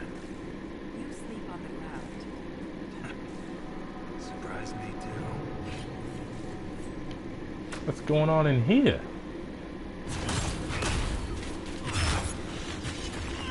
So essentially, because of that wish, for him to stay the most powerful mortal, whatever level of power Goku and Vegeta gained, for that wish to stay legitimate, he would have to keep growing in power himself. Even though the dragon who granted his wish said that to do so would take all the years of his life that he had lived, which would have been like well over a few hundred years, because Cerulean's supposed to live for over 300 years. So taking all those years off his life to where he would now only have... Hey, I'm supposed to have armor.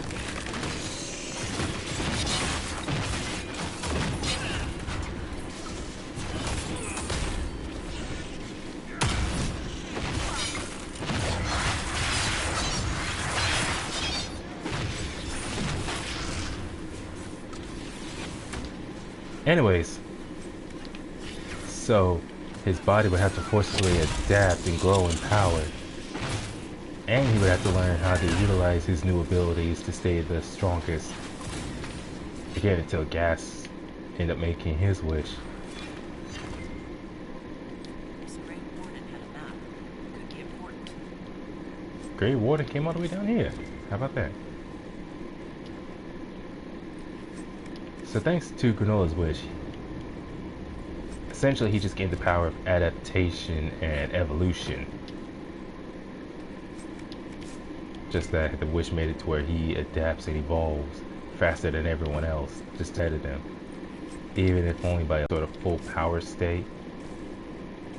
I guess like the Cerulean's equivalent to Super Saiyan, where both of their eyes, because it's like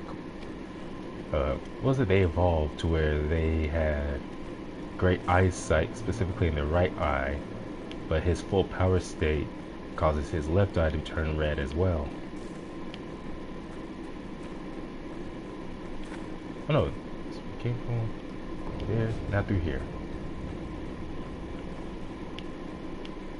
Then the same happened with Gas, where by making that wish, he would be the most powerful mortal, even above Granola, thus making him more powerful than full power Granola, Ultra Instinct Goku, and Ultra Ego Vegeta.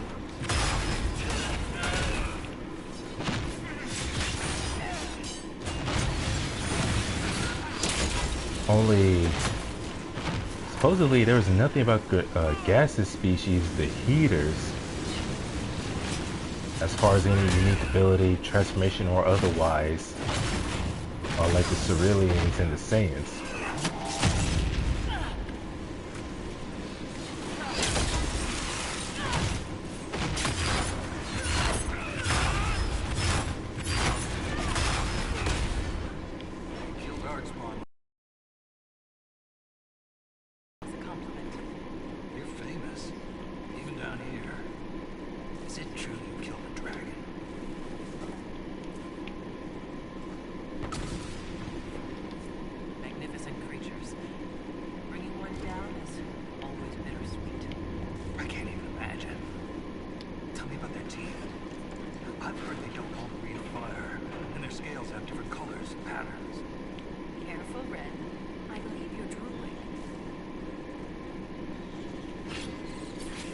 I hate spiders. Oh, I hate giant spiders.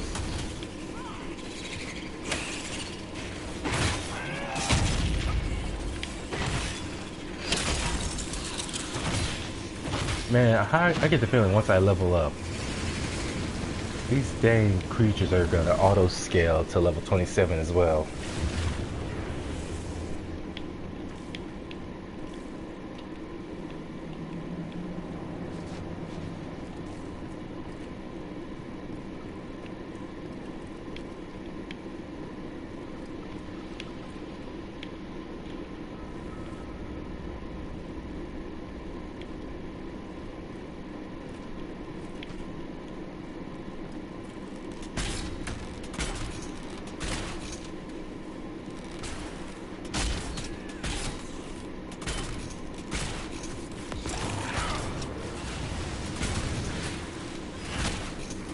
Yeah, I definitely say the very first time I went through here, I didn't know what to expect from the deep roads. I was not properly equipped.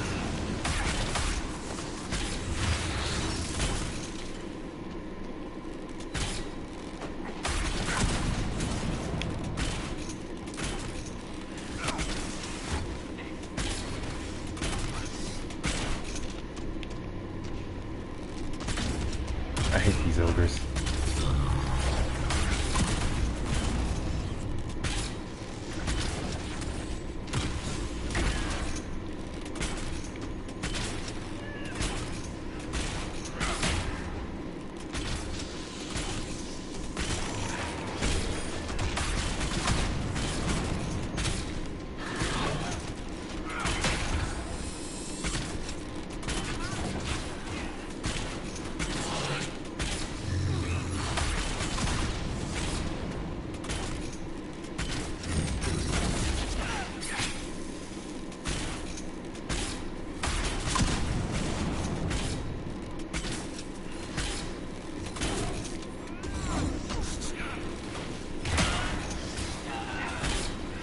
They did auto scale to level 27.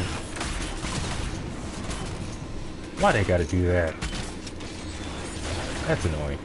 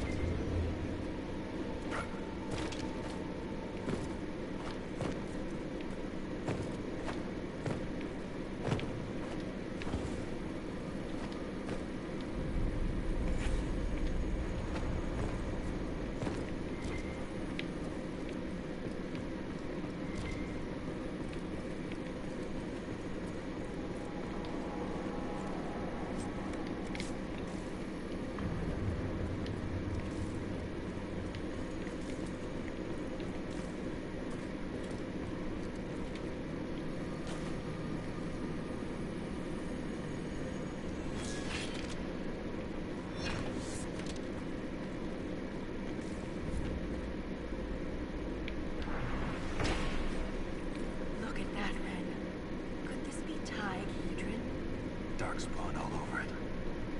You can see their torches. Even Darkspawn appreciate a little mood lighting. Getting close to something. Aye. Fight of our lives.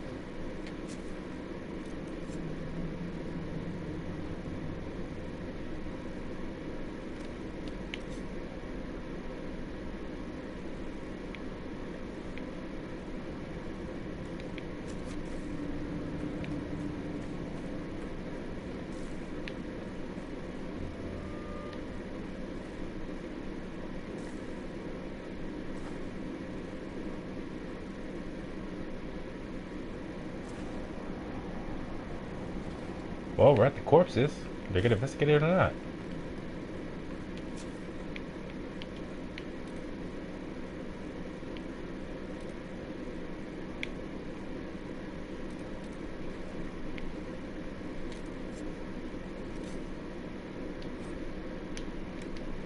Or at least we have a way to immediately get back and forth.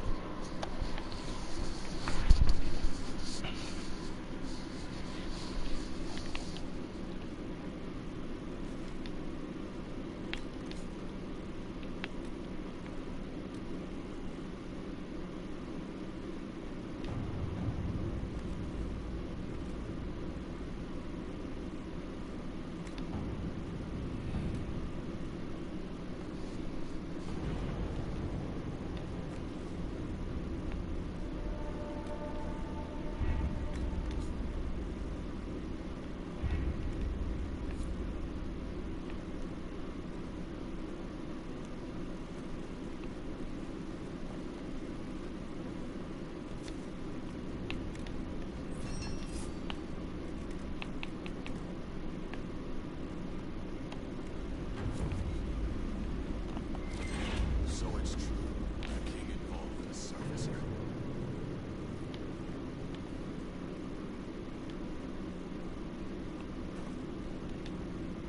The Inquisition is on everyone's lips. Even the Assembly has taken an interest.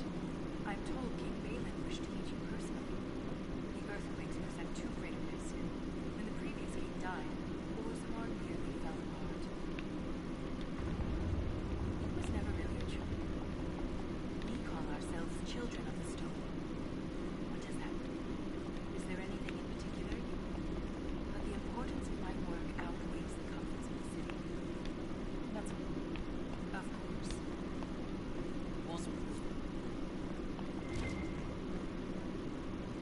Clean it right. Stay still. It's a small cut. Even breath spotted. Blood. It's in my blood, isn't it? Your face gives you away. We don't know for sure. It'll be too late when we do. Man, that's terrible.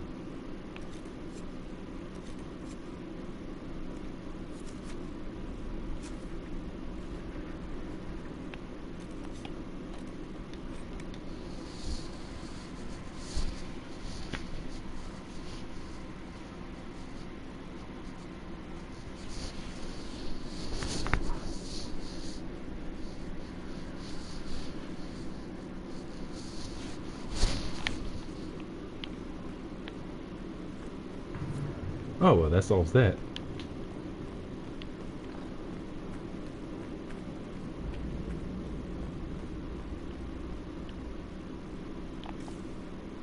Seriously, what am I supposed to do right here? There's nothing.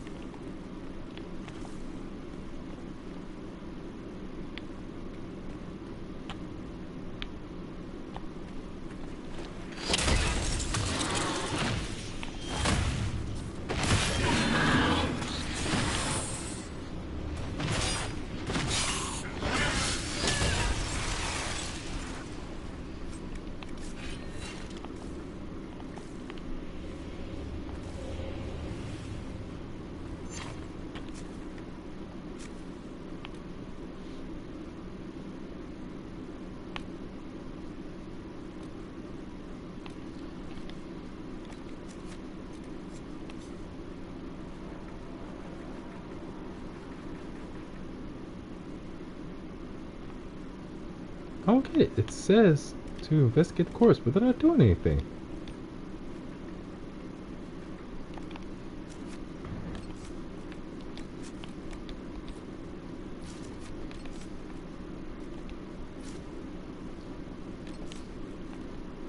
Maybe this will help.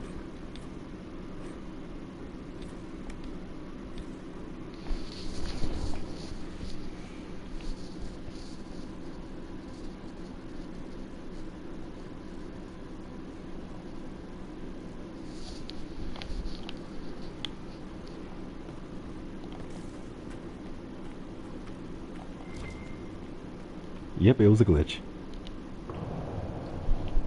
There's nothing left of them. Can't even tell who they were. I'm sorry, Red. Join the Legion knowing you're already dead. You don't fear the killing blow. We rest in the stone and pass our strength back to her. That's our reward. Darkspawn. Defile these soldiers. They can't return to the stone. It'd only weaken her. we'll make the Darkspawn pay for what they've done. I've killed so many. But every time I stare into their black eyes, I know one day won't be quick enough. Stop it. It's the truth, Volta. I'm going to die down here. I can only hope it won't be like this.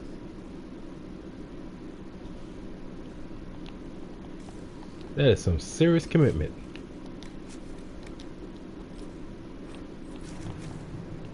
But if you don't commit to something you spent your whole life preparing for, something you're willing to throw your life away for. Keep your mouth closed when fighting Darkspawn. Your blood's poison.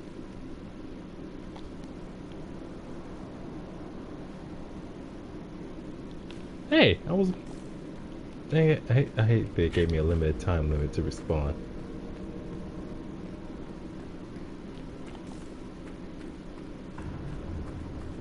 Sheesh, maybe we should get some masks to cover ourselves like with COVID.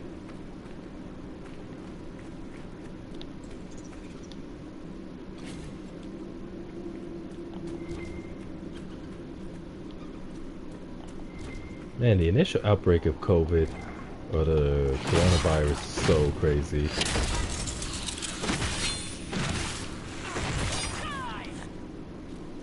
Got to the point where anyone who was wearing a mask, other people were so angry about that. Some who would harass others they see wearing a mask, saying, if you trust in God, you won't wear a mask. Like there was one woman who was... Perhaps there's a use for it.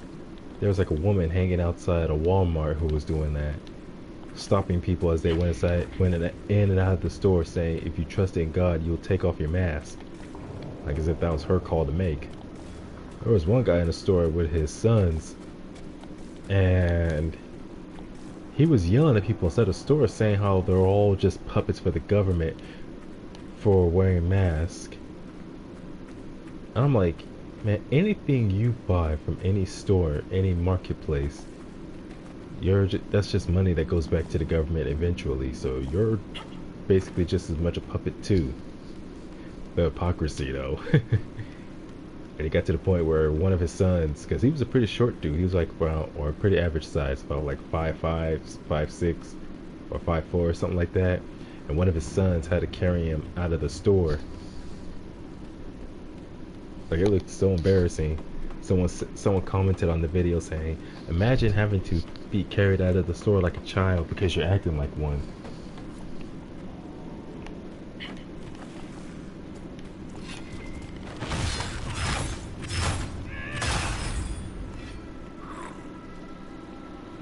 Of course, it's usually during times of potential crisis that people reveal their true character, their true nature.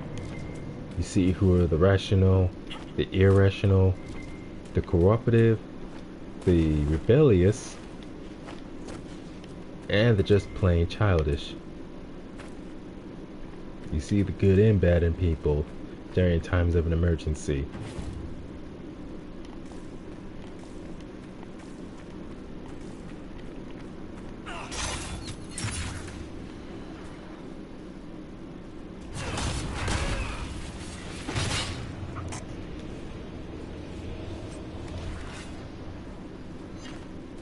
I gotta learn to start using people's focus attacks more. It really beats the purpose of having them if I never use them.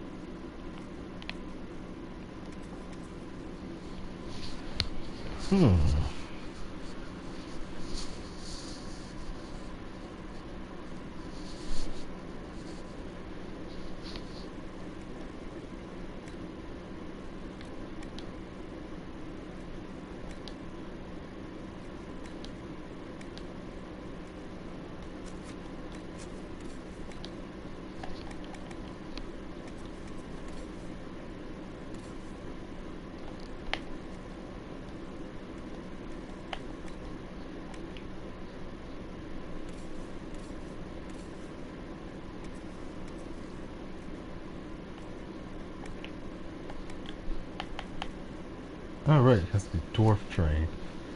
Why would you give me something like that? And you know my character is not no damn dwarf. That's just insulting.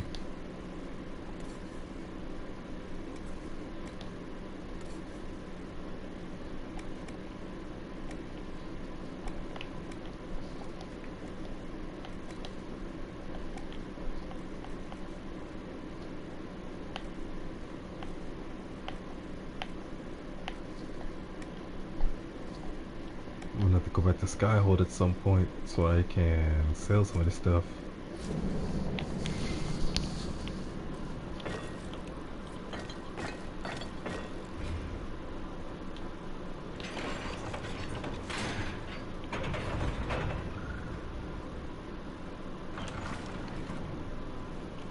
Whoa!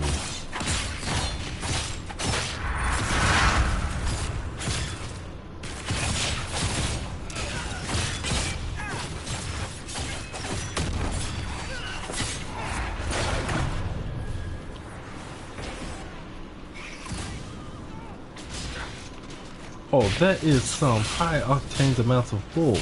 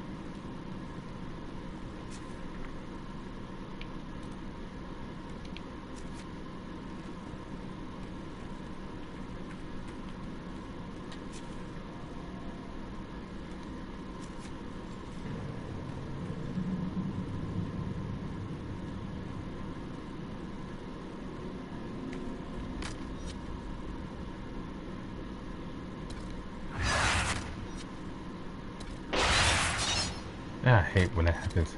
I need to head back to the camp real quick so I can do a little quick heal.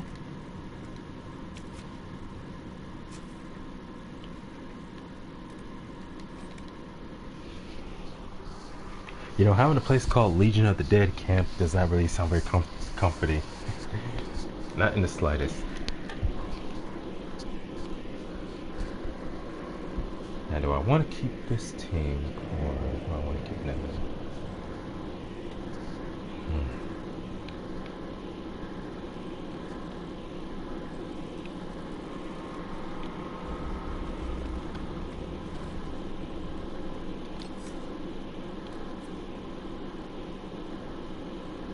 still want to keep doing it. I guess I'll take Vivian for now. And I'll have what iron ball, black wall.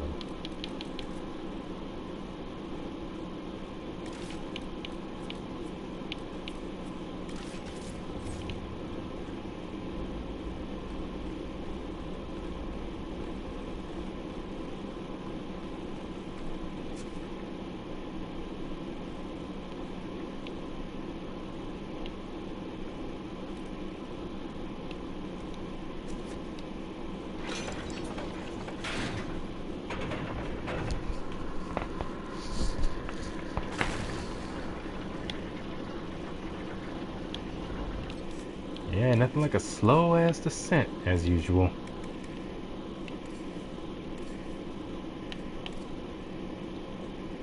Whoops.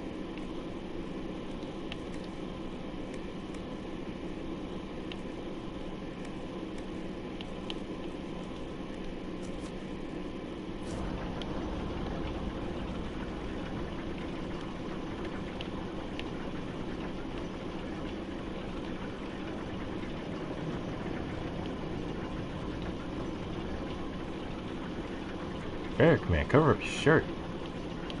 You too, Vivian, cover up a little more.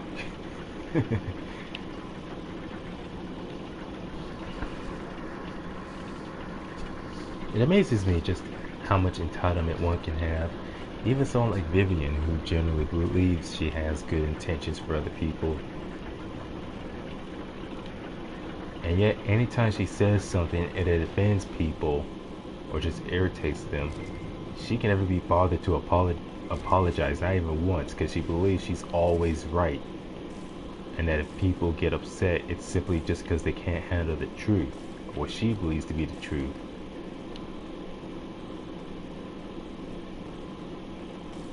So there was a video someone uploaded of Solus and all of Solus and Vivi's interactions, and one of them was about how she's surprised about his general behavior. Oh, I could just fast travel. I should have just done that. And anyway, something about like how he lived differently than her expectations of an apostate mage, and he responds with, "I'll try to live down to your expectations." And I was like, dang, that's that is cold. Oh, I could have just... Ah, never mind. It's done is done.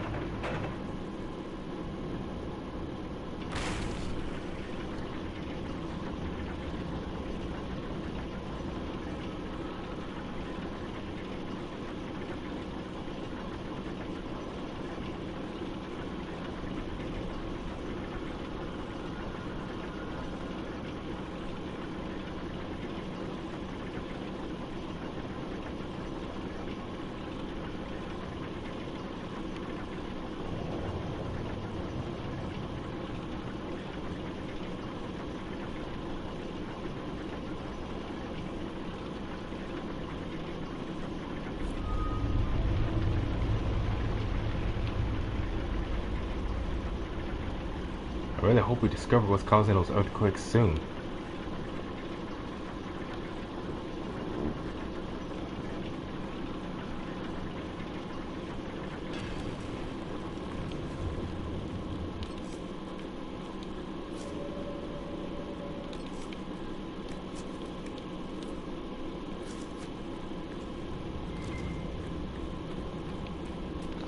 Lost a good soldier in the roads once. People got home. Found her 3 days later. He loves this story. She spent a whole day telling us all the strange things she saw while lost. A golden longboat floating in the air. Packs of hairless children hunting nugs. A giant skeleton on the throne. Was it true? Never found out. She woke up the next day. Couldn't remember any of it.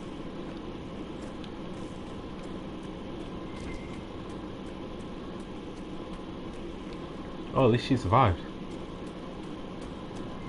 As soon as he said how they lost someone while in this area, or somewhere around here, I was like, dang, how many people die on these excavations?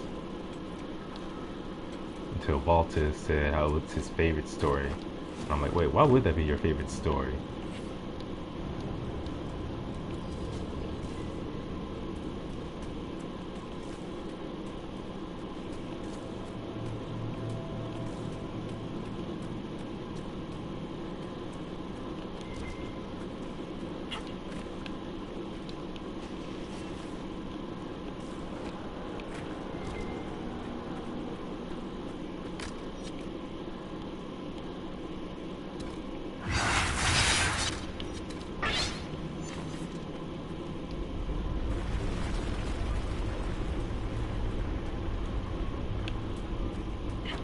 I wonder if we're gonna get to Ozamar. Now, I wonder if these tremors are frequent, or it's only because of the so-called Titan vault he keeps talking about. Because aside from that, nothing so far makes me think that living underground away from other civilizations on the surface sounds like it'd be fun, like at all.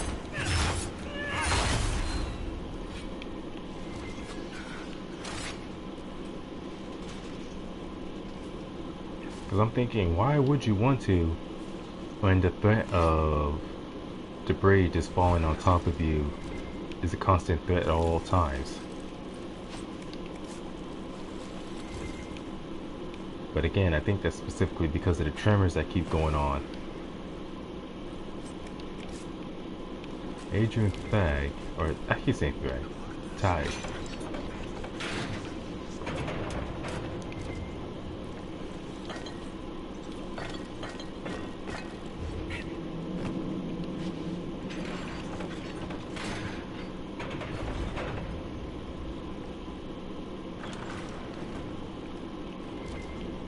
Keep forgetting, it only takes 2 pieces of gear.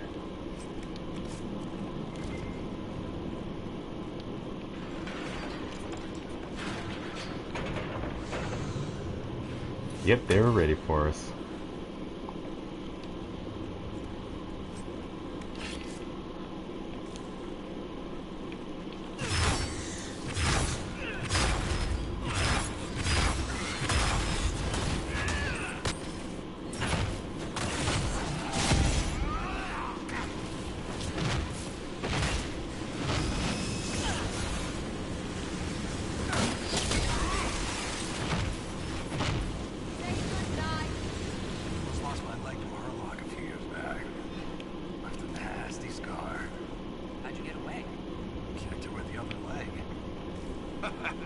Good man.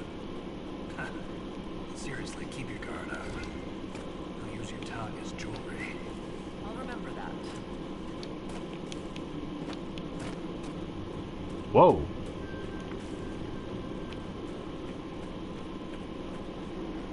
Something just caused my character to skip forward.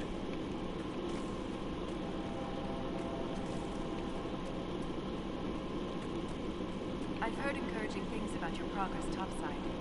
That you're bringing order to the chaos. That's what they tell me. We could use that down here.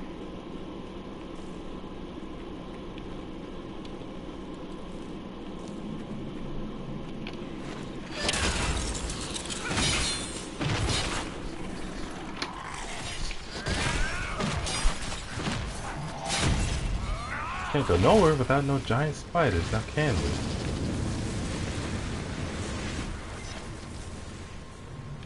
Hey, is level 27 the highest I go in this game?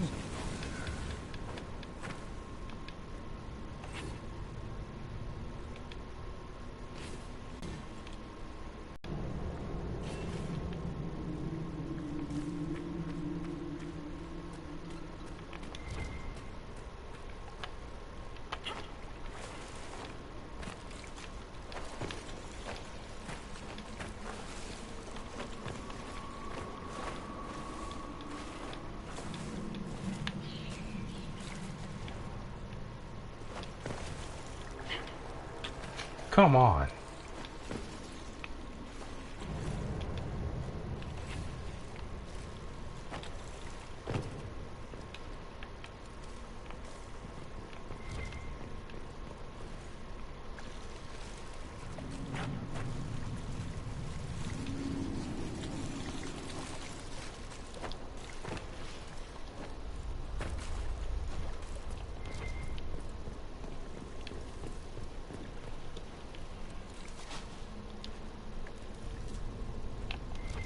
I just went in a circle.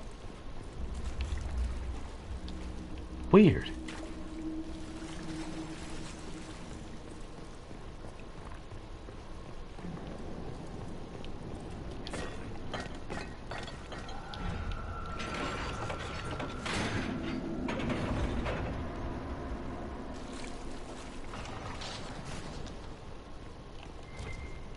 Lost caravan.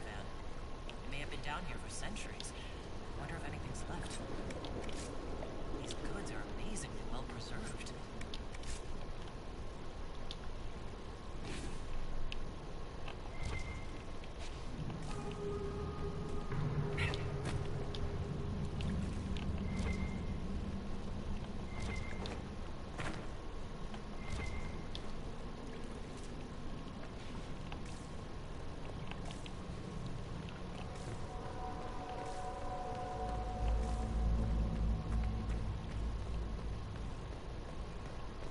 A lot of these sounds reminds me of those ASMR ambiance videos. Still, I wonder what it is that makes people like Jay and Flip hate ASMR videos so much. I wonder if they just keep running into all the weird fan fiction based ones or the fetish based ASMRs. Or like the ones where it's just people making weird sounds into a microphone. Like the ones that are literally just people making weird sounds into a microphone, I generally stay away from those.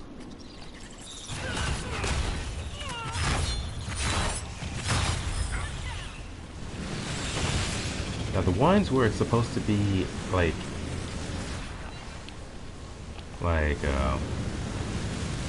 some of the more decent fanfic ASMRs are the ones where it's essentially you or some version of you interacting with other characters. Stuff like that, those type of ASMR videos, or at least the roleplay ones, I actually don't mind a whole lot. They're actually pretty decent.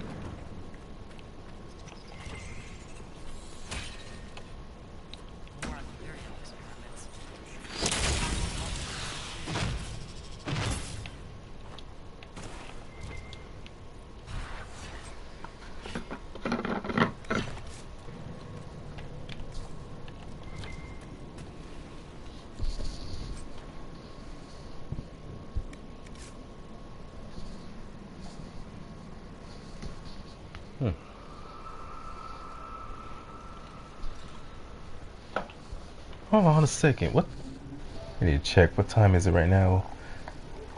It is 2:22 a.m. Feels like it's so much later than it should be. Probably just from my perspective or something. Anyways, I'm gonna take a quick about 5 minutes. So 2:23. Be back around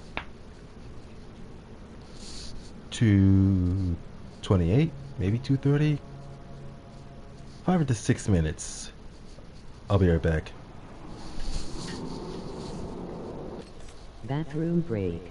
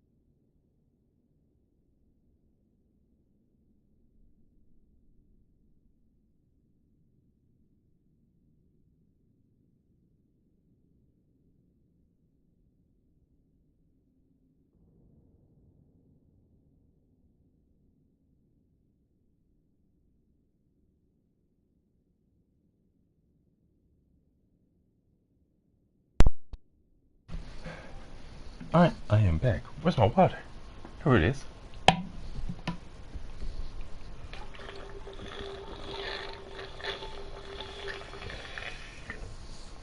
Seems like everybody else has gone to bed.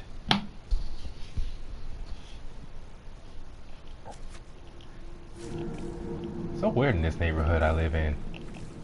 It's like almost day, night, evening, early evening, late in the morning, early at night.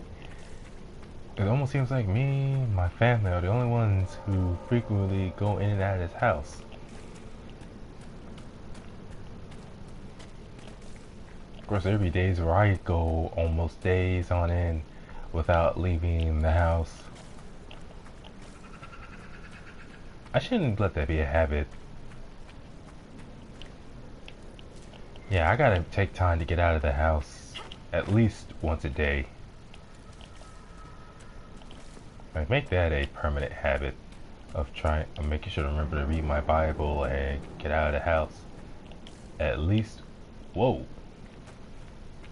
at least once every day. Unless the weather outside is so bad that going out would be absolutely a bad idea.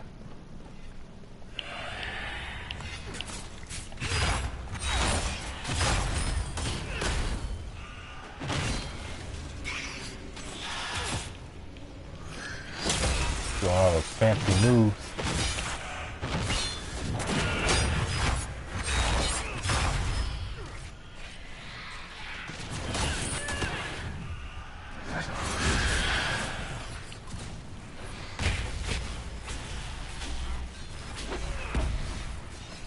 Yep, so it's true.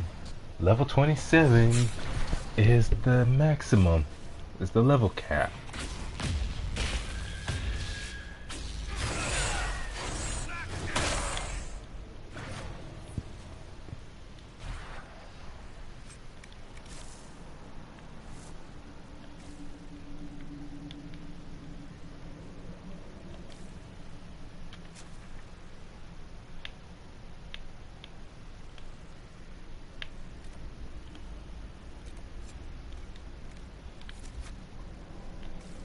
You know, I was a little worried seeing that priest, or I know it's called emissary, but the way it moves is more like a priest, or a dark priest that you see in some of these games. But anyways, as soon as I saw it, I thought it was going to be like the first one I fought that took so long to take down, and I was able to take Cole and Correa down so quickly.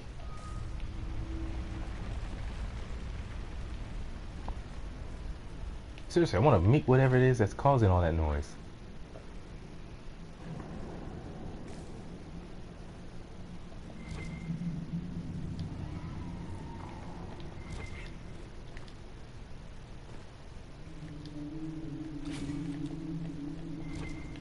You know what's amazing, that so many years, even after, when it came to Mortal Kombat Shaolin Monks, that came out back on the PS2, even to this very day, so many people still wish for a re-release, a remaster, some even a sequel.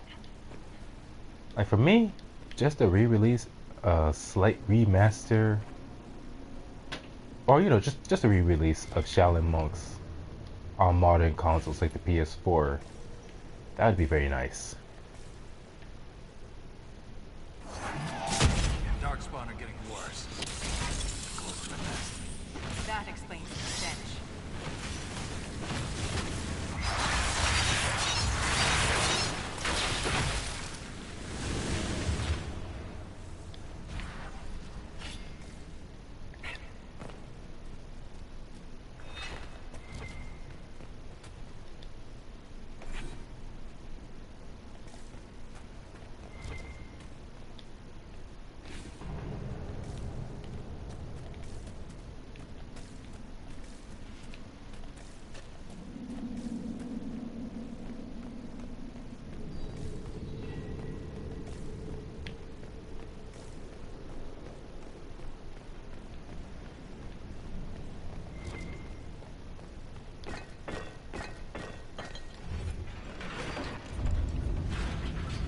Dang.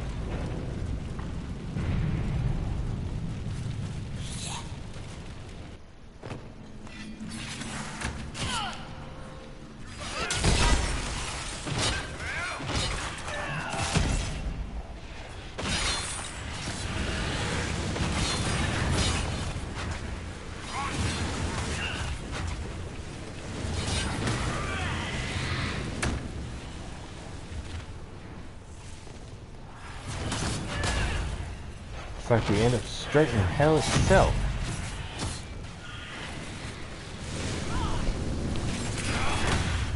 Yo, if we in hell, where's Charlie Morningstar at?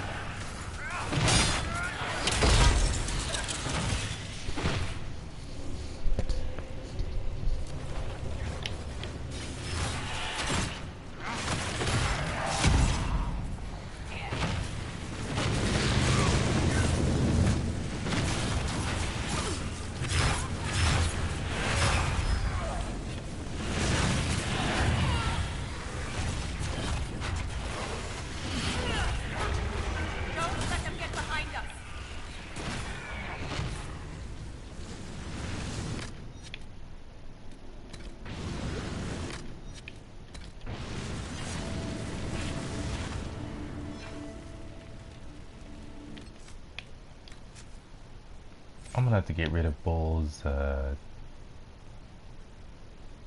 rid of that chain, because he keeps pulling the enemies away from me just as I'm about to attack them. And it is getting annoying.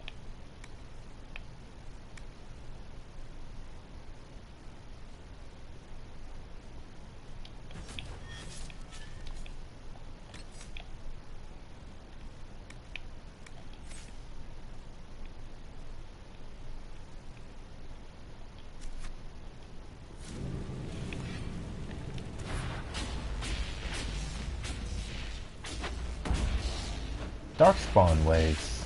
Oh man.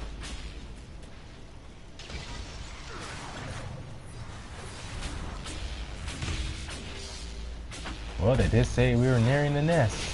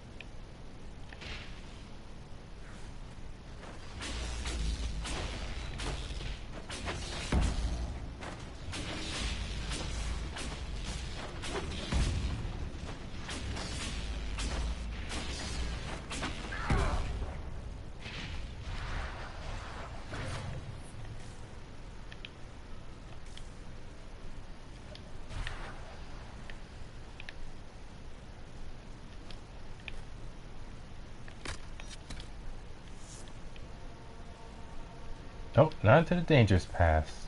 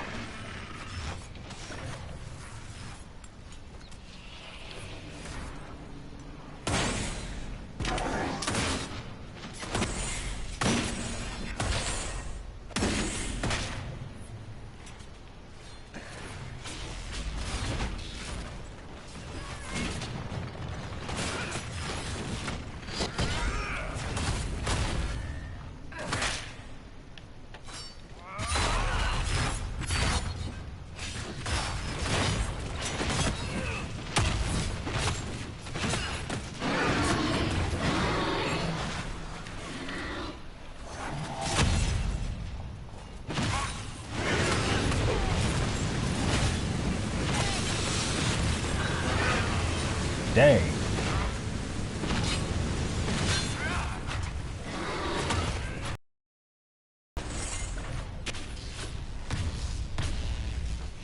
getting ridiculous.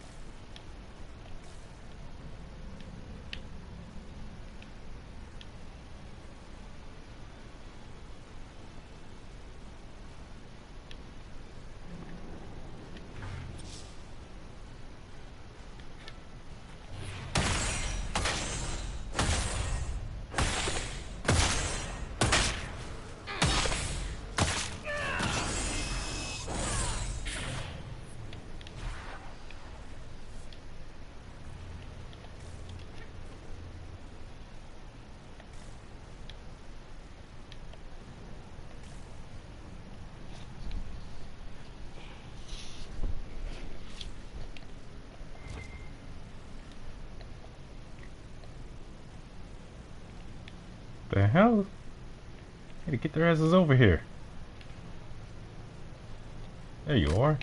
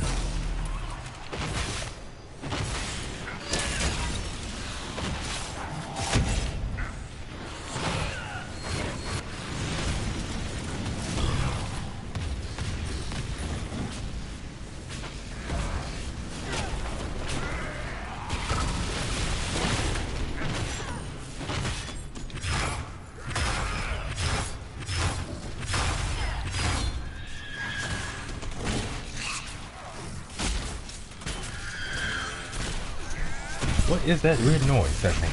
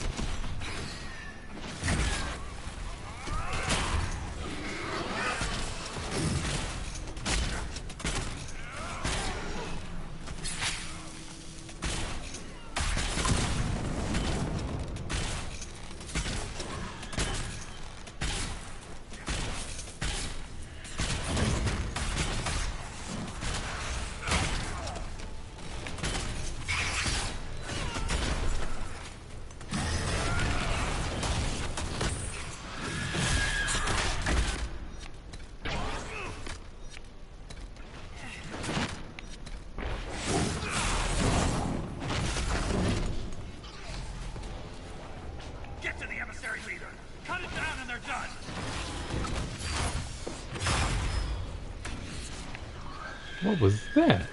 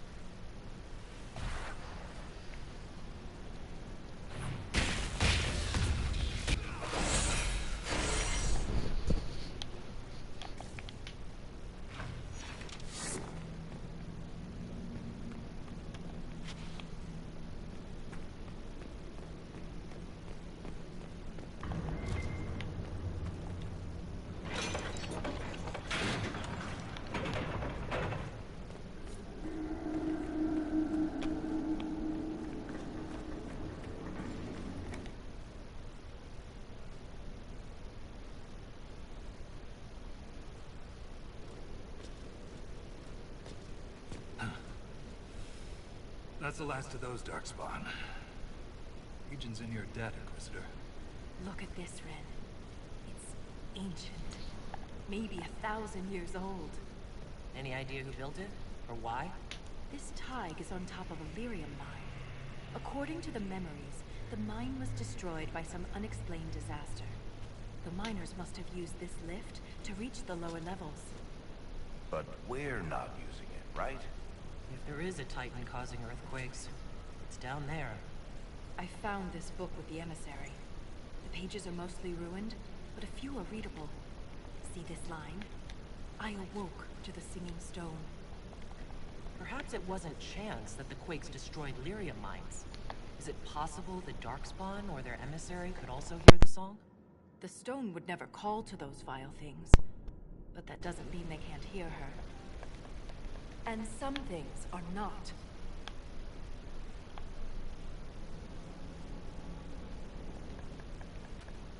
Hey, challenging tradition lost you a cushy position in Orzammar. Does a king's book mean that much to you, Ren? As if you'd ever avoid an argument.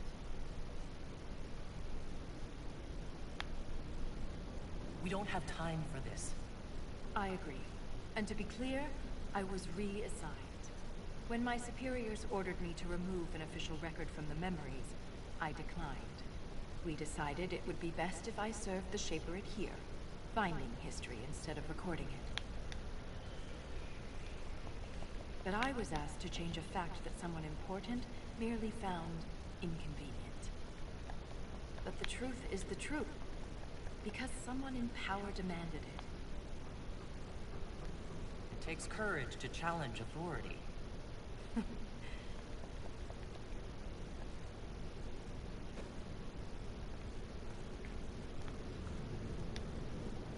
A trust for life, Mister. My pleasure. We'll speak another time.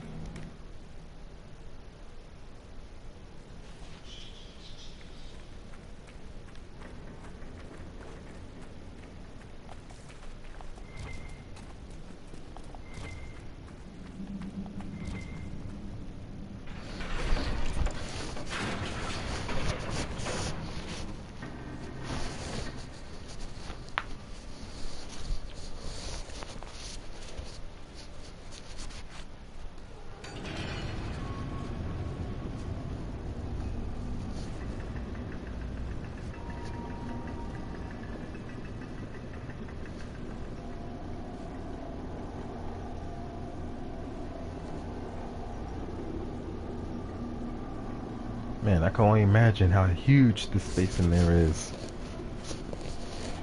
Almost looking like an endless void.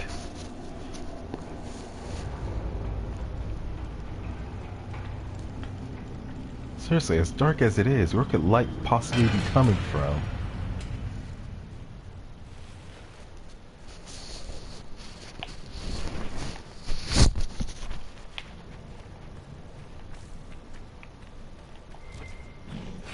What was that? What was what? Something moved. There. Light a torch. So I can see us coming? Just stay close.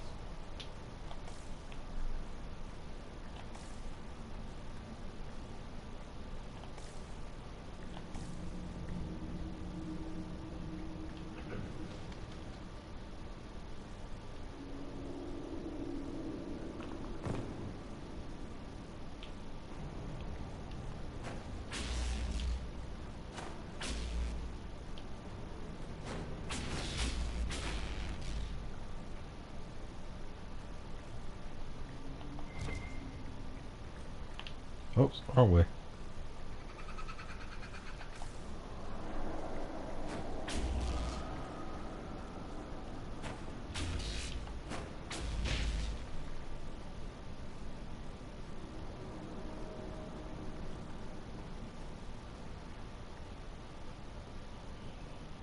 I don't wish to alarm anyone, but I believe we've all gone blind.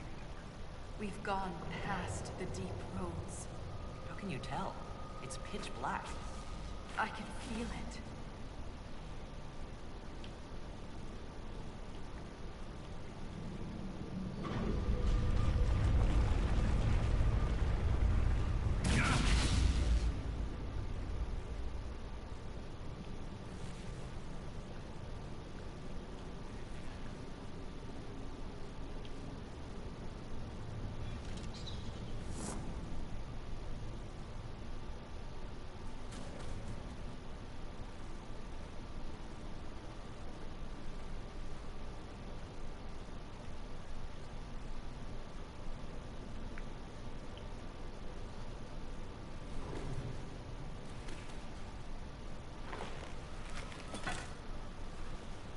Show yourselves!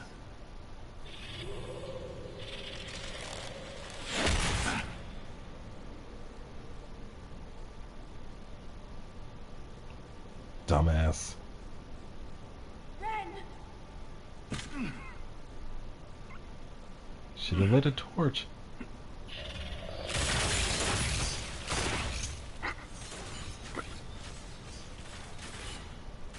Not at all.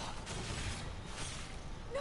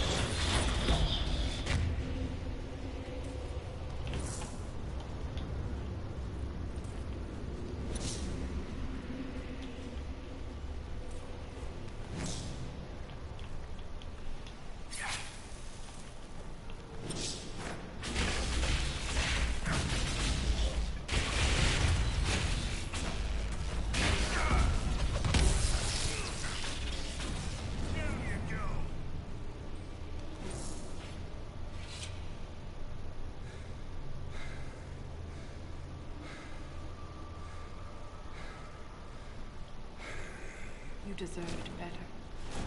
Ren never wanted this life. He was a cobbler, a good one. He joined the Legion to build. Poor and desperate here often sacrifice themselves for their family's future. Ren was a good man. We'll honor his sacrifice. Impossible to remove. But I know what we'd find underneath. These are dwarves. Ren was killed by our own kind. If they're fellow dwarves, why did they fight us? They never spoke a word. No warning, no demands, just violence.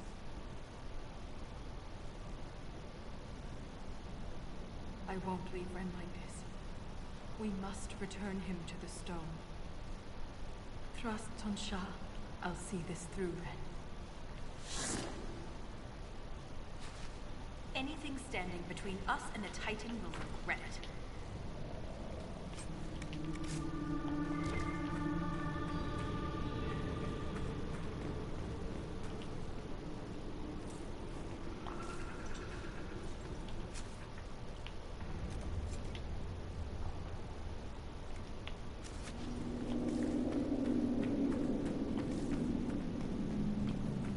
I can only imagine just how much further down into the caverns we're going to be going.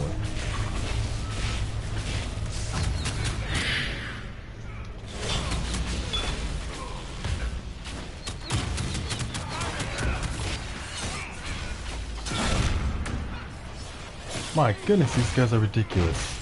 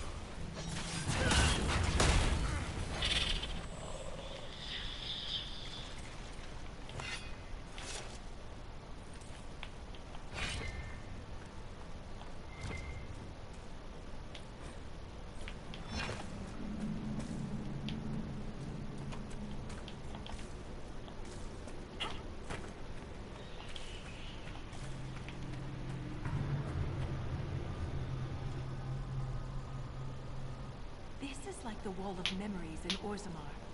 But ancient. Very ancient. Words seem based in Dwarven, but I barely recognize this dialect. Can you translate any of it? Only fragments. The language is very different from what we speak today. This word keeps appearing. Shah Breton. I believe it means revered defenders.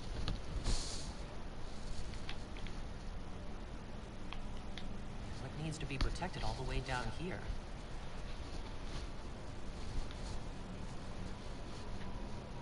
Isatanal. Isatanal. Cut our tongues. Entomb our bodies. Watch over the Titan until it stirs. So the warriors who attacked us must be the Shabertal, and they're protecting a Titan. Are you all right, Volta? I can hear Ren's objections. Let's keep moving. If more of these memories exist, they may have the answers we need. Man, I just want to find the damn Titan and fight it.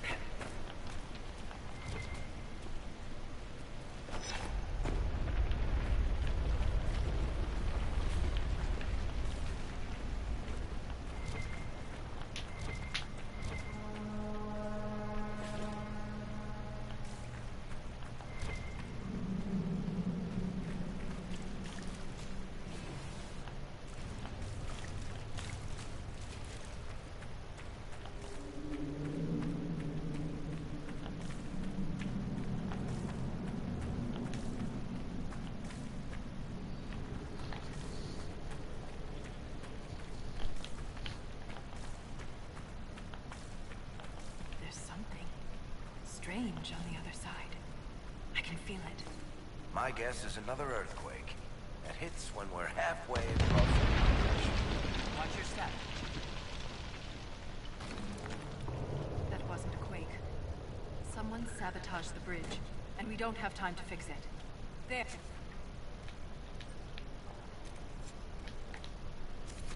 That ledge. We can reach it if we're careful.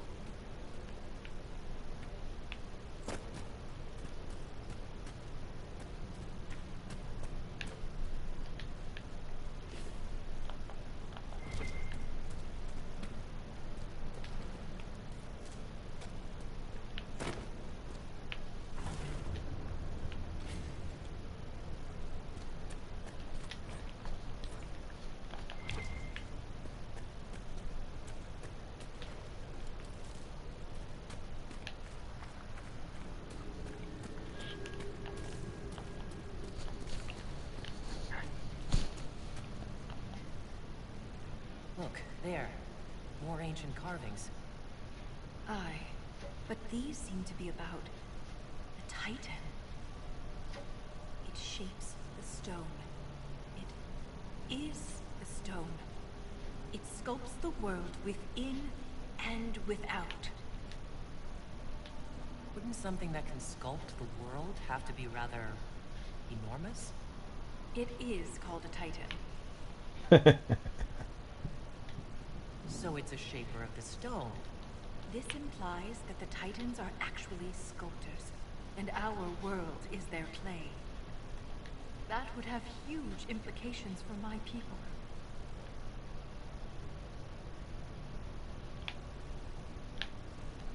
More memories. More Shabertal. Let's answer that after we stop the earthquakes. The rhythm is louder than ever. We're close. I hope so. I find an alternate way around the castle.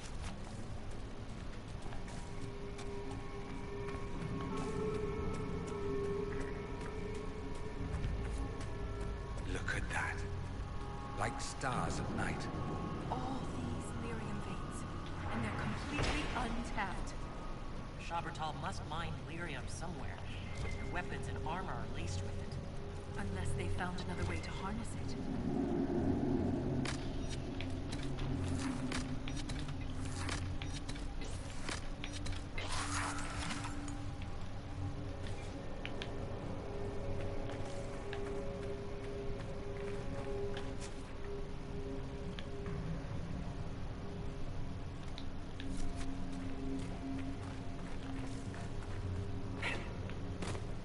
I see no evidence of darkspawn here. Maybe they know better than to come down this far. Let's just be grateful. But there must be a reason they avoid this place.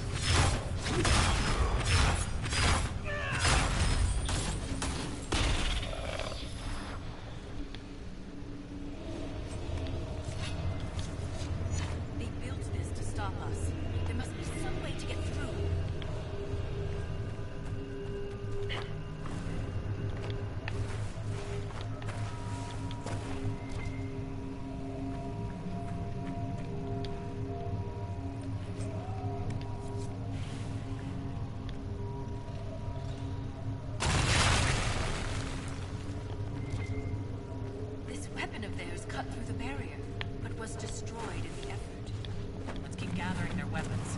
There may be more barriers ahead.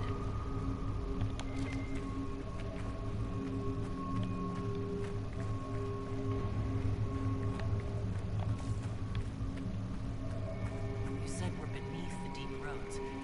Do you think anyone besides the Shoppertall has traveled down here? We are very likely the first to travel this far.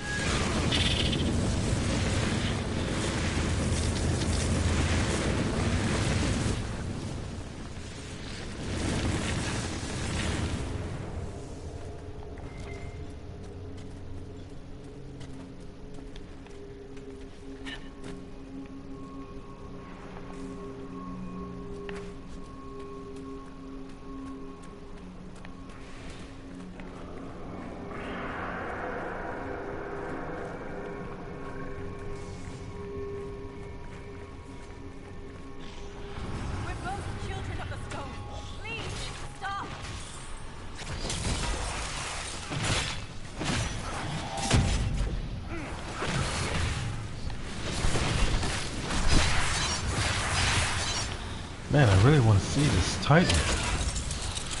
How much further down do we have to go?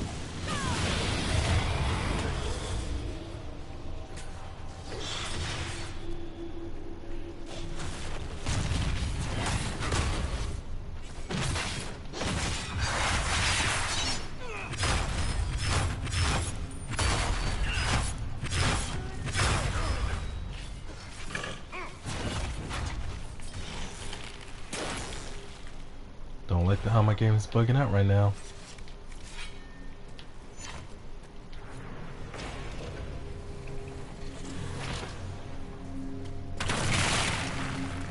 I hate destroying these weapons. They're artifacts. We could learn from them. We have no choice. It's the only way through the barriers.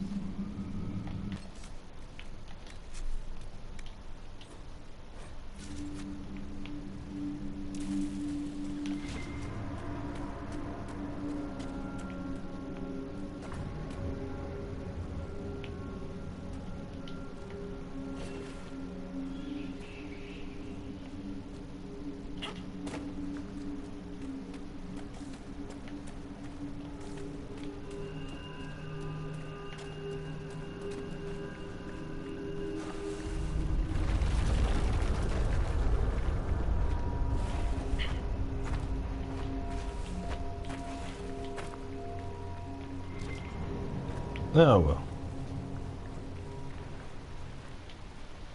Nothing like these dwarves is mentioned anywhere in the memories. If I had been prepared, Ren might still be alive.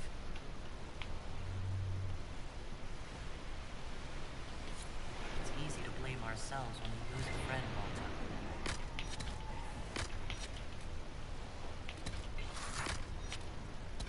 Not your fault. I was so focused on the Titan. I didn't consider what else could be down there.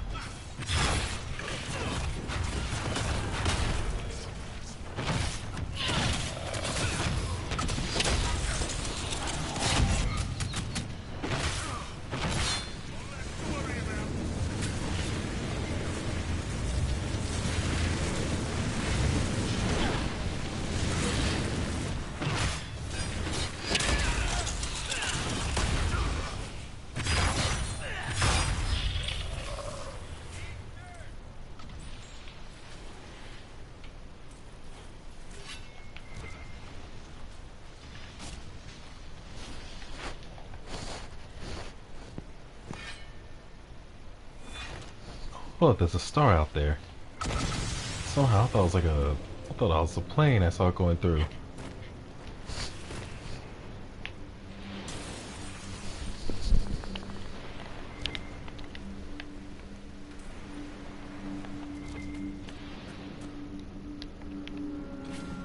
Seriously, enough of this bullshit. Show me the Titan.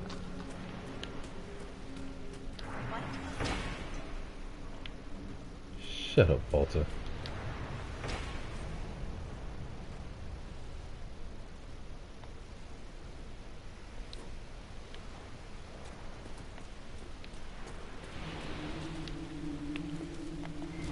You know, I still think part of Ren's death is his own fault because he was determined that we didn't need no light, saying for us to just stay near. It's like, yeah, stay close behind, but we should still have some light. Saying that the fire would just draw them to us. It's like they could already see us so easily.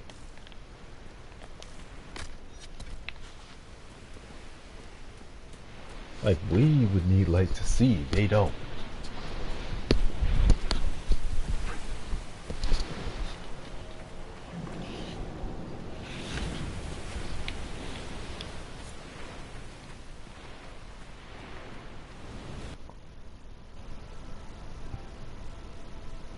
Darn.